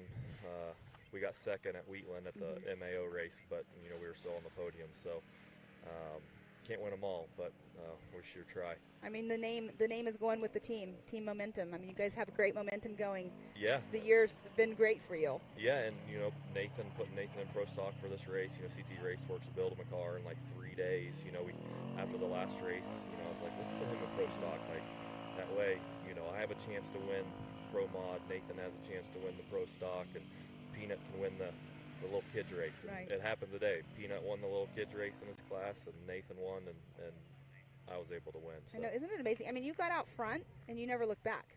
I just felt really calm. I knew overdriving the car today would be slower, so I figured a lot of people would overdrive today because the track was so fast. You really had to carry slow speed through the corners, but you didn't want to use too much brakes because I figured brakes were going to be a big issue today too. So it was just being smooth today. And, I was just hoping smooth was going to be fast enough. And every time I'd come in, I'd ask, what's everybody else doing? Do I need to go faster? Am I good where I'm at? And they said, you're good. Just keep clicking off laps. Yeah, you were definitely good. I mean, you got first place unofficially right now at a 10-minute 19-second above second place, which is Travis Solinger. So you had that much of a gap. I mean, you just kept getting in the last lap. Did you kind of let up a little bit because you knew you had an astronomical lead, or? Yeah, I was scared to blow a belt. That belt has had all day on it, and my belt temps were good all day, but I just didn't want to risk blowing a belt and causing a couple minutes. I didn't want to stop, so they told me I had like an 8 or 10 minute lead going into the last lap, and I'm like, I'll just that's good enough, and I'll just kind of play it safe. Yeah, play it safe and be smooth on the throttle, and not make any dumb mistakes.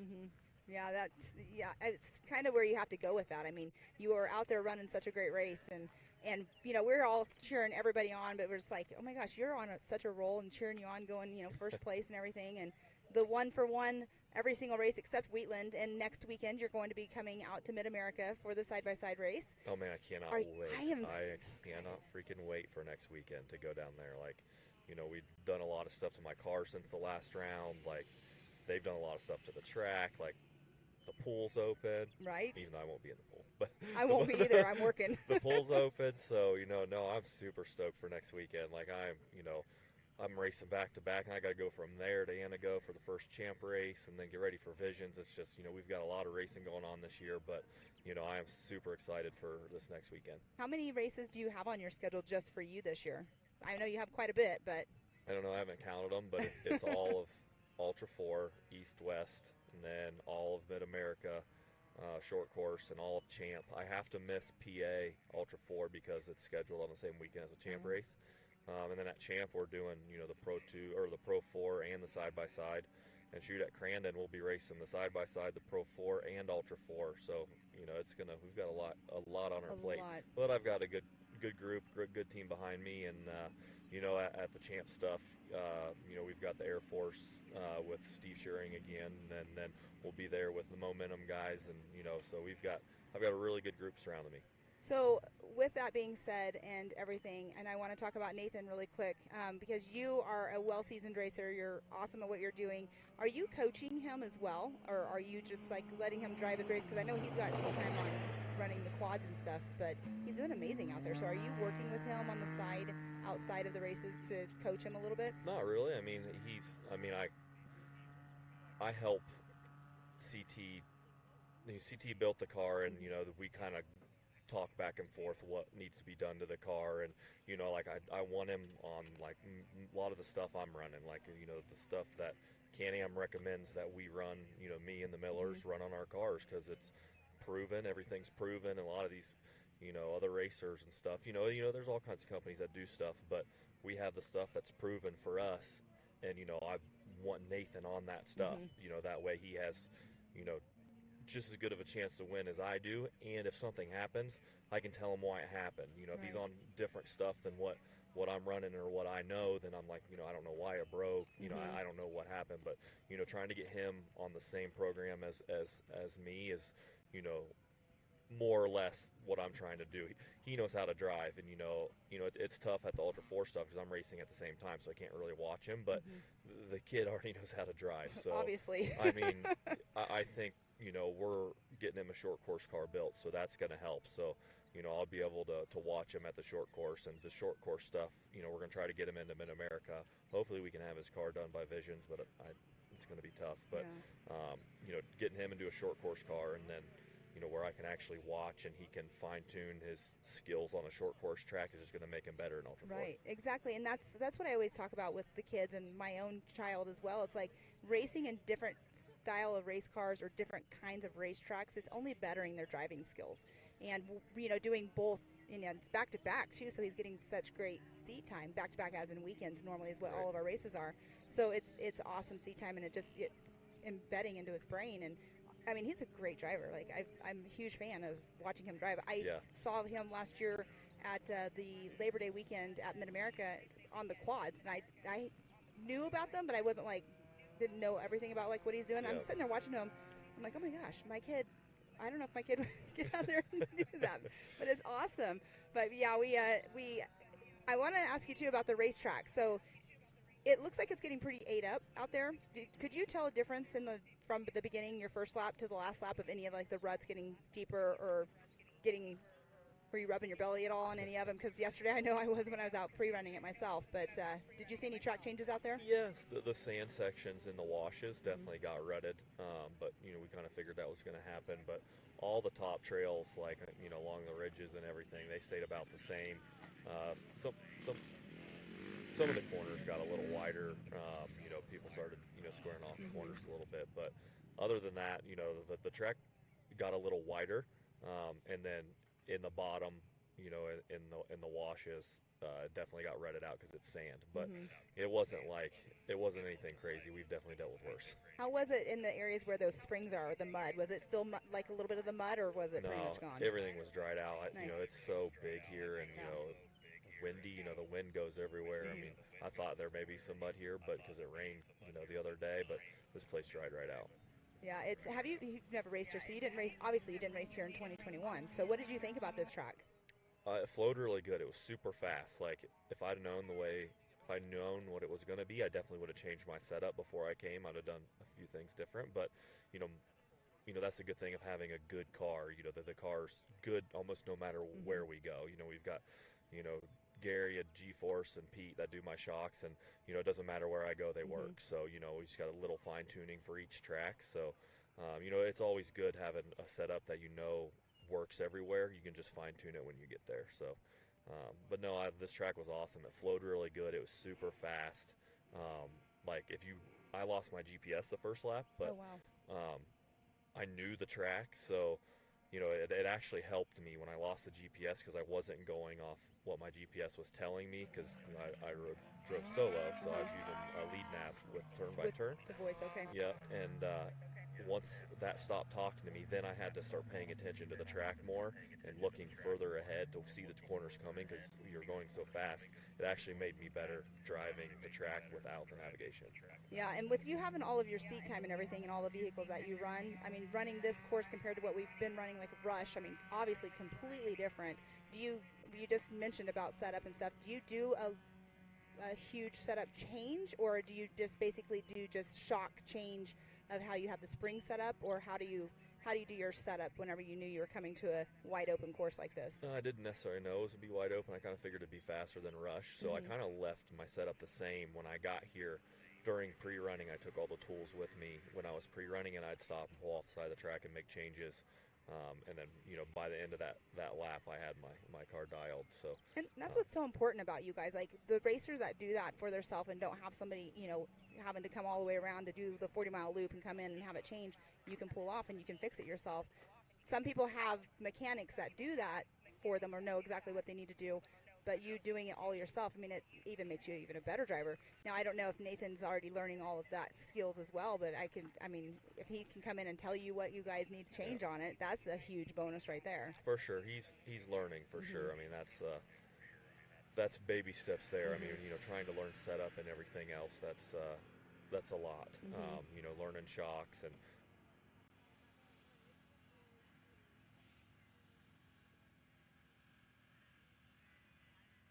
Hello? Oh, there we are. We're back.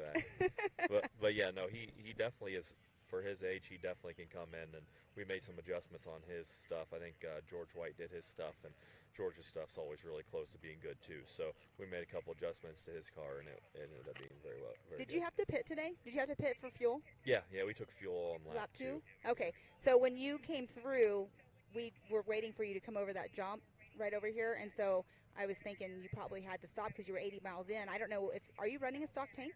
No, I have a fuel cell, but it's not very big. Okay. So I couldn't have made another lap. Okay, that's what we were wondering. We were talking about, and we're like, you go through lap 2, and obviously you make 2 laps on tank 1, fill up, and get through the last 2. But yeah, it's super awesome. I'm super proud. You're 3 times King of the Hammers. And you've come out and you are winning Rush, and now you're out here in Big Sky, Montana, and doing well at Mid-America, and you're seriously on a roll. No, I've had a good year, but like I said, I think it's more preparation and you know, taking it serious.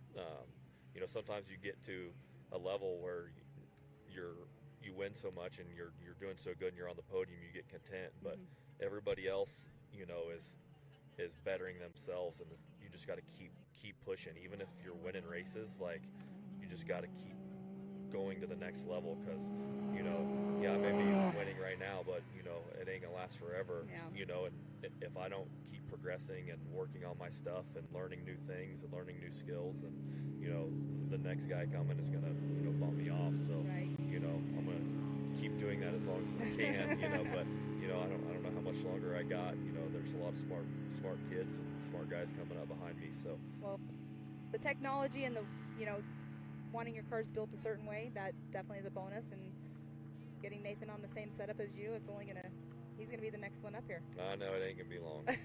Wait till he gets back into class with you, and then you're competing against each other. That's why I put him in pro stock. Like, I don't want to be competing with him, because I want him to beat You don't want him to beat you. That's awesome. Not right now, anyway. Maybe at Awesome. the end of the year. Well, are you guys going over to the driver appreciation?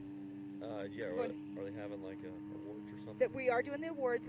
The race is ending at 9 o'clock, so we have almost under an hour left, and so we're going to do the awards after the race is over, and that's when we're doing it. But they're doing the driver appreciation meal over there right now. The band will get playing here in a little bit, but I'll let you get over there and get some food and everything. And if Nathan wants to come over and chit chat with us, have him come on over here. I brought him. He's right here somewhere. He's right here somewhere. Yeah. So I might put Miles in with him because share our interviewing duties.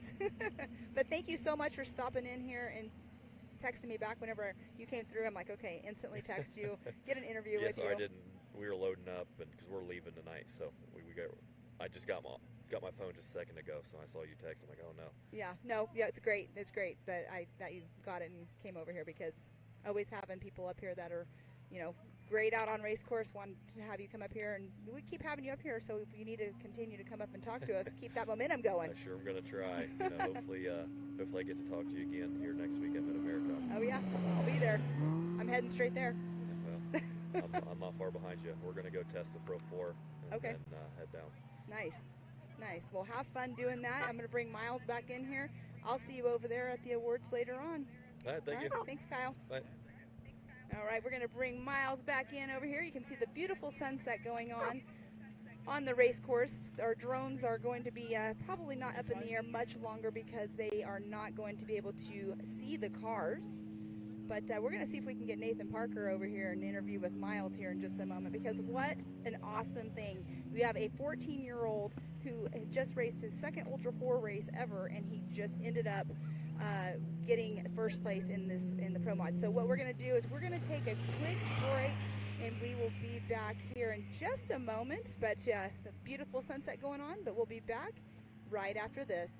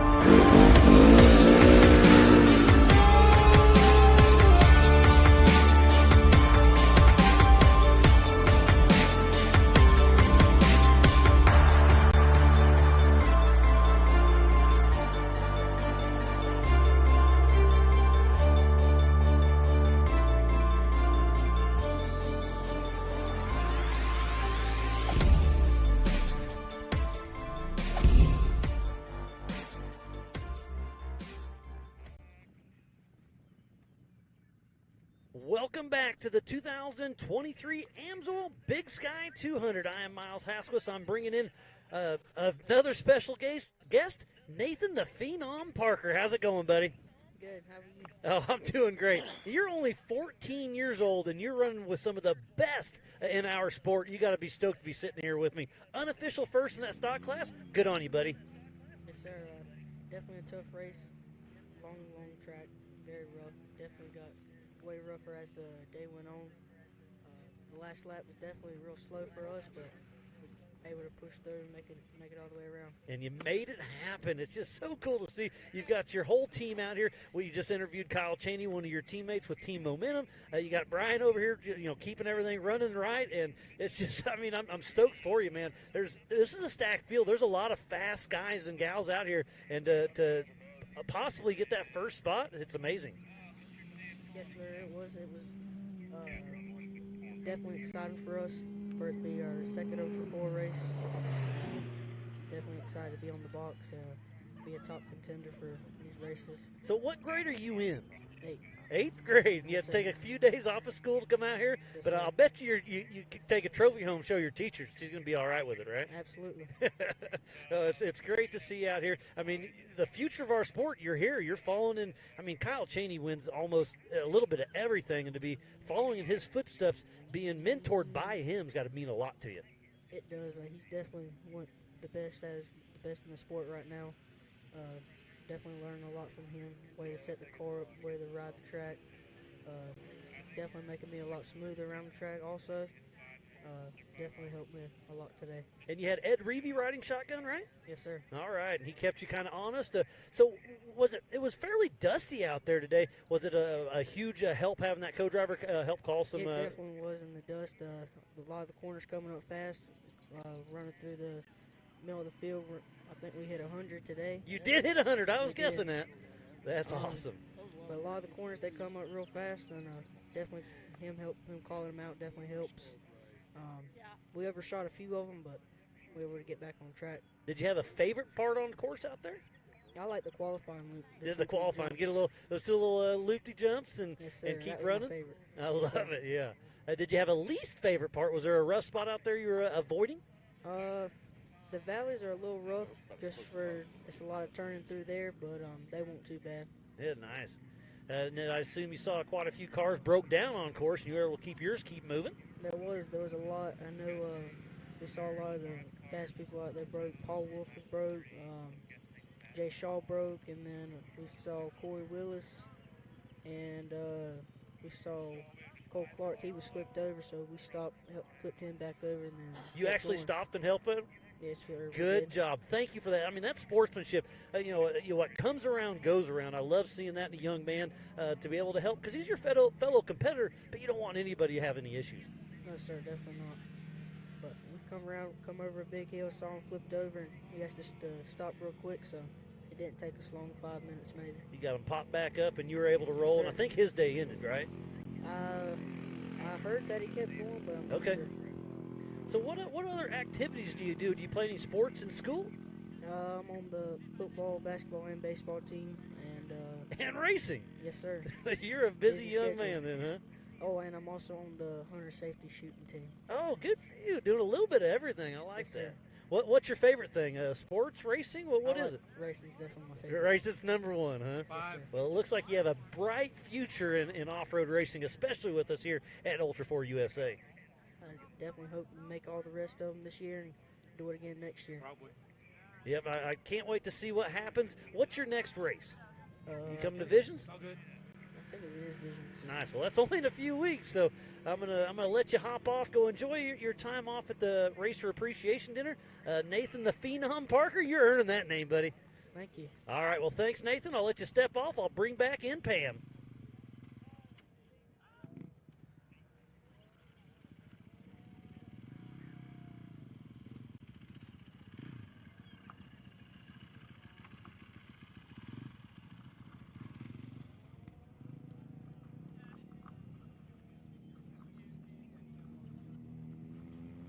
So again, we will be giving away those awards here in just a little bit, but we still have some more cars out on course. As we see two of them right now coming along that the ridge right there by the bluffs. So they're getting ready to enter into that qualifying area. And there we go. I can't quite see exactly who that one is right there. Miles, can you tell who that is? It's a Yamaha. There's a couple of Yamahas out on course. That's the number 11. I believe that is Dan Dirksen, part of Yellowstone Off-Road Racing. Okay. You want my dead He'll be battery? getting the checkered flag and be unofficial 13th. I'm on my last camera. We'll see how it all shakes out. I think he's going to get a top 10 in that UTV Turbo. Oh, As they hit the Yukon launch, they're still having fun out there. We've been racing for over 5 hours for this UTV race, and it's been a lot of fun. There's the Brannick bump. Making it look easy out there. That Brannick bump is awesome. It, you don't really have to check up on it, but you don't really get too much air. Look at that sunset. It's amazing. It's so beautiful. Beautiful here. It's getting chilly, Miles. Yeah, I'm telling you, it's dropped 20 degrees in the last half hour, 45 minutes now. Somebody's blowing the corner a little bit there, but keeping her rocking.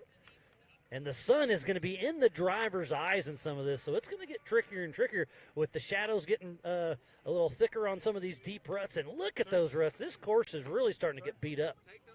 Yes, it is. And I was actually talking to Kyle about that. I was wondering, if it was getting bad, but he's saying that up on the ridge lines it wasn't changing too much, but like in the rut areas and in the little sandy wash areas, it was definitely changing, getting deeper rutted out.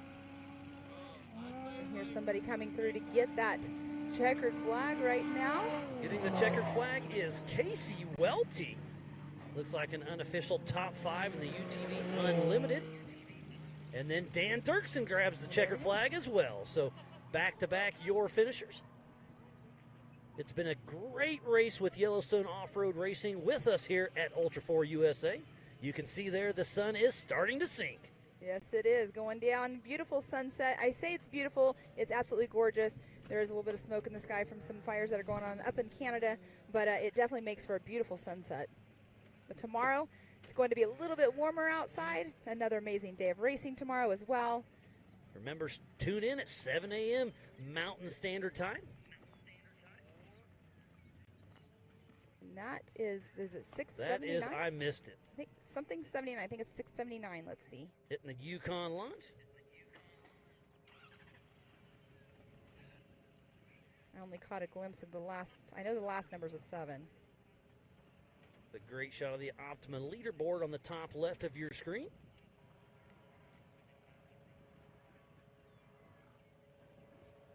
It's pretty cool how that was out of focus and went right back into. I like this kind of cool. The sun's starting to mess with our cameras out there, so we only got a little bit of daylight before we have to start pulling our cameras off. Looks like that is Cody Pitchell, number 975.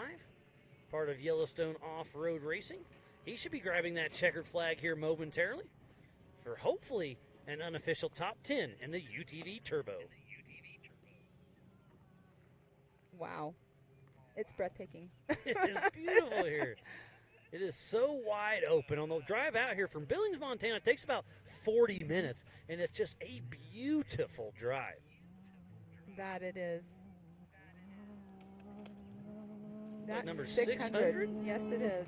That is going to be Jacob Shade with Brandon Randall riding shotgun. And the checkered flag is flying at the race line start-finish. And that consistent wind has been going away from the hot pits, which I'm sure they all appreciate that because it's never fun when it's coming directly towards you. So, Pam, let's do the overall for Ultra 4 USA. Overall, first place, Kyle Cheney. In second position, Mr. Travis Zollinger. Overall, third, Nathan Parker. And in that fourth position, Steven Rogers. Fifth, Corey Willis. Sixth position, Matthew Walraven. John Seaman. And Tony Polari.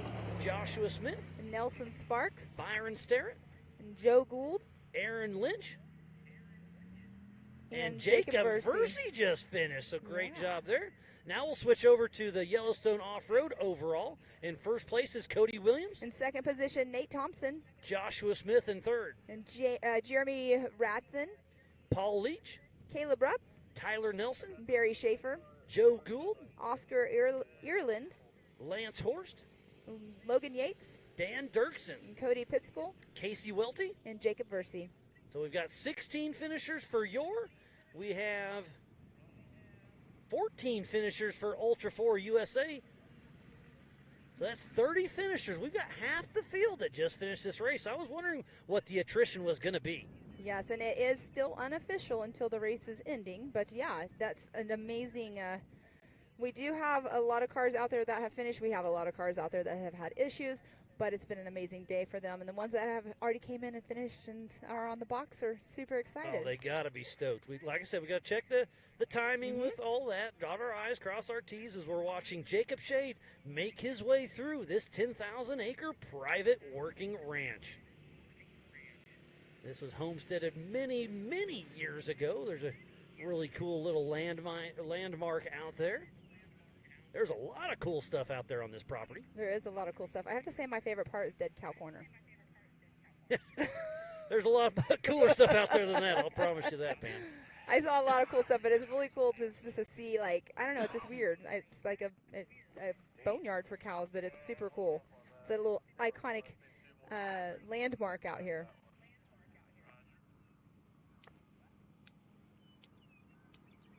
This is our first race for Ultra 4 USA in the Western Series. We are off our first Eastern Series race we had just a few weeks ago in Rush, Kentucky. Rush was fun. Day one, though, I mean, we had dust on day one.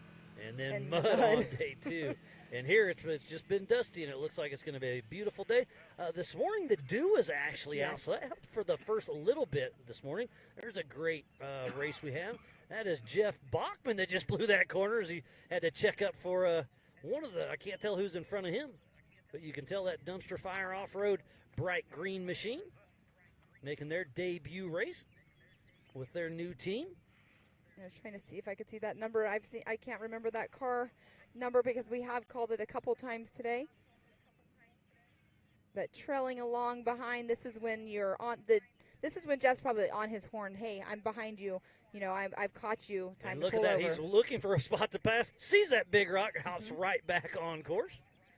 And this is where you have to be a little bit patient and or get on that horn a little bit louder.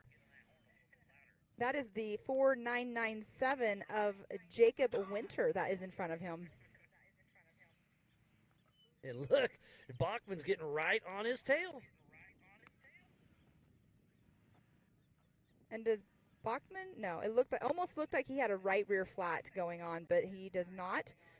But here's an area you can see right there. He pulled over, let him go by. The sportsmanship right there of our racers. If you know you've gotten caught by a faster car, just pull over, let them go. Let them around. Common courtesy. There's one of our camera operators in that white truck, keeping everything, all the action coming to us. I love seeing their roost whenever they go into those corners, but that's where it's getting soft and getting rutted out. I'm sure he'll make another one right here because you can see how the wet dirt underneath is what's showing because they have just rutted out those corners so much. And this was only with 60 cars out on course. We still have a lot more racers yet to come. With bigger tires, more horsepower. Unlimited tires, unlimited horsepower tomorrow afternoon. We have some unlimited trucks racing with we have the 4400 Unlimiteds racing with us. It's going to be a great, great showing.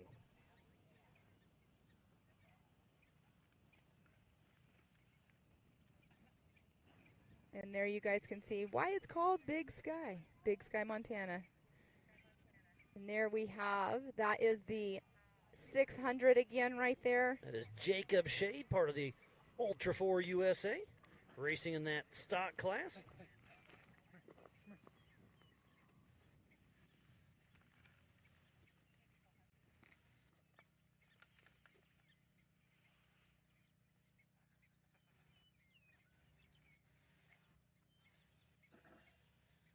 Jacob Shade out there pushing strong. He's on the qualifying course, hitting the Brannick bump.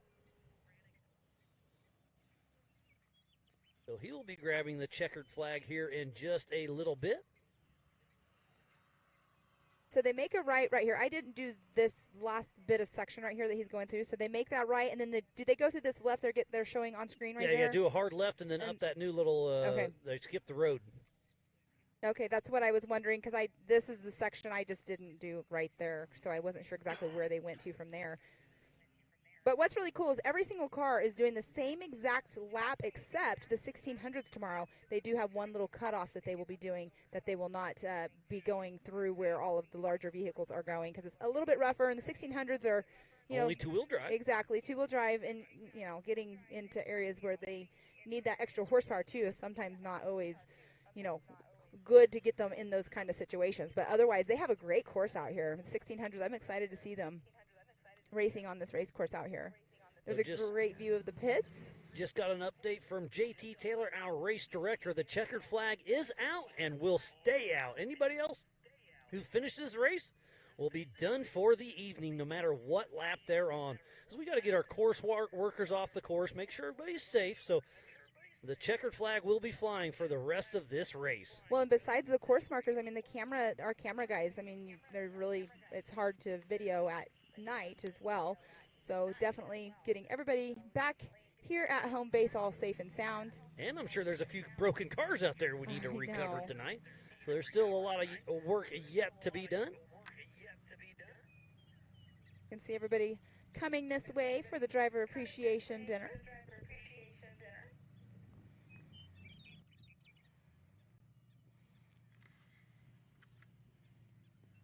I'm ready for the campfire. Yeah, it's going to be nice. The awards and the campfire. The awards are so much fun to always do at the end of the day. Back to the race line start finish.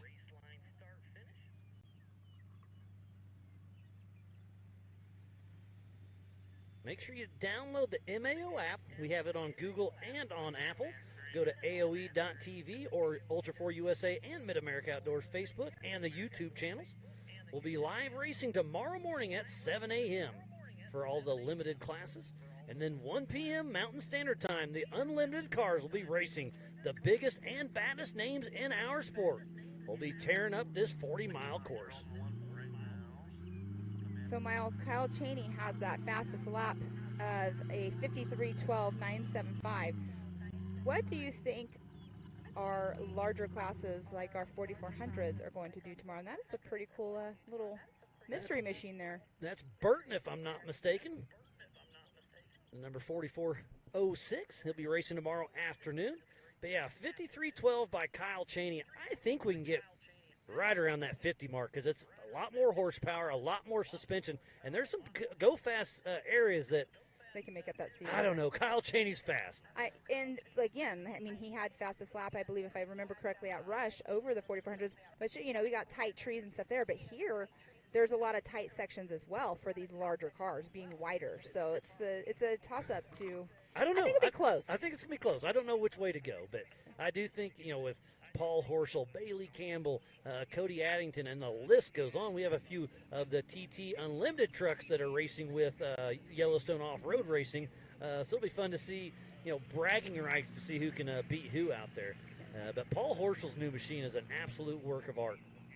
He debuted that a year and a half ago at King of the Hammers. IFS, IRS, it has rear steer, Fox Live Valve. It's an absolute work of art. Yeah, it's pretty awesome watching him out on the qualifying course this morning with it too. He was just hauling the mail, but it's going to be. I'm excited to see what the lap time will be, but I'm guessing it'll probably be around the same in my books. But we should start doing side bets. We always talk about it, but we never do. I'd hate to take all your money. Because you're usually within a second or two. Depends on the day, but I get lucky. I get better at the lap timing. But yeah, you're usually pretty right on. Thank you to Speed Sport for our official broadcast partner.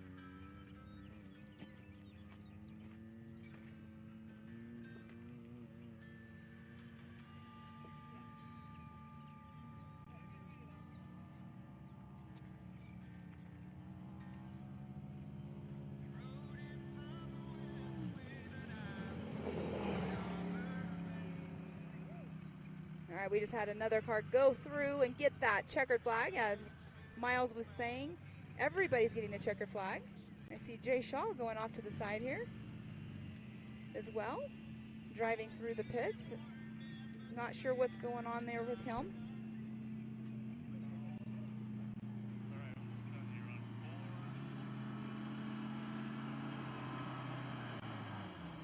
So Miles is going to step out for just a few minutes. We're going to bring in somebody that is out in our pits. She's been out with us. You guys have seen her on the camera today.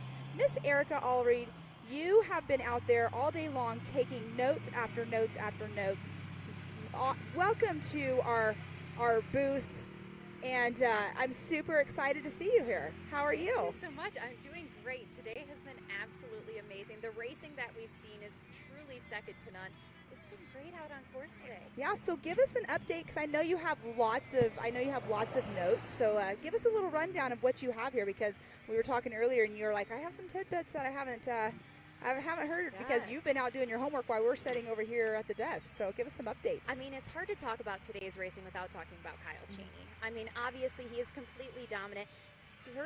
He's won 3 consecutive races in Ultra 4, but I think it's so cool that he is racing all of those different series, but is still joining us for a majority of ours. I mean, wow, what a lot of racing, and I can't help but think all of that track time is just going to make him even faster. Right, and seat time is seat time, right? He's getting a lot of seat time. I asked him when he was over here after he finished the race tonight, I asked him, I said, how many races do you have on your books? And he's like, I haven't even counted them up. So, I mean, he was saying he's got race after race after race. So it's like racing between Ultra 4 USA, racing between Mid-America Outdoors and Champ Off-Road. So it's like he's got all these different series that he's racing for. That's a full schedule in itself. Absolutely, and I feel like we can't talk about the triumphs without the tribulations. So unfortunately, Paul Wolf, I know, that one had me gutted. I feel like since he had that brand new car in Rush, he said that he didn't have a lot of time to test and tune and set up the car before race day. So a lot of that was done at the course. So he was really hoping here that now that he knew the car, he was comfortable with the car and was able to run it at race pace, that he would be able to do that at the beginning of the race. But unfortunately, chaos ensued soon after. But thankfully, he's got a redemption round tomorrow, so he's got another shot at this. I think he's going to come guns a-blazing. Exactly. What did he do today? He got seat time, he got more track time, he got track time at speed. Great pre-running is what we always, kind of call it when they're racing in different classes. Great pre-running. But he has also been one that last year coming into Ultra 4, he was racing every single race in the UTV class and the 4400, and then again this year he's doing the same thing. So he's definitely one to reckon with out there on the race course. Yeah, and I also, another person that stood out to me today, I would feel like, is Corey Willis. I thought he did a great job, and I was able to chat with him last night, and I was asking him about his strategy, and it was actually kind of funny that his strategy was completely different than other people. His strategy was simply just to catch up and give Kyle Cheney a run for his money. He said his strategy was that he was going to make his car as light as possible just for a chance to contend against Kyle. He said he's running no co-driver, no spare tires, so he can make that as light as possible in hopes to give him that chance. But unfortunately, I don't think he could get close enough. Kyle was just on a whole nother level today and never looked back. But yeah. Corey's strategy today was simply trying to make it light enough because he needed all the advantages he could get considering how Kyle's been running. Right, exactly. And Corey Willis is another one that's running both our short course, our side-by-side championship series, and our Ultra 4. And that's talking about that. So some drivers don't run a co-driver due to the weight, and so Kyle Cheney didn't have one as well. But what's awesome about that is you're saying, he didn't run the spare tire as well. Sometimes drivers only do that kind of stuff during qualifying because you want your car as light as possible and fast as possible, right? So it's just everybody has a different strategy for race day. Absolutely, and he said he's got to risk it for the biscuit for this one. He said he wasn't taking any chances, and he really needed to do all of these things to try and kind of finesse getting close enough. Right. But unfortunately, even that wasn't enough today. Yeah, unfortunately. But, finishing up here in the top 5, I mean, that's what's awesome is he is up there. Let me see here. Yes, in that top 5, but in 3rd position in the UTV Pro Mod class. So good day for him. I would say, to say the least. So yeah, that was pretty cool to see. Yes, for sure. Did you get a chance to speak with Nathan Parker as well, or Yes. okay? Oh my gosh, I cannot believe that was another incredible story. 14 years old, only his second ever Ultra 4 USA race, and he completely makes a name for himself. Right. My word. Right, exactly. I know. And I was asking Kyle, I'm like, are you mentoring him? He's like, he can drive. So, I mean, he obviously showed it, and he proved it today out here, racing out here with all these veteran racers and these seasoned racers that have been racing for years in so many different racing series. And he's coming out here, and he's giving them a run for their money. Absolutely. And the fact that this is only his second race, I'm curious to see what he can do with a season under his belt. Right. If that statement was made today, what can he accomplish by the end of this year? Right, exactly. I mean, I've watched him race in the mud on the quad, so that's how I started watching Nathan Parker. But seeing him out here with the Ultra 4 USA, it's pretty awesome to see. Such a young man, he holds himself very well. He's very well mannered, and it's just, you can tell that he's out here to have fun, race, win, and also just, make new friends and everything with everybody. It's pretty cool. Absolutely. And I feel like another person we have to talk about is Zach Pollard. After chaos ensued in Rush, Kentucky, he had to throw together a whole new car just to be able to get here. And he said he did it within about 3 days. So in Rush, he literally was passing a guy and hit a tree, knocked himself out, broke his seat off, bent his steering wheel, broke the frame down the center, wires are severed, car wouldn't start, so he had to get crafty to get things back going and did 2 laps with a broken arm. So the fact that he was able to come back out here today, he finally got a car ready.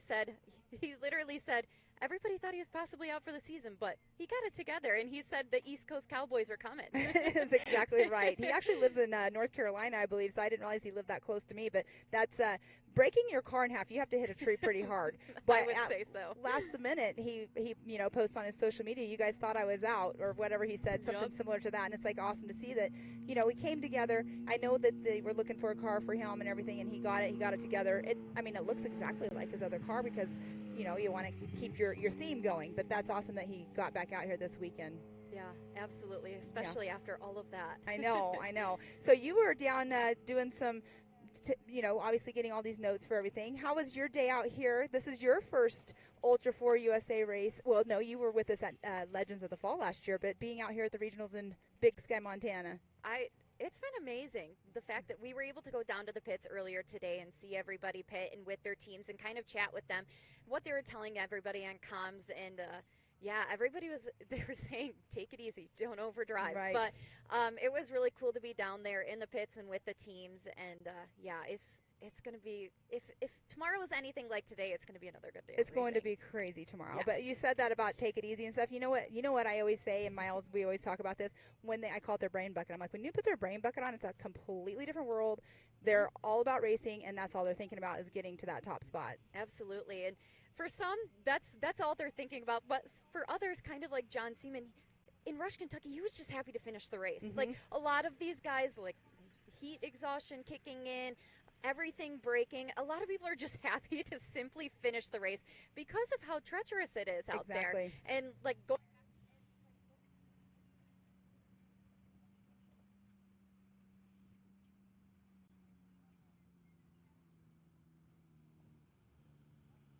ensues sometimes.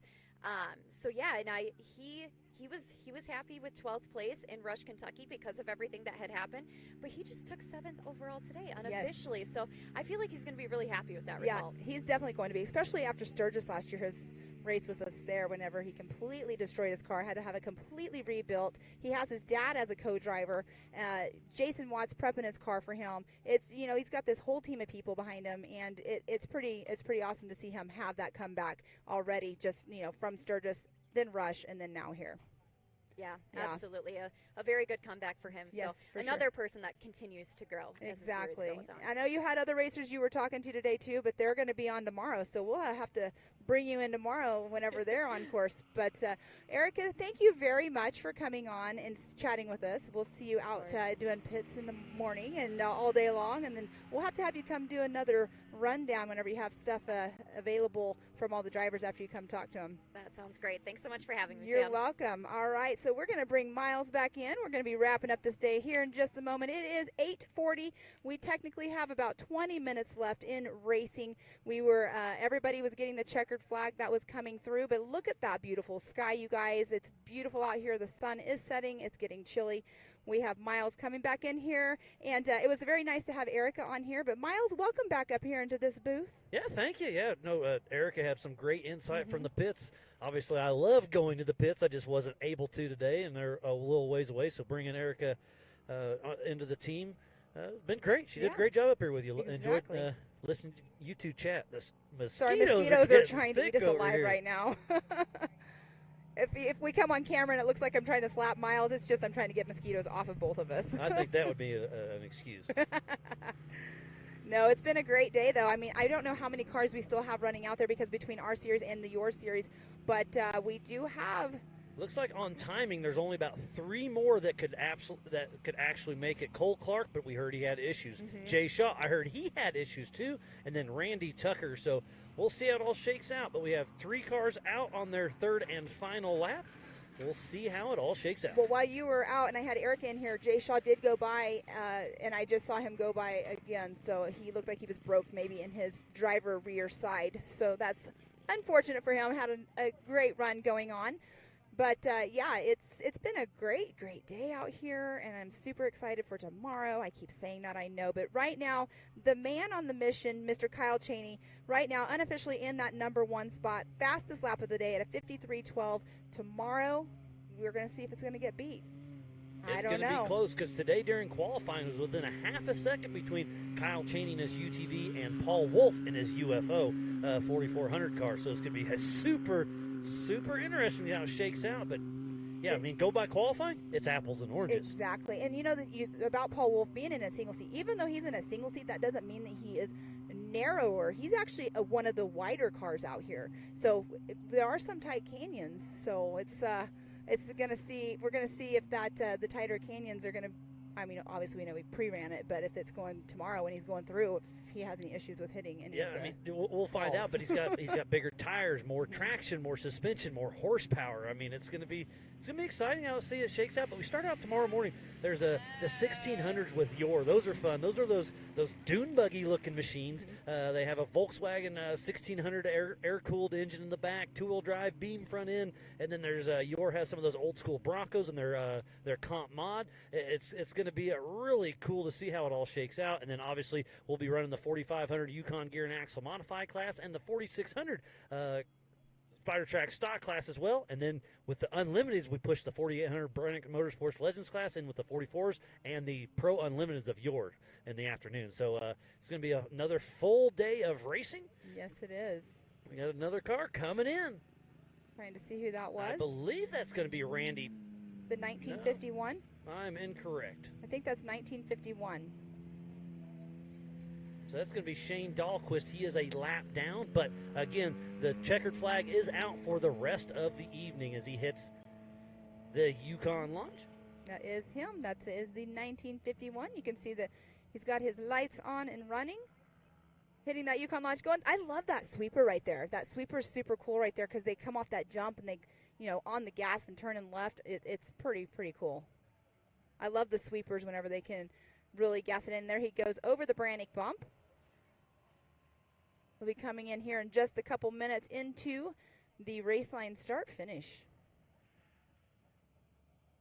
So Shane Dahlquist out there still pushing strong, going to get 3 out of his 4 laps. And tomorrow morning we'll kick off once again. Remember, it is a 40-mile loop. The 1600s will do 2 laps.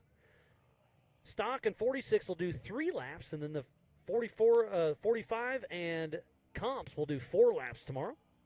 And then tomorrow afternoon for the Unlimiteds, it'll be 5 laps, 40 miles apiece, 200 miles. And that's where it becomes the AMSOIL Big Sky 200 as Shane Dahlquist grabs the checkered flag for Your. And you know that he's super excited for finishing that race. I saw him earlier. I think he had some issues going on, and that would have put him a lap down because I saw him going into his hot pit. So, yeah, back out there on the course, though, and finishing this race was pretty awesome for him. But we will be doing the awards after we're all done with everybody out on race course. So like Miles was saying earlier, we will not be live streaming them, but we will be recording them and playing them back at some point. But it is going to be a great time over there with the music playing as it already is going. The food is being served, and people are over there mingling. And we have 34 of our racers that have finished today, finished the 4 full laps. So out of 60, we've got over 50% of the field that's finished this race. I was going to guess right about that 50 mark. Just obviously you can't. Attrition's hard to guess, but we got 34 out of 60. We'll see if we get a few more stragglers that come in. I think we only have a couple more that can actually make it on the time restraints. But we shall see. It's 8:44, so about 16 minutes left out on race course, as the sun has gone down quite a bit more and it's getting a little bit chillier.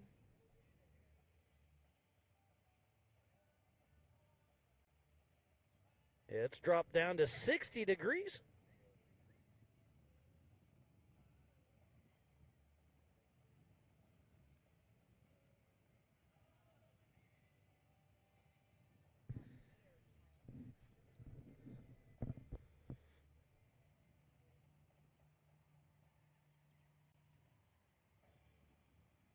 So we will be giving away those Laser Nut Wrap by 360 Wrap trophies here in just a little while. So be sure to stay around the Jumbotron. We'll be giving those out.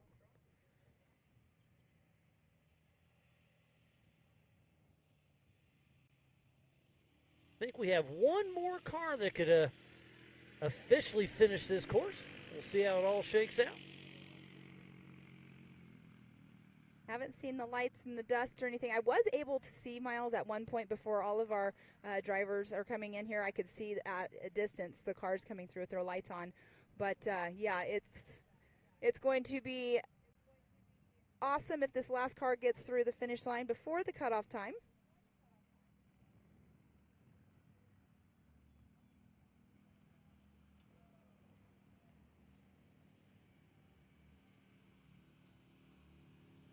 I can hear the band over there rocking and rolling. The crowd is starting to grow. The fire got lit. So the appreciation party is well underway there at the Ultra 4 USA merchandise trailer.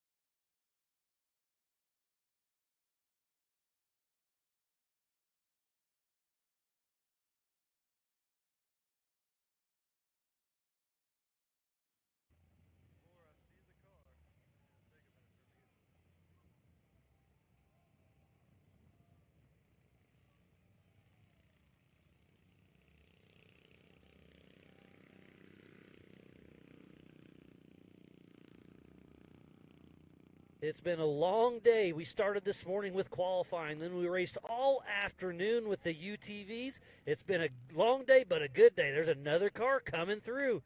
That might be the only lonely one that we're hearing is out on race course, and that is the Arctic Cat, the or number the Wildcat. 15 of Randy Tucker, part of the Your Series.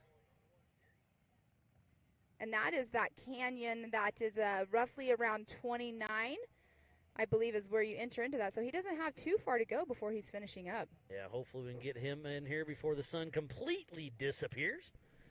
And then we'll give away some of those Laser Nut 360 Wrap trophies. We'll have to take a little time out from the band so they can hear you chat with them. Yes, I love that. That's a fun part of the day, is going up there and chatting with the drivers and giving them their Laser Nut trophies, hearing their stories, thanking their sponsors, because on the podium, it's their time. They just raced. They had a lot of fun out there racing. It's their time to speak to the crowd, and that's probably my favorite part, is giving them their time. And with the appreciation Exactly. party going, there's going to be a pretty decent little crowd. So A they can great crowd. chat with all their fellow peers.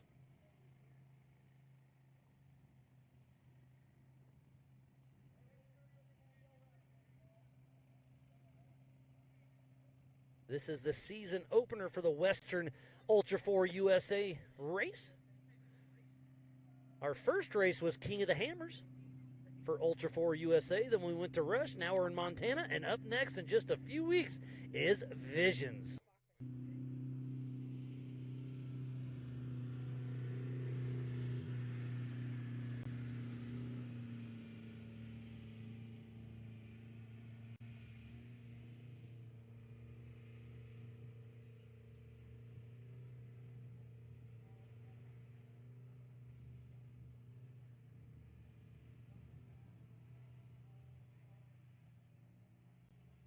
So Randy Tucker still running along. He's got about 11 minutes before that before the race line finish closes. So the start-finish line closes in 11 minutes. Can Randy Tucker get here in time? Only time will tell. Well, and he was at that canyon that he was entered into earlier was at race mile 11, or not 11, 29. So he's going to have to pick up the pace, I think. It's going to be Yeah. really close to see if he'll get an official finish here for the Throttle Down Customs Big Sky 200, part of the Yellowstone Off-Road Racing Series. But you know what? He's got his lights on. He read the memo. Yeah. He put the lights on. He's got the skinny pedal down. We'll see if he can make it on in here to town. If his crew is listening into us and then watching him and knowing where he's at, then they're probably telling him to pick it up. But he's not too far away from us.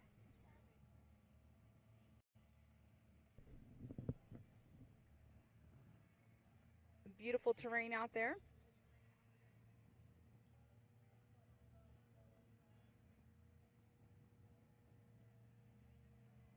Can hear the music in the background just playing. Lots of people over here. Yeah, I missed the name of the band, but I'm excited to go check them out here in just a little bit. I heard they were a local band.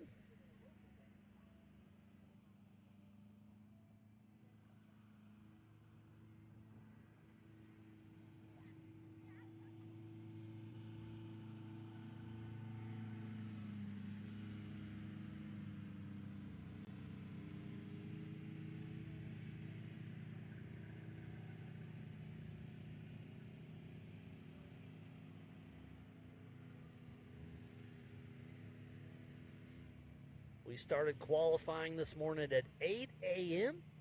Then we had a fun little youth race. They probably the longest youth race we've had. It was a 2-mile course. They raced for a half hour.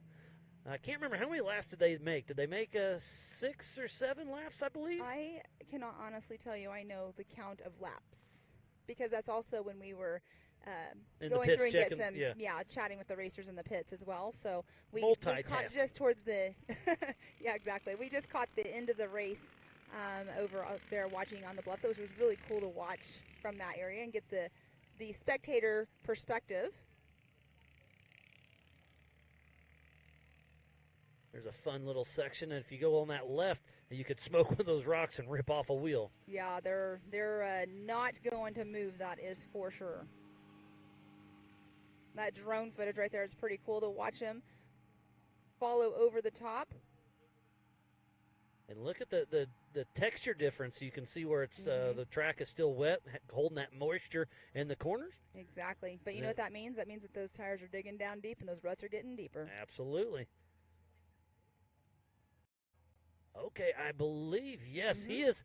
Yeah. In the top right corner, you can barely see the qualifying. So he's about 2 to 3 miles away. So I think he's going to make it in here and be an official finisher. He's at 7 minutes. I think he's going to make it. It's going to be close, but it's looking good for old Randy Tucker. Well, the good thing, 2 miles, is the last part of the race course right here is pretty fast. There's not too many gotchas right here, and you go along that ridge line, and it's just kind of like a flowy floater. They're like floater bumps where you're just kind of floating over them. So but you still have to pay attention all the way to the end. You do. It can bite you anywhere out here. Exactly. So he just crossed over another rancher gate there. He'll make a tight left-hand turn.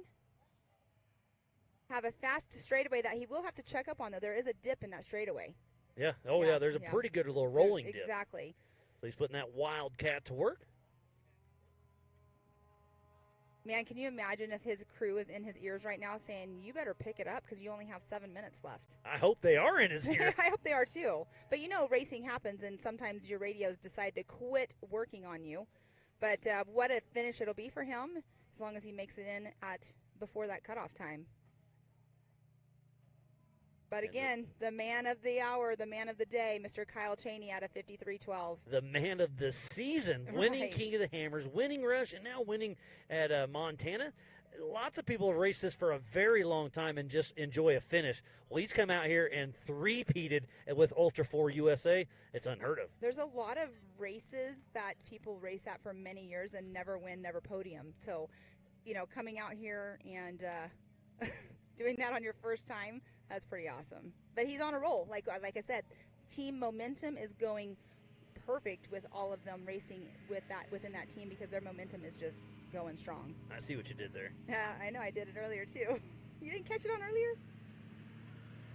So just a couple more miles yet to go. Almost here.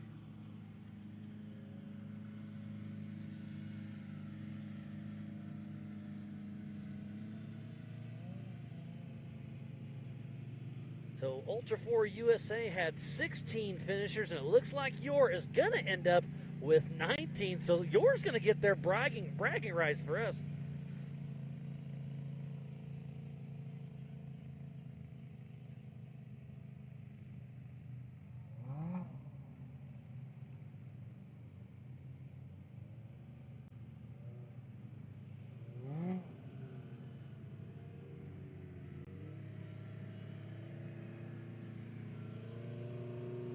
And there is that race line, finish line with the flags flying. The sun has set. It's getting a little bit colder out here by the minute. We are waiting for one car to come in, which is super close. Yeah, old Randy Tucker should be coming around the corner here in just a few minutes. But a great showing of the UTVs, having just shy of 60 take the green flag today. And they raced 160 miles. There was 4 40-mile loops.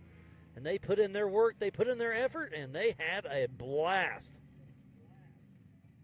Sounds like 3.5 more minutes. Is he going to be able to make it in here? It is going to be down to the wire. Oh, over the Yukon launch. Has the Brannick bump. I think he's going to make it in here with a minute to spare. I think he's going to make it within like 30 seconds. He's got over a minute. Okay. We'll see. Miles, I think we need to start side bets. Randy Tucker hitting it down the Bronco bump as we speak. He better put the hammer down on that old Wildcat. Put the pedal to the metal. It has been a wonderful day. Thank you for everybody for tuning in for a great day of racing. He is on it. You can see he picked his pace up right there, but that is a very good straightaway that he can do that on. Almost into that finish line. So this is that last left-hand turn before he comes up the hill to the finish line. What are we at time-wise? We got about 2.5 more minutes. Man, He's going to make Miles, it in I here. Lost. I'm going to not bet you. Huh, really. that's weird. Oh, he's going to, old Randy Tucker's going to make it in here with a minute to spare, it looks like. The checkered flag is out, and Randy Tucker looks like is an unofficial finisher for the Throttle Down Customs Big Sky 200.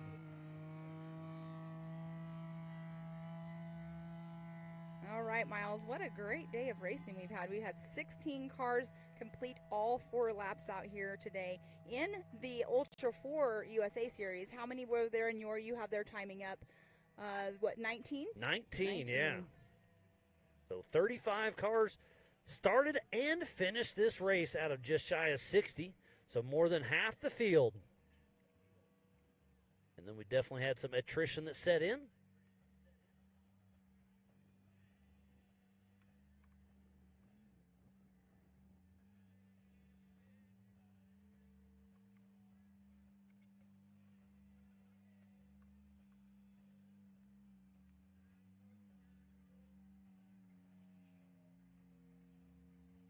It's been a wonderful day, but don't forget to tune in tomorrow as well. We kick off at 7 a.m. Mountain Standard Time. We'll have the limited races in the morning, and then in the afternoon, the unlimited cars will take off and go for battle. It's going to be another wonderful day here in Broadview, Montana. And that sky setting, the sun with the beautiful colors in it. It's with that awesome absolutely terrain. amazing here, Pam. But the sun is going down. Brisk is in the air. Mosquitoes are coming out. They've been out for the last hour. I keep seeing you slapping them. And here's our Nitto race results scoreboard. Unofficial, Kyle Cheney in that number 1. And in that second position, the number 20 of Travis Zollinger. And third spot goes to Corey Willis. In fourth position, the 118 of Matthew Walraven. Fifth place goes to John Seaman. In sixth position, the 428 of Tony Polari. Number 7 goes to Nelson Sparks. In the eighth position, the number 43 of Jacob Versey. Ninth position goes to Jay Shaw. In 10th position, the number 24 of Cole Clark. And 11th goes to Paul Wolf. 12th, Gage Torrey. 13th, Mike Park. 14th, Zach Pollard. And 15th is Terry Madden. And 16th, Reed Murnahan. So again, this is the Nitto race results scoreboard, the unofficial for Pro Modified. We'll bring up the stock class next. So in that first spot, Nathan the Phenom Parker. And in that second position, the 106 of Steven Rogers. In that third spot, 9004 of Byron Sterrett. In the number 113 of Aaron Lynch in that fourth position. Fifth spot goes to 600, Jacob Shade. And then sixth position, the 817 of Brian Hamby. And rounding out the field in seventh spot, 4916 of Rich Birch. So up next on the Nitto race results will be the Open UTV class. And first spot, Josh Smith. And in that second position, the 4955 of Joe Gould. Third spot, the 4982 of Jeff Bachman. And then the fourth position, the 4952 of John Kahi. And fifth spot, the 4934 of Scott Raymer.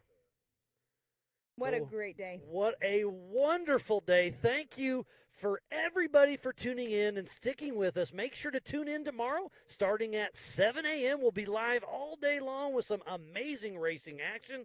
It's been so much fun. Again, I am Miles Hasquist alongside Mrs. Pam All. It's been one heck of a day. It has been one heck of a day, and we had Miss Erica Allreed out in the pits as well, and she came up here on desk with us. So a great day out here. We're going to do it all over again tomorrow. Different classes, racers. It's going to be awesome. From the entire broadcast crew here at AOE.TV and Speed Sport TV, thank you, and we'll see you tomorrow for the race at 7 a.m. Mountain Standard Time.